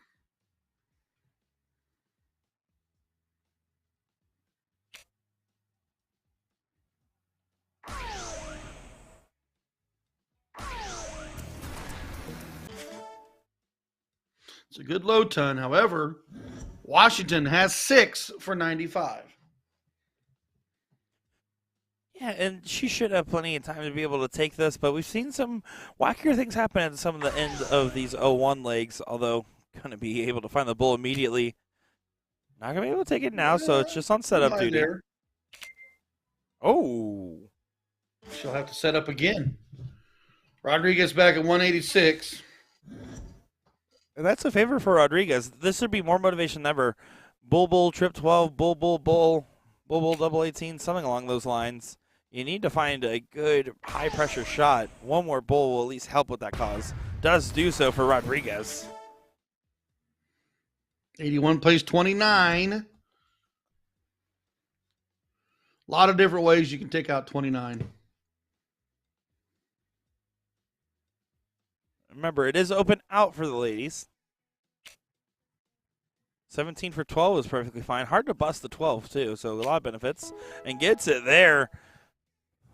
Don Washington up 1-0 over Christina Rodriguez.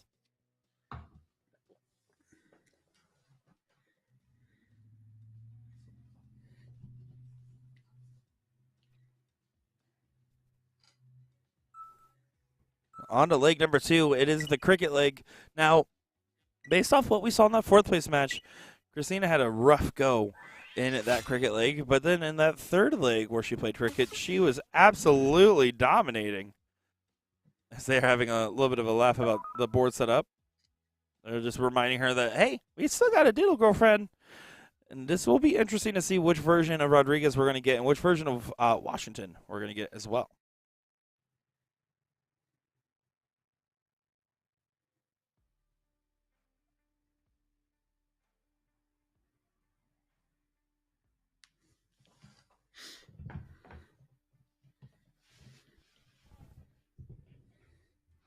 What?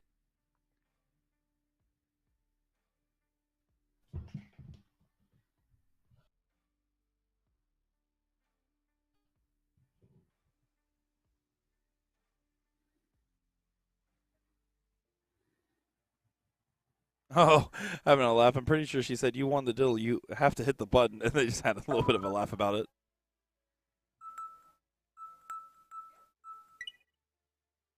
Here we go. Time for the cricket.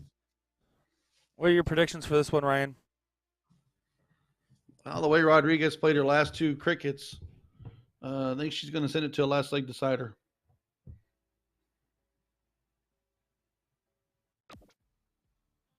But Washington is solid. She is a solid player.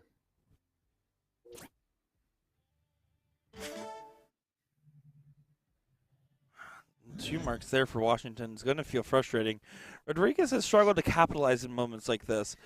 She typically has done well towards the tail end of legs. If she can get this start off right, and the little one hits a big one, it's a different leg, and that's going to be a great start.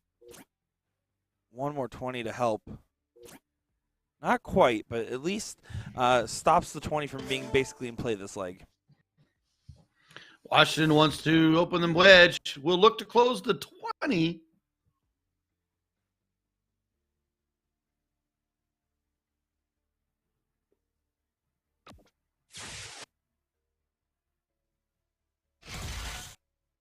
Boy, that's a big shot right there.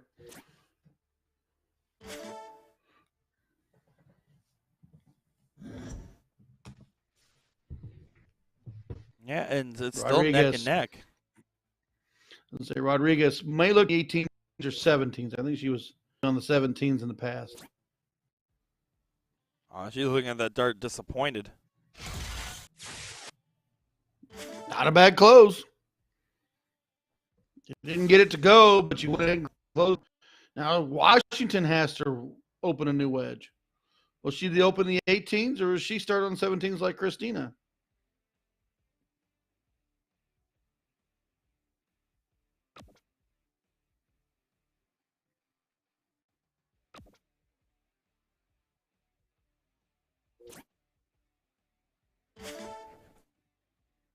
Apologies there. It looks like the soft scoreboard. on dart 3. The scoreboard needed a quick correction there. I do apologize.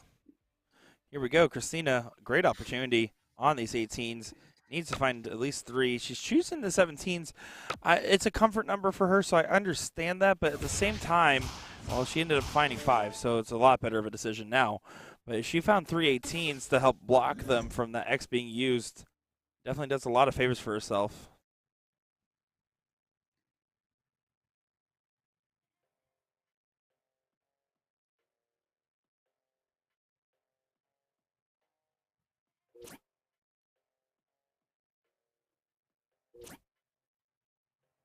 Oh, Don's getting frustrated. Not going to be happy in those two. She gets it to mark 3 on the third. 18s are going to play 17s. Points are close.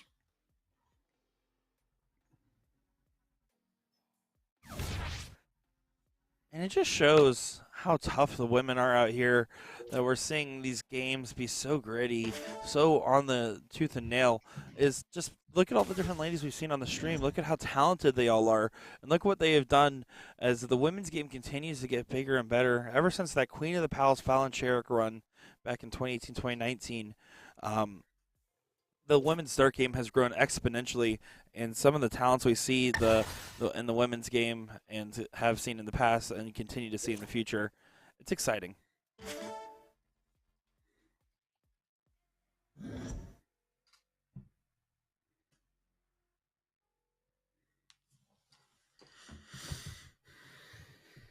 102 playing 90.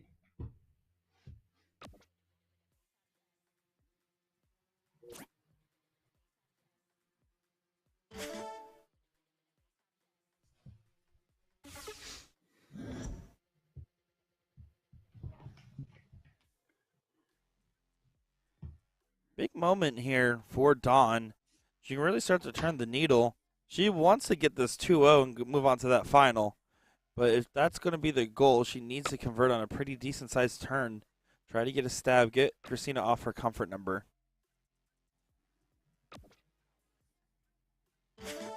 Does mark 3. We'll leave it for Christina to work on the 17s.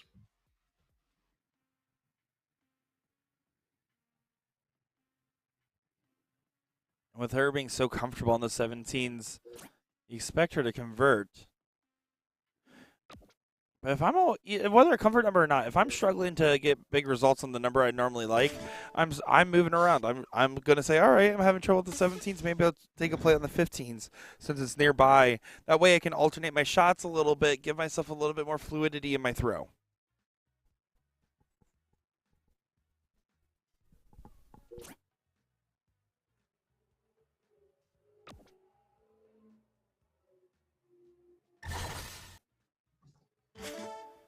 .216 playing 136.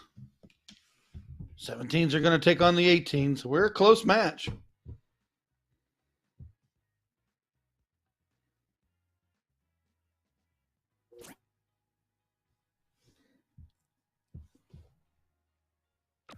And neck on the wire. Ooh, is that door all left open? It has to be, right? You have to at least start the 17s. If you miss on the first and you want to pull the parachute, so be it. But you have to start the shot. Try to push the needle. She starts up, finds a single 18. Down to 17, single mark there. I don't like that shot. It just means that you hit an X that does nothing in the meantime. When you collect a single 18, more than likely you would hit all 3 singles on the 17, push the game along, and put more pressure on your opponent.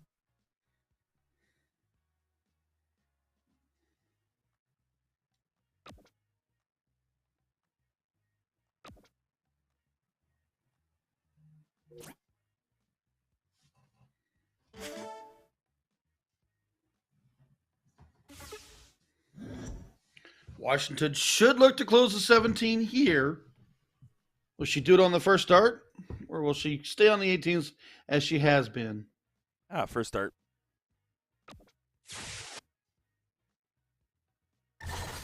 Yeah, wise move there from Dawn Washington. Starts to close on the first start, goes up, hits the 18, and hits a big shot on the 16. That's a big, massive 7. Rodriguez to the corner. 15 in the pocket shots. Needs a lot. Down 2 wedges. Down in points.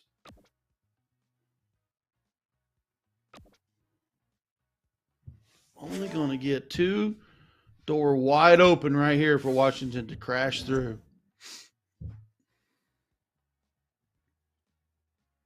Washington's looking to do some crashing. Christina Rodriguez has been so excellent all weekend, finally finding some serious woes towards the tail end. Grabs 2 more 18s.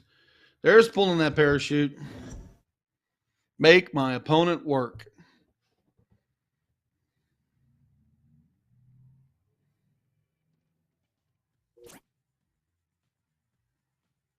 She's working. She found that first one so close, was able to correct, and she's all over that wire. A different millimeter direction, the Earth's axis tilt, and you feel like that would have been a 9. So close, but yet so far.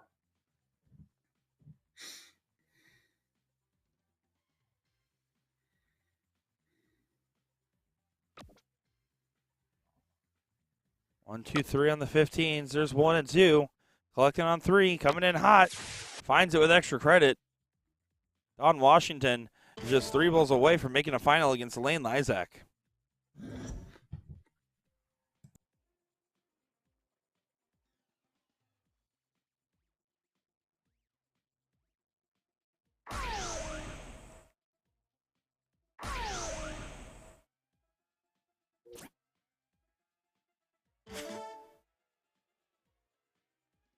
Christina knows that might be all she wrote.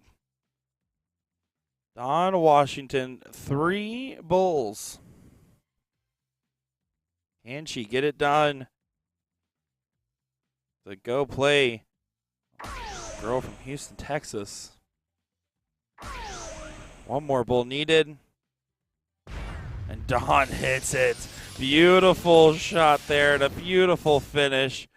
As that will be it for the third place match. Christina Rodriguez, another great performance for her, just falling short at the tail ends. As now coming up next will be that ladies final. So we'll be back in just a moment. Lane Lizak, Dawn Washington. I'm Nick Cho, joined by Ryan Mooneyham.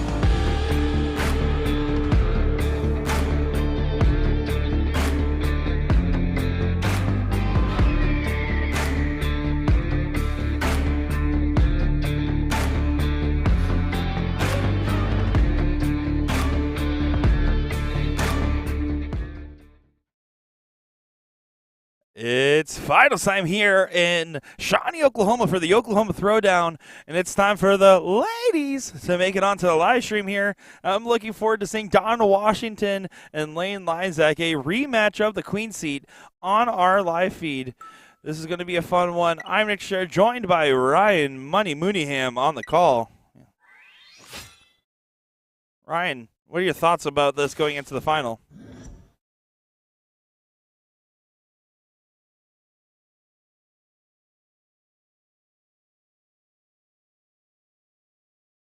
Here we go. Dawn to go ahead and get things going. It's all about setting that tempo and that pace right early on. It's race to 2 on both sides. So Lysak will have to be beat 2 out of 3 twice. And go ahead. I was going to say that open for Dawn's not going to be what you want to start with. No, exactly right. But I will say, both these ladies are tough, certified grade A competitors. As gets a 51 on the last start, gets a 1 extra point for show. And Lysak gets a low ton. It's going to be more about, if anything, just who has the energy in this given moment. Because Dawn has the ability to double dip. Lane has the ability to shut this down before it gets to that point. It's really about not who wants it more, but who can channel that energy more. Yeah, in the last match, Washington was dominant in the 0-1, and then when she got into cricket, she went into cruise control. Lane's had that Queen Seat for a minute, so has that rest been helpful on a Sunday afternoon, or has it been detrimental? We'll know.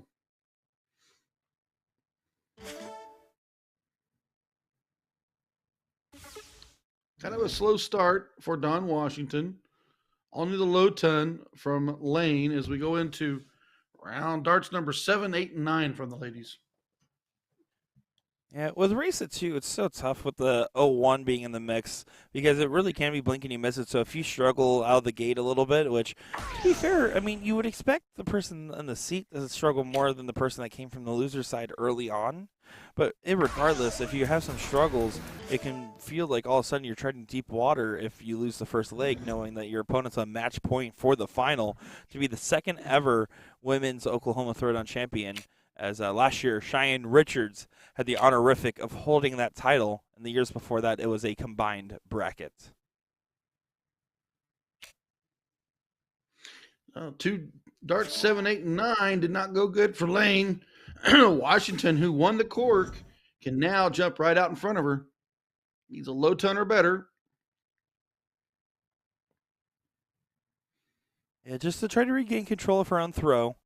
That's going to be the goal. Control doesn't mean just getting ahead of Lane, but getting ahead by a significant amount. That low ton mark that you put there, Ryan, is about where I would say that line is. Not going to be crossed. Not going to go there. 302 playing 323.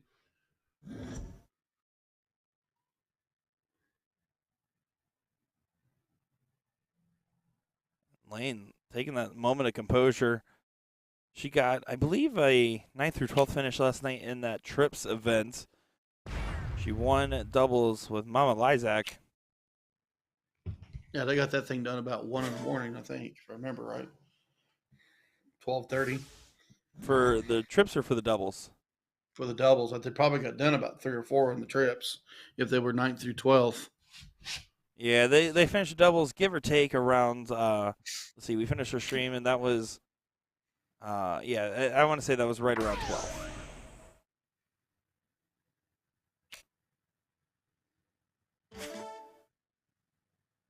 Not the fireworks we want, but it is a close contested match. Yeah, and here's the thing. It's been a long weekend. It's been a lot of tough matches, and these ladies have been doing well. Dawn, until today, we haven't seen much on the stream, but that doesn't mean she wasn't out here performing and playing these tough matches. Again, it's about the energy of channeling everything together more so than anything else. It's about trying to just get there, rally, lock in. You need to just lock in for, 100 more darts. You already threw a couple thousand at this point.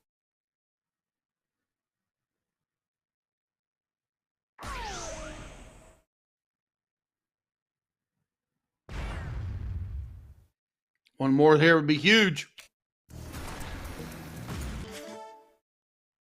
Still 1, 2, 3. Still respectable. Yeah, it's still respectable. 123. Hat trick here would be dynamic. Low ton for sure.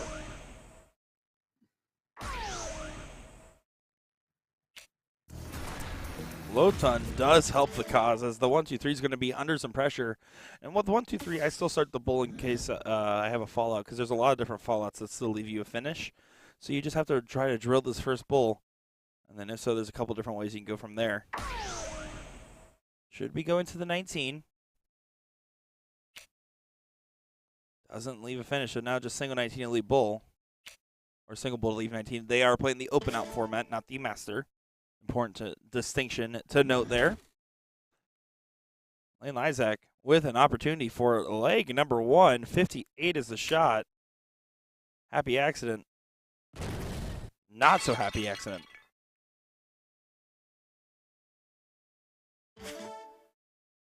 Somewhat of an overachiever there in that moment.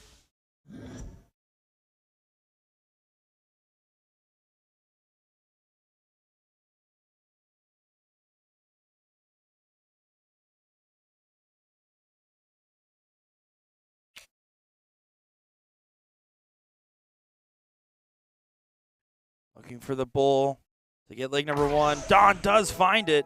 Sneaks it away after surviving some darts from Lane Lysak.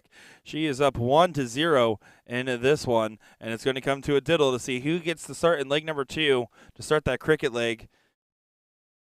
Overall, right now, that 0-1 game, very shaky for both these players. They both were in the 21s, well below where we would typically see them, but they're pretty much equal right now in where they're at just mentally. As right now, all I can see is there's someone in the background just licking a coffee cup.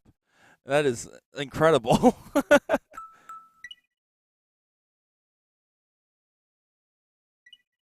The audience watching intently in the background.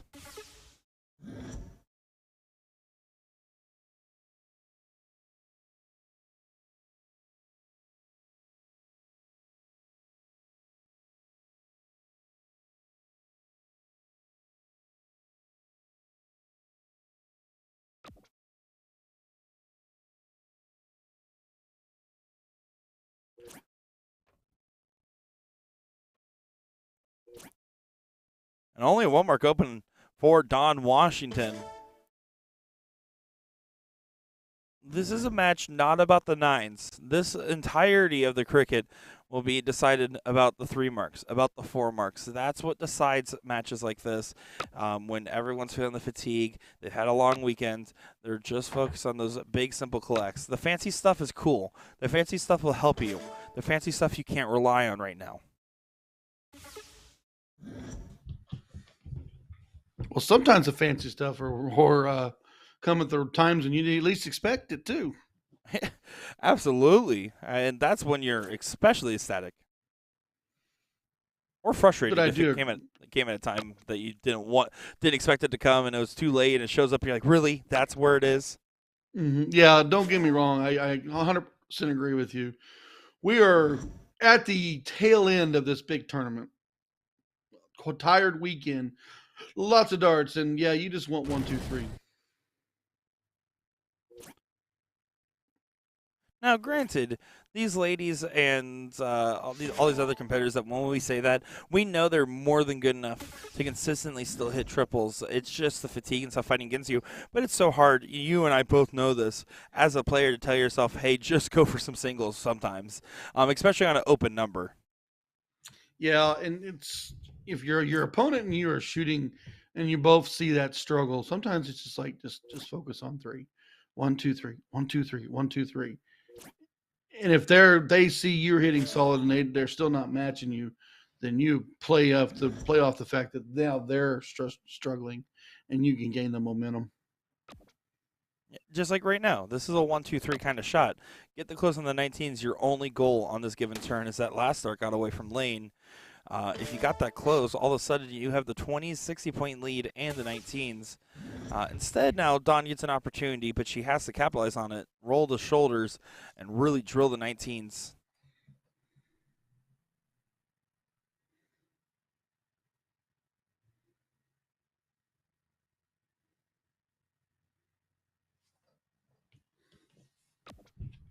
I'm looking razor focused.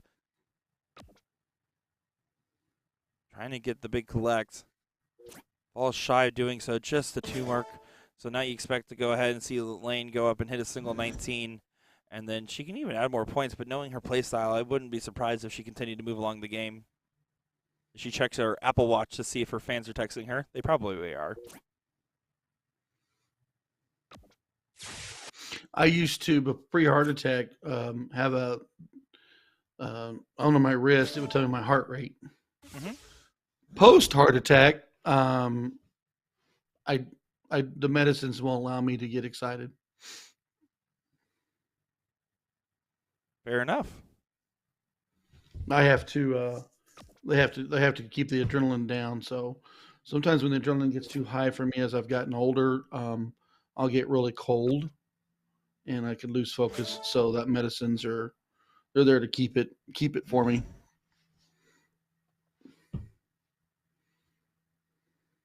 Yeah, I never liked wearing a watch or anything on my wrist as a player, especially a smartwatch. Just anything that could buzz or vibrate when I'm playing. In fact, to this testament, and don't write this down, anybody listening along. I take my phone out of my pocket and put it on the table. I'm playing every single major match. So do I, And, and I want it off. oh, me too. And the amount of times where someone could easily have gone and grabbed my phone, especially because sometimes I leave it there after the match for a couple minutes because I forget. Yeah, it's a lucky that I've never got my phone taken in a dart tournament. Thank you, Dart I've Community, for not gotten a being lot me. of funny. I've gotten a lot of funny selfies. Oh, yeah, When I go that's back- true. I go back and look at. I'm like, oh, here we go. Someone grabbed my phone. And speaking of grab, Lizak right here wants to grab that 17. She's got the 20. Just 2 solid needed. Didn't get it to go on dart 3, but she did the damage and got it closed.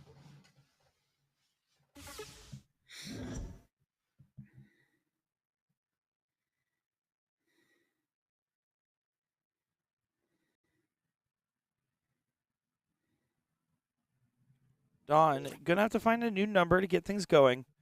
It's starting to be one of those situations where in this leg, you're just thinking, I still need a big turn, but it's just feeling hard. The darts aren't really agreeing with me this leg. And frankly, they weren't really agreeing with her in the one leg, but both players were equally struggling. Lane struggling a little bit less.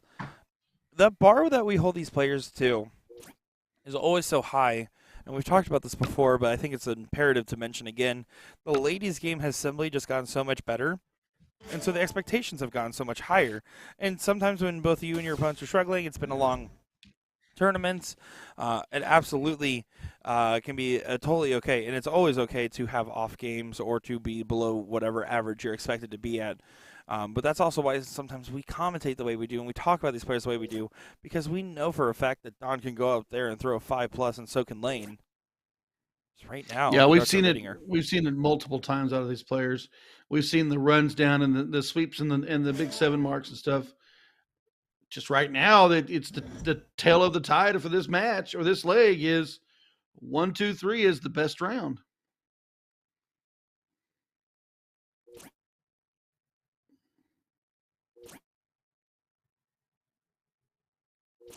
Oh, misses the big number.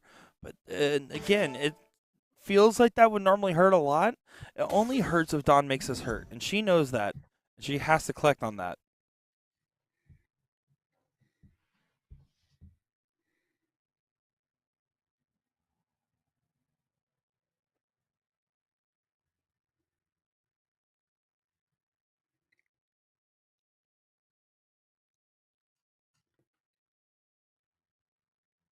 Looks like Dawn's back there grabbing something, maybe a piece of equipment of some kind. Yeah, looks like she's fixing something.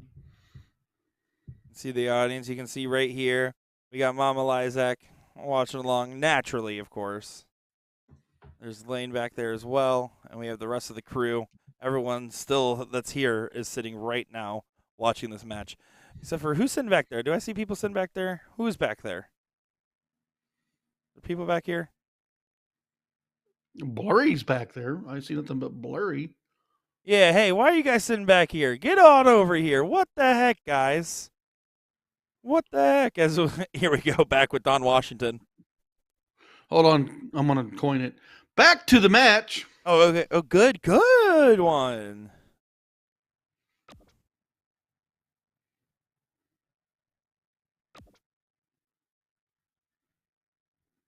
Still struggling to collect that big round. Finds the trip 18 on the last, which is needed to get it back within striking distance. So now Lane can still go close the 18s, but it leaves a potential for Don to have an ability to hit trip and have a shot at the 20s.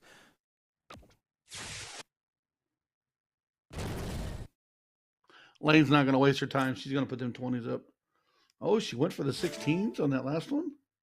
Yeah, I think that's more. I really thought she would stay on the 20s. I really did.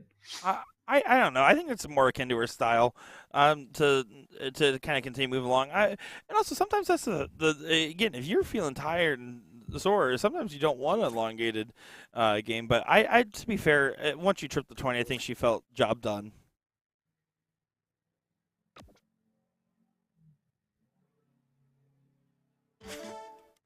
Only going to manage the 1. Lizak with the 20s. 180 playing 109.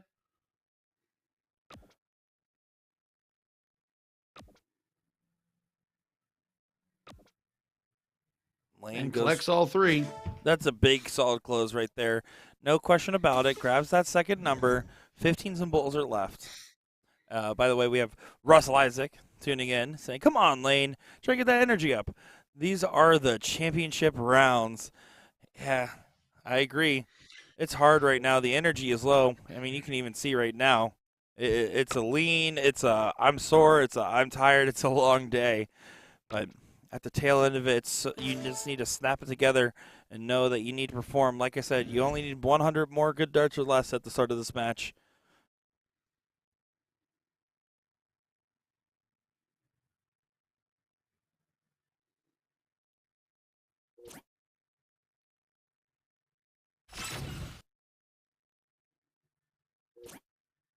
That's a big turn. Grab that 15s.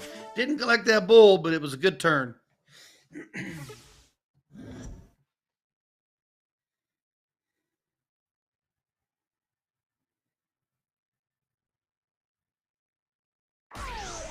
And now with Don's back against the wall, this is going to go to a last leg scenario where Lane has to win one more leg to be your second ever ladies champion following Cheyenne Richards last year. Dawn, on the other hand, if she wins the leg, gets to go to another best of 3 to have that same honorific for herself.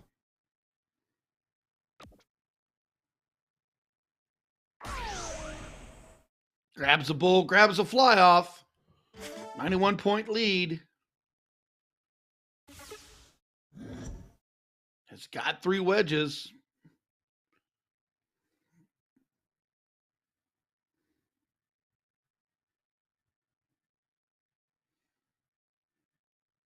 And Don kind of knows this is the same thing that we've talked about.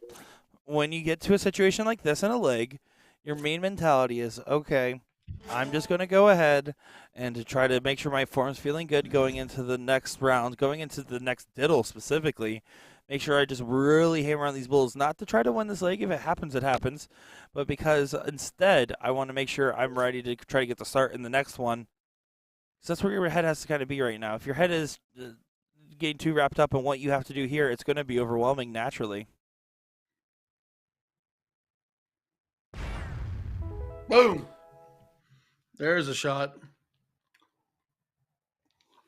1-1 in this situation, this finals, this championship, this all-out brawl, and a slight crawl to the finish line. Here's the diddle. Outside with room. Important dart right here, with Lane being the seat holder. Oh no, that's no. Sorry, I hit the wrong button. Oh my goodness. Apologies. Well, sorry, viewer. We're gonna go watch the flies on the ceiling. I am so sorry, everybody. Who knows who won that one? Oh, that was the worst. No one about That's Oh, the best diddle I've ever hey, seen. when this magic gets clipped out later, can we cut out that one part where I hit the wrong button trying to zoom in on the bowl? Late Lysak Somebody won the won that. title. There we All go. right. Looks like she Oh. chose to go first, and they're going to play cricket. Well, that's one way to close down the stream at the Oklahoma Throwdown. Good job, Nick DeShera. Oh, That here was we funny. go. That was Last, funny. last leg decider. And right on the wire on that last start, Lane doesn't convert. Chat, let us know. What do you think? Who are you cheering for? I know you guys are still awake, watching along, cheering on these wonderful players. Oh, Don's going to be trying to set up a punish round. Oh, it's going to hurt. How much is it going to hurt? It's going to hurt a fair amount.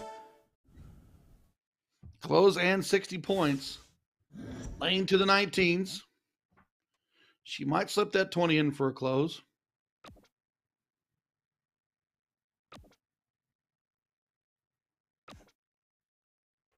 Going to get all three.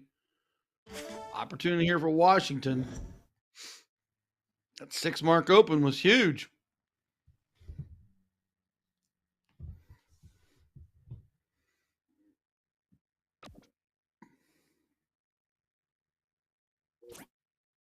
Well, right now, the 19 transition was good, but just doesn't connect.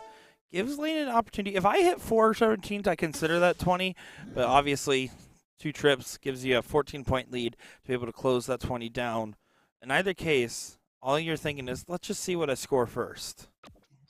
Because I really want to take a shot at that 20, but I can only do it if it makes sense.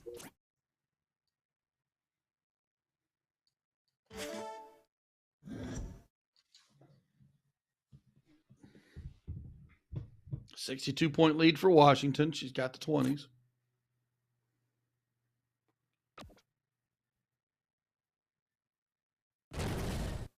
Oh, another big hit on it.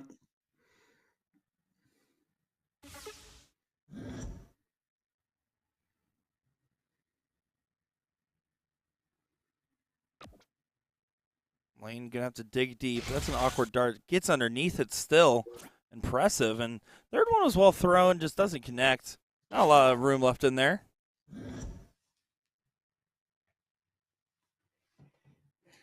Here's the thing, though, with Dawn and her situation with the X on the 20s, it's so hard to commit to that 1, 2, 3 on the 19s, knowing that your 20 can be grabbed at any point. If anything, if I'm Dawn, I'm considering trying to grab another number.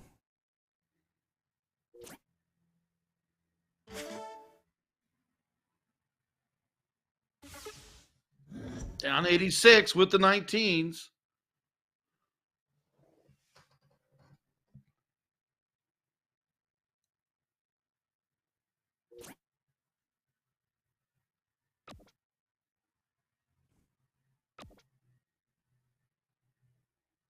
Only going to grab 2. Washington's been known to start on the points here before she takes the attack on the 20s or on the 19s. She looks like she's going to go back up.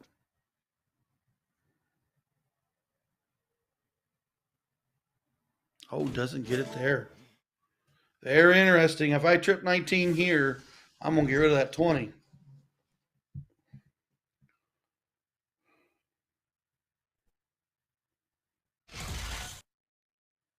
Oh, great trip 19. Grabs the 20 just like you called Ryan. Back to the 19s. Great shot there from Lane Lysak. Finds a 5. Don, who started off red hot, is having some struggles. And Lane continues to find some fire on those 19s. If I'm Lane, I'm thinking just get it together for this leg.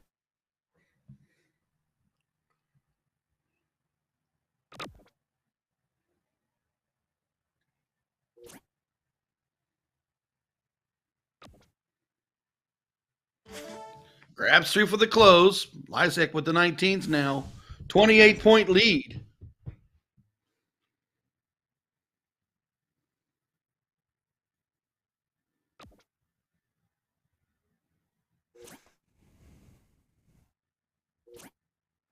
See, didn't get it to go on dart 2 or 3. I wanted to see a lot safer of a shot. You think she should have pulled down and just went fat? I think she should have just ignored the 17s entirely. And as a last like decider, you have the higher number, and you were hitting that 19s pretty well to be able to get the swing at the 20. I'm thinking, I want to punish. I want to make this feel unattainable. Again, I like my opponents to feel like they're treading deep water, struggling to find air. That's the type of situation I want my opponents in, especially in this situation. I'm not playing the close game unless I feel like I really do need to shorten the leg.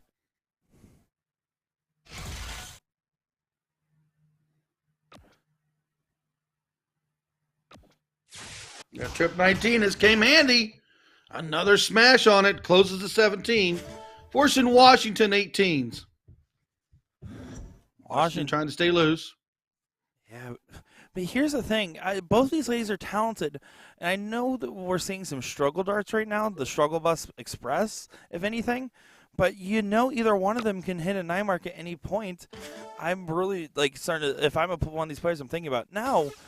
Because Dawn didn't open a number, though, it does give Lane the option to grab that second number with the X on her 19s. If she grabs 3 18s, she's looking really solid in this leg. Just got to be careful, calculated shot. Good parachute. I like that to the 19s, but only grabs 1.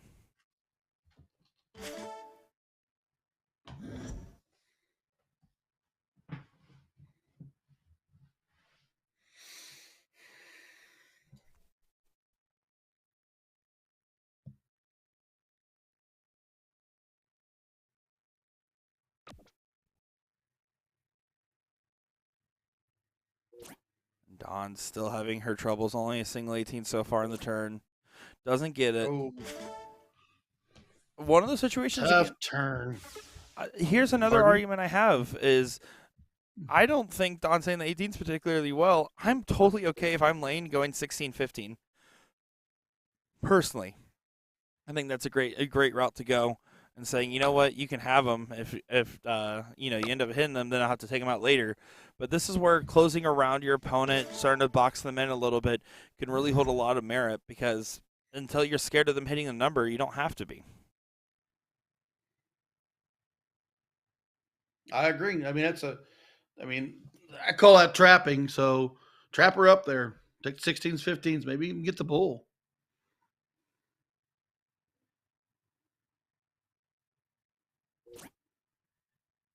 Yeah, the chat's talking about Lane having some knee pain. She's been having a lot of issues from it, from what it sounds like, and having some pain. Very hard to play through when you're feeling that kind of pain, especially because if you, I don't know if she has prior knee injuries or not, but especially if it's the one where you put all your weight onto and you're leaning on it constantly and doing some twists, it can definitely be really aggravating. I know people with like sciatic nerve injuries. Not sciatic nerves, Yeah. meniscus injuries, excuse me, really struggle as well. Well, the struggle wasn't that round. 5 mark. Trip 18, goodbye. 2 scratches on the 16. Washington needs to work the corners. Will she start on the 16s or does she want that fresh open pie on that 19 on that 15? Yeah, I like contesting the X here. Even despite the situation, she just, again, is one good 9 mark away from being able to be back into this, and the 19s and 18s can be close with just a single mark at each. So I don't mind contesting the X, although you expect Lane to grab it and then move on to the 15s. If she hits the 15 and the 16 in this turn, she will be set for a potential win. Needs to still find the 16, though. Doesn't get it. This is your opening now for Dawn. A must-hit shot. Find a big 5 or more at minimum to try to get yourself back into this leg.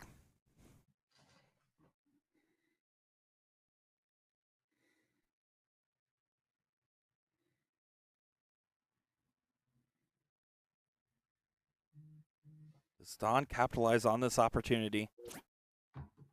Just low on the trip. She can work up into it with that dart.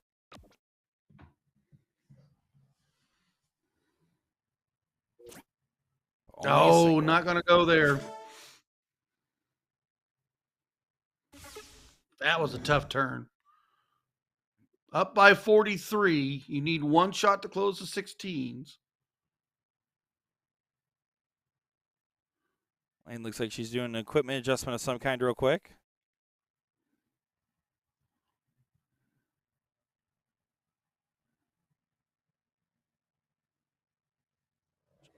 Oh, she broke one of her shafts, so she's looking to see if she has a replacement right now, is what they're saying out there. Bad time to have an equipment failure.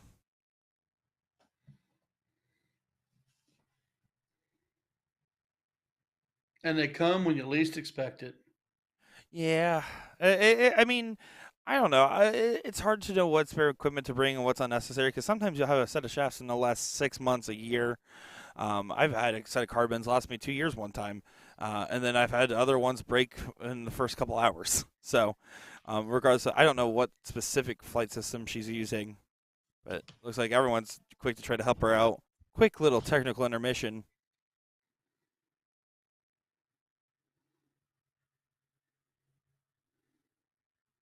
Getting everything sorted.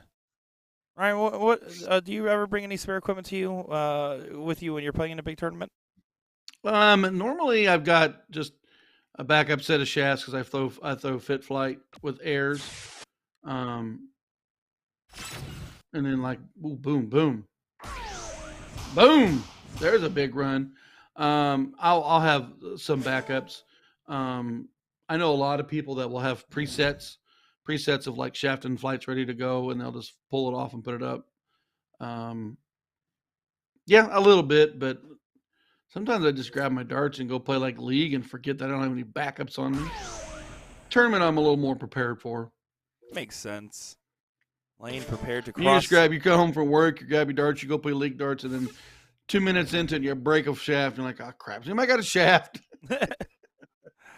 Lane prepared to cross the finish line. Needs 2 bowls to do so. Finds the first one to be the second ever Oklahoma Throwdown women's champion. Lane Blue Bonnet Lizak will have to return.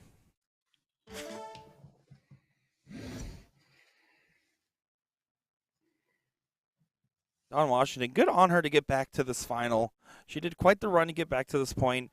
And unfortunately just didn't get her darts going in this one as much as she would have liked.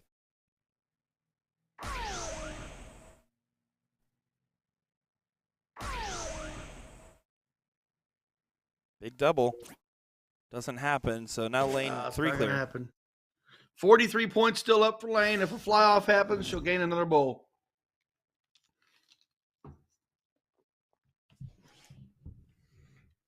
Lane Lizak, to hoist the belt, does get it there. You can see the claps. The crowd goes wild. Lane and Dawn are all smiles and giving each other some love and some respect. And Lane waddles on to hold the belt. Everyone, we appreciate every one of you for hanging out with us, watching these wonderful ladies play and all the other tough competitors that we've seen play in our Oklahoma Throwdown here in Shawnee, Oklahoma. It has been an absolute blast, hasn't it been, Ryan? I have been tickled pink to be on the mics all weekend with you, Nick. It's been awesome. You've been tickled Pete? Pink. Tickled pink. I was like, who's Pete? What are tickled we doing? Pink. What are we doing now to you Pete? throwing me off. It was a good job. You did a really good job, Nick. I thank you for letting me be a part of this action this weekend, and good darts from everybody. Oh, yeah. I'm happy to be here with you, Ryan. It's been an absolute pleasure. I've been happy to be in the room, hanging out with everybody, and getting a chance to talk with the people when I've had the opportunities to do so, and had a great event. Shout out to Tracy Bryant. I hope you are doing well, my friend. Thank you for having us out here. Thank you, each and everyone, for your kind love, words, and support. It means a lot to us, and appreciate everyone in chat watching along, giving us love and support as well, as Russ Lizak says. Very proud of her staying strong. Yes, she did.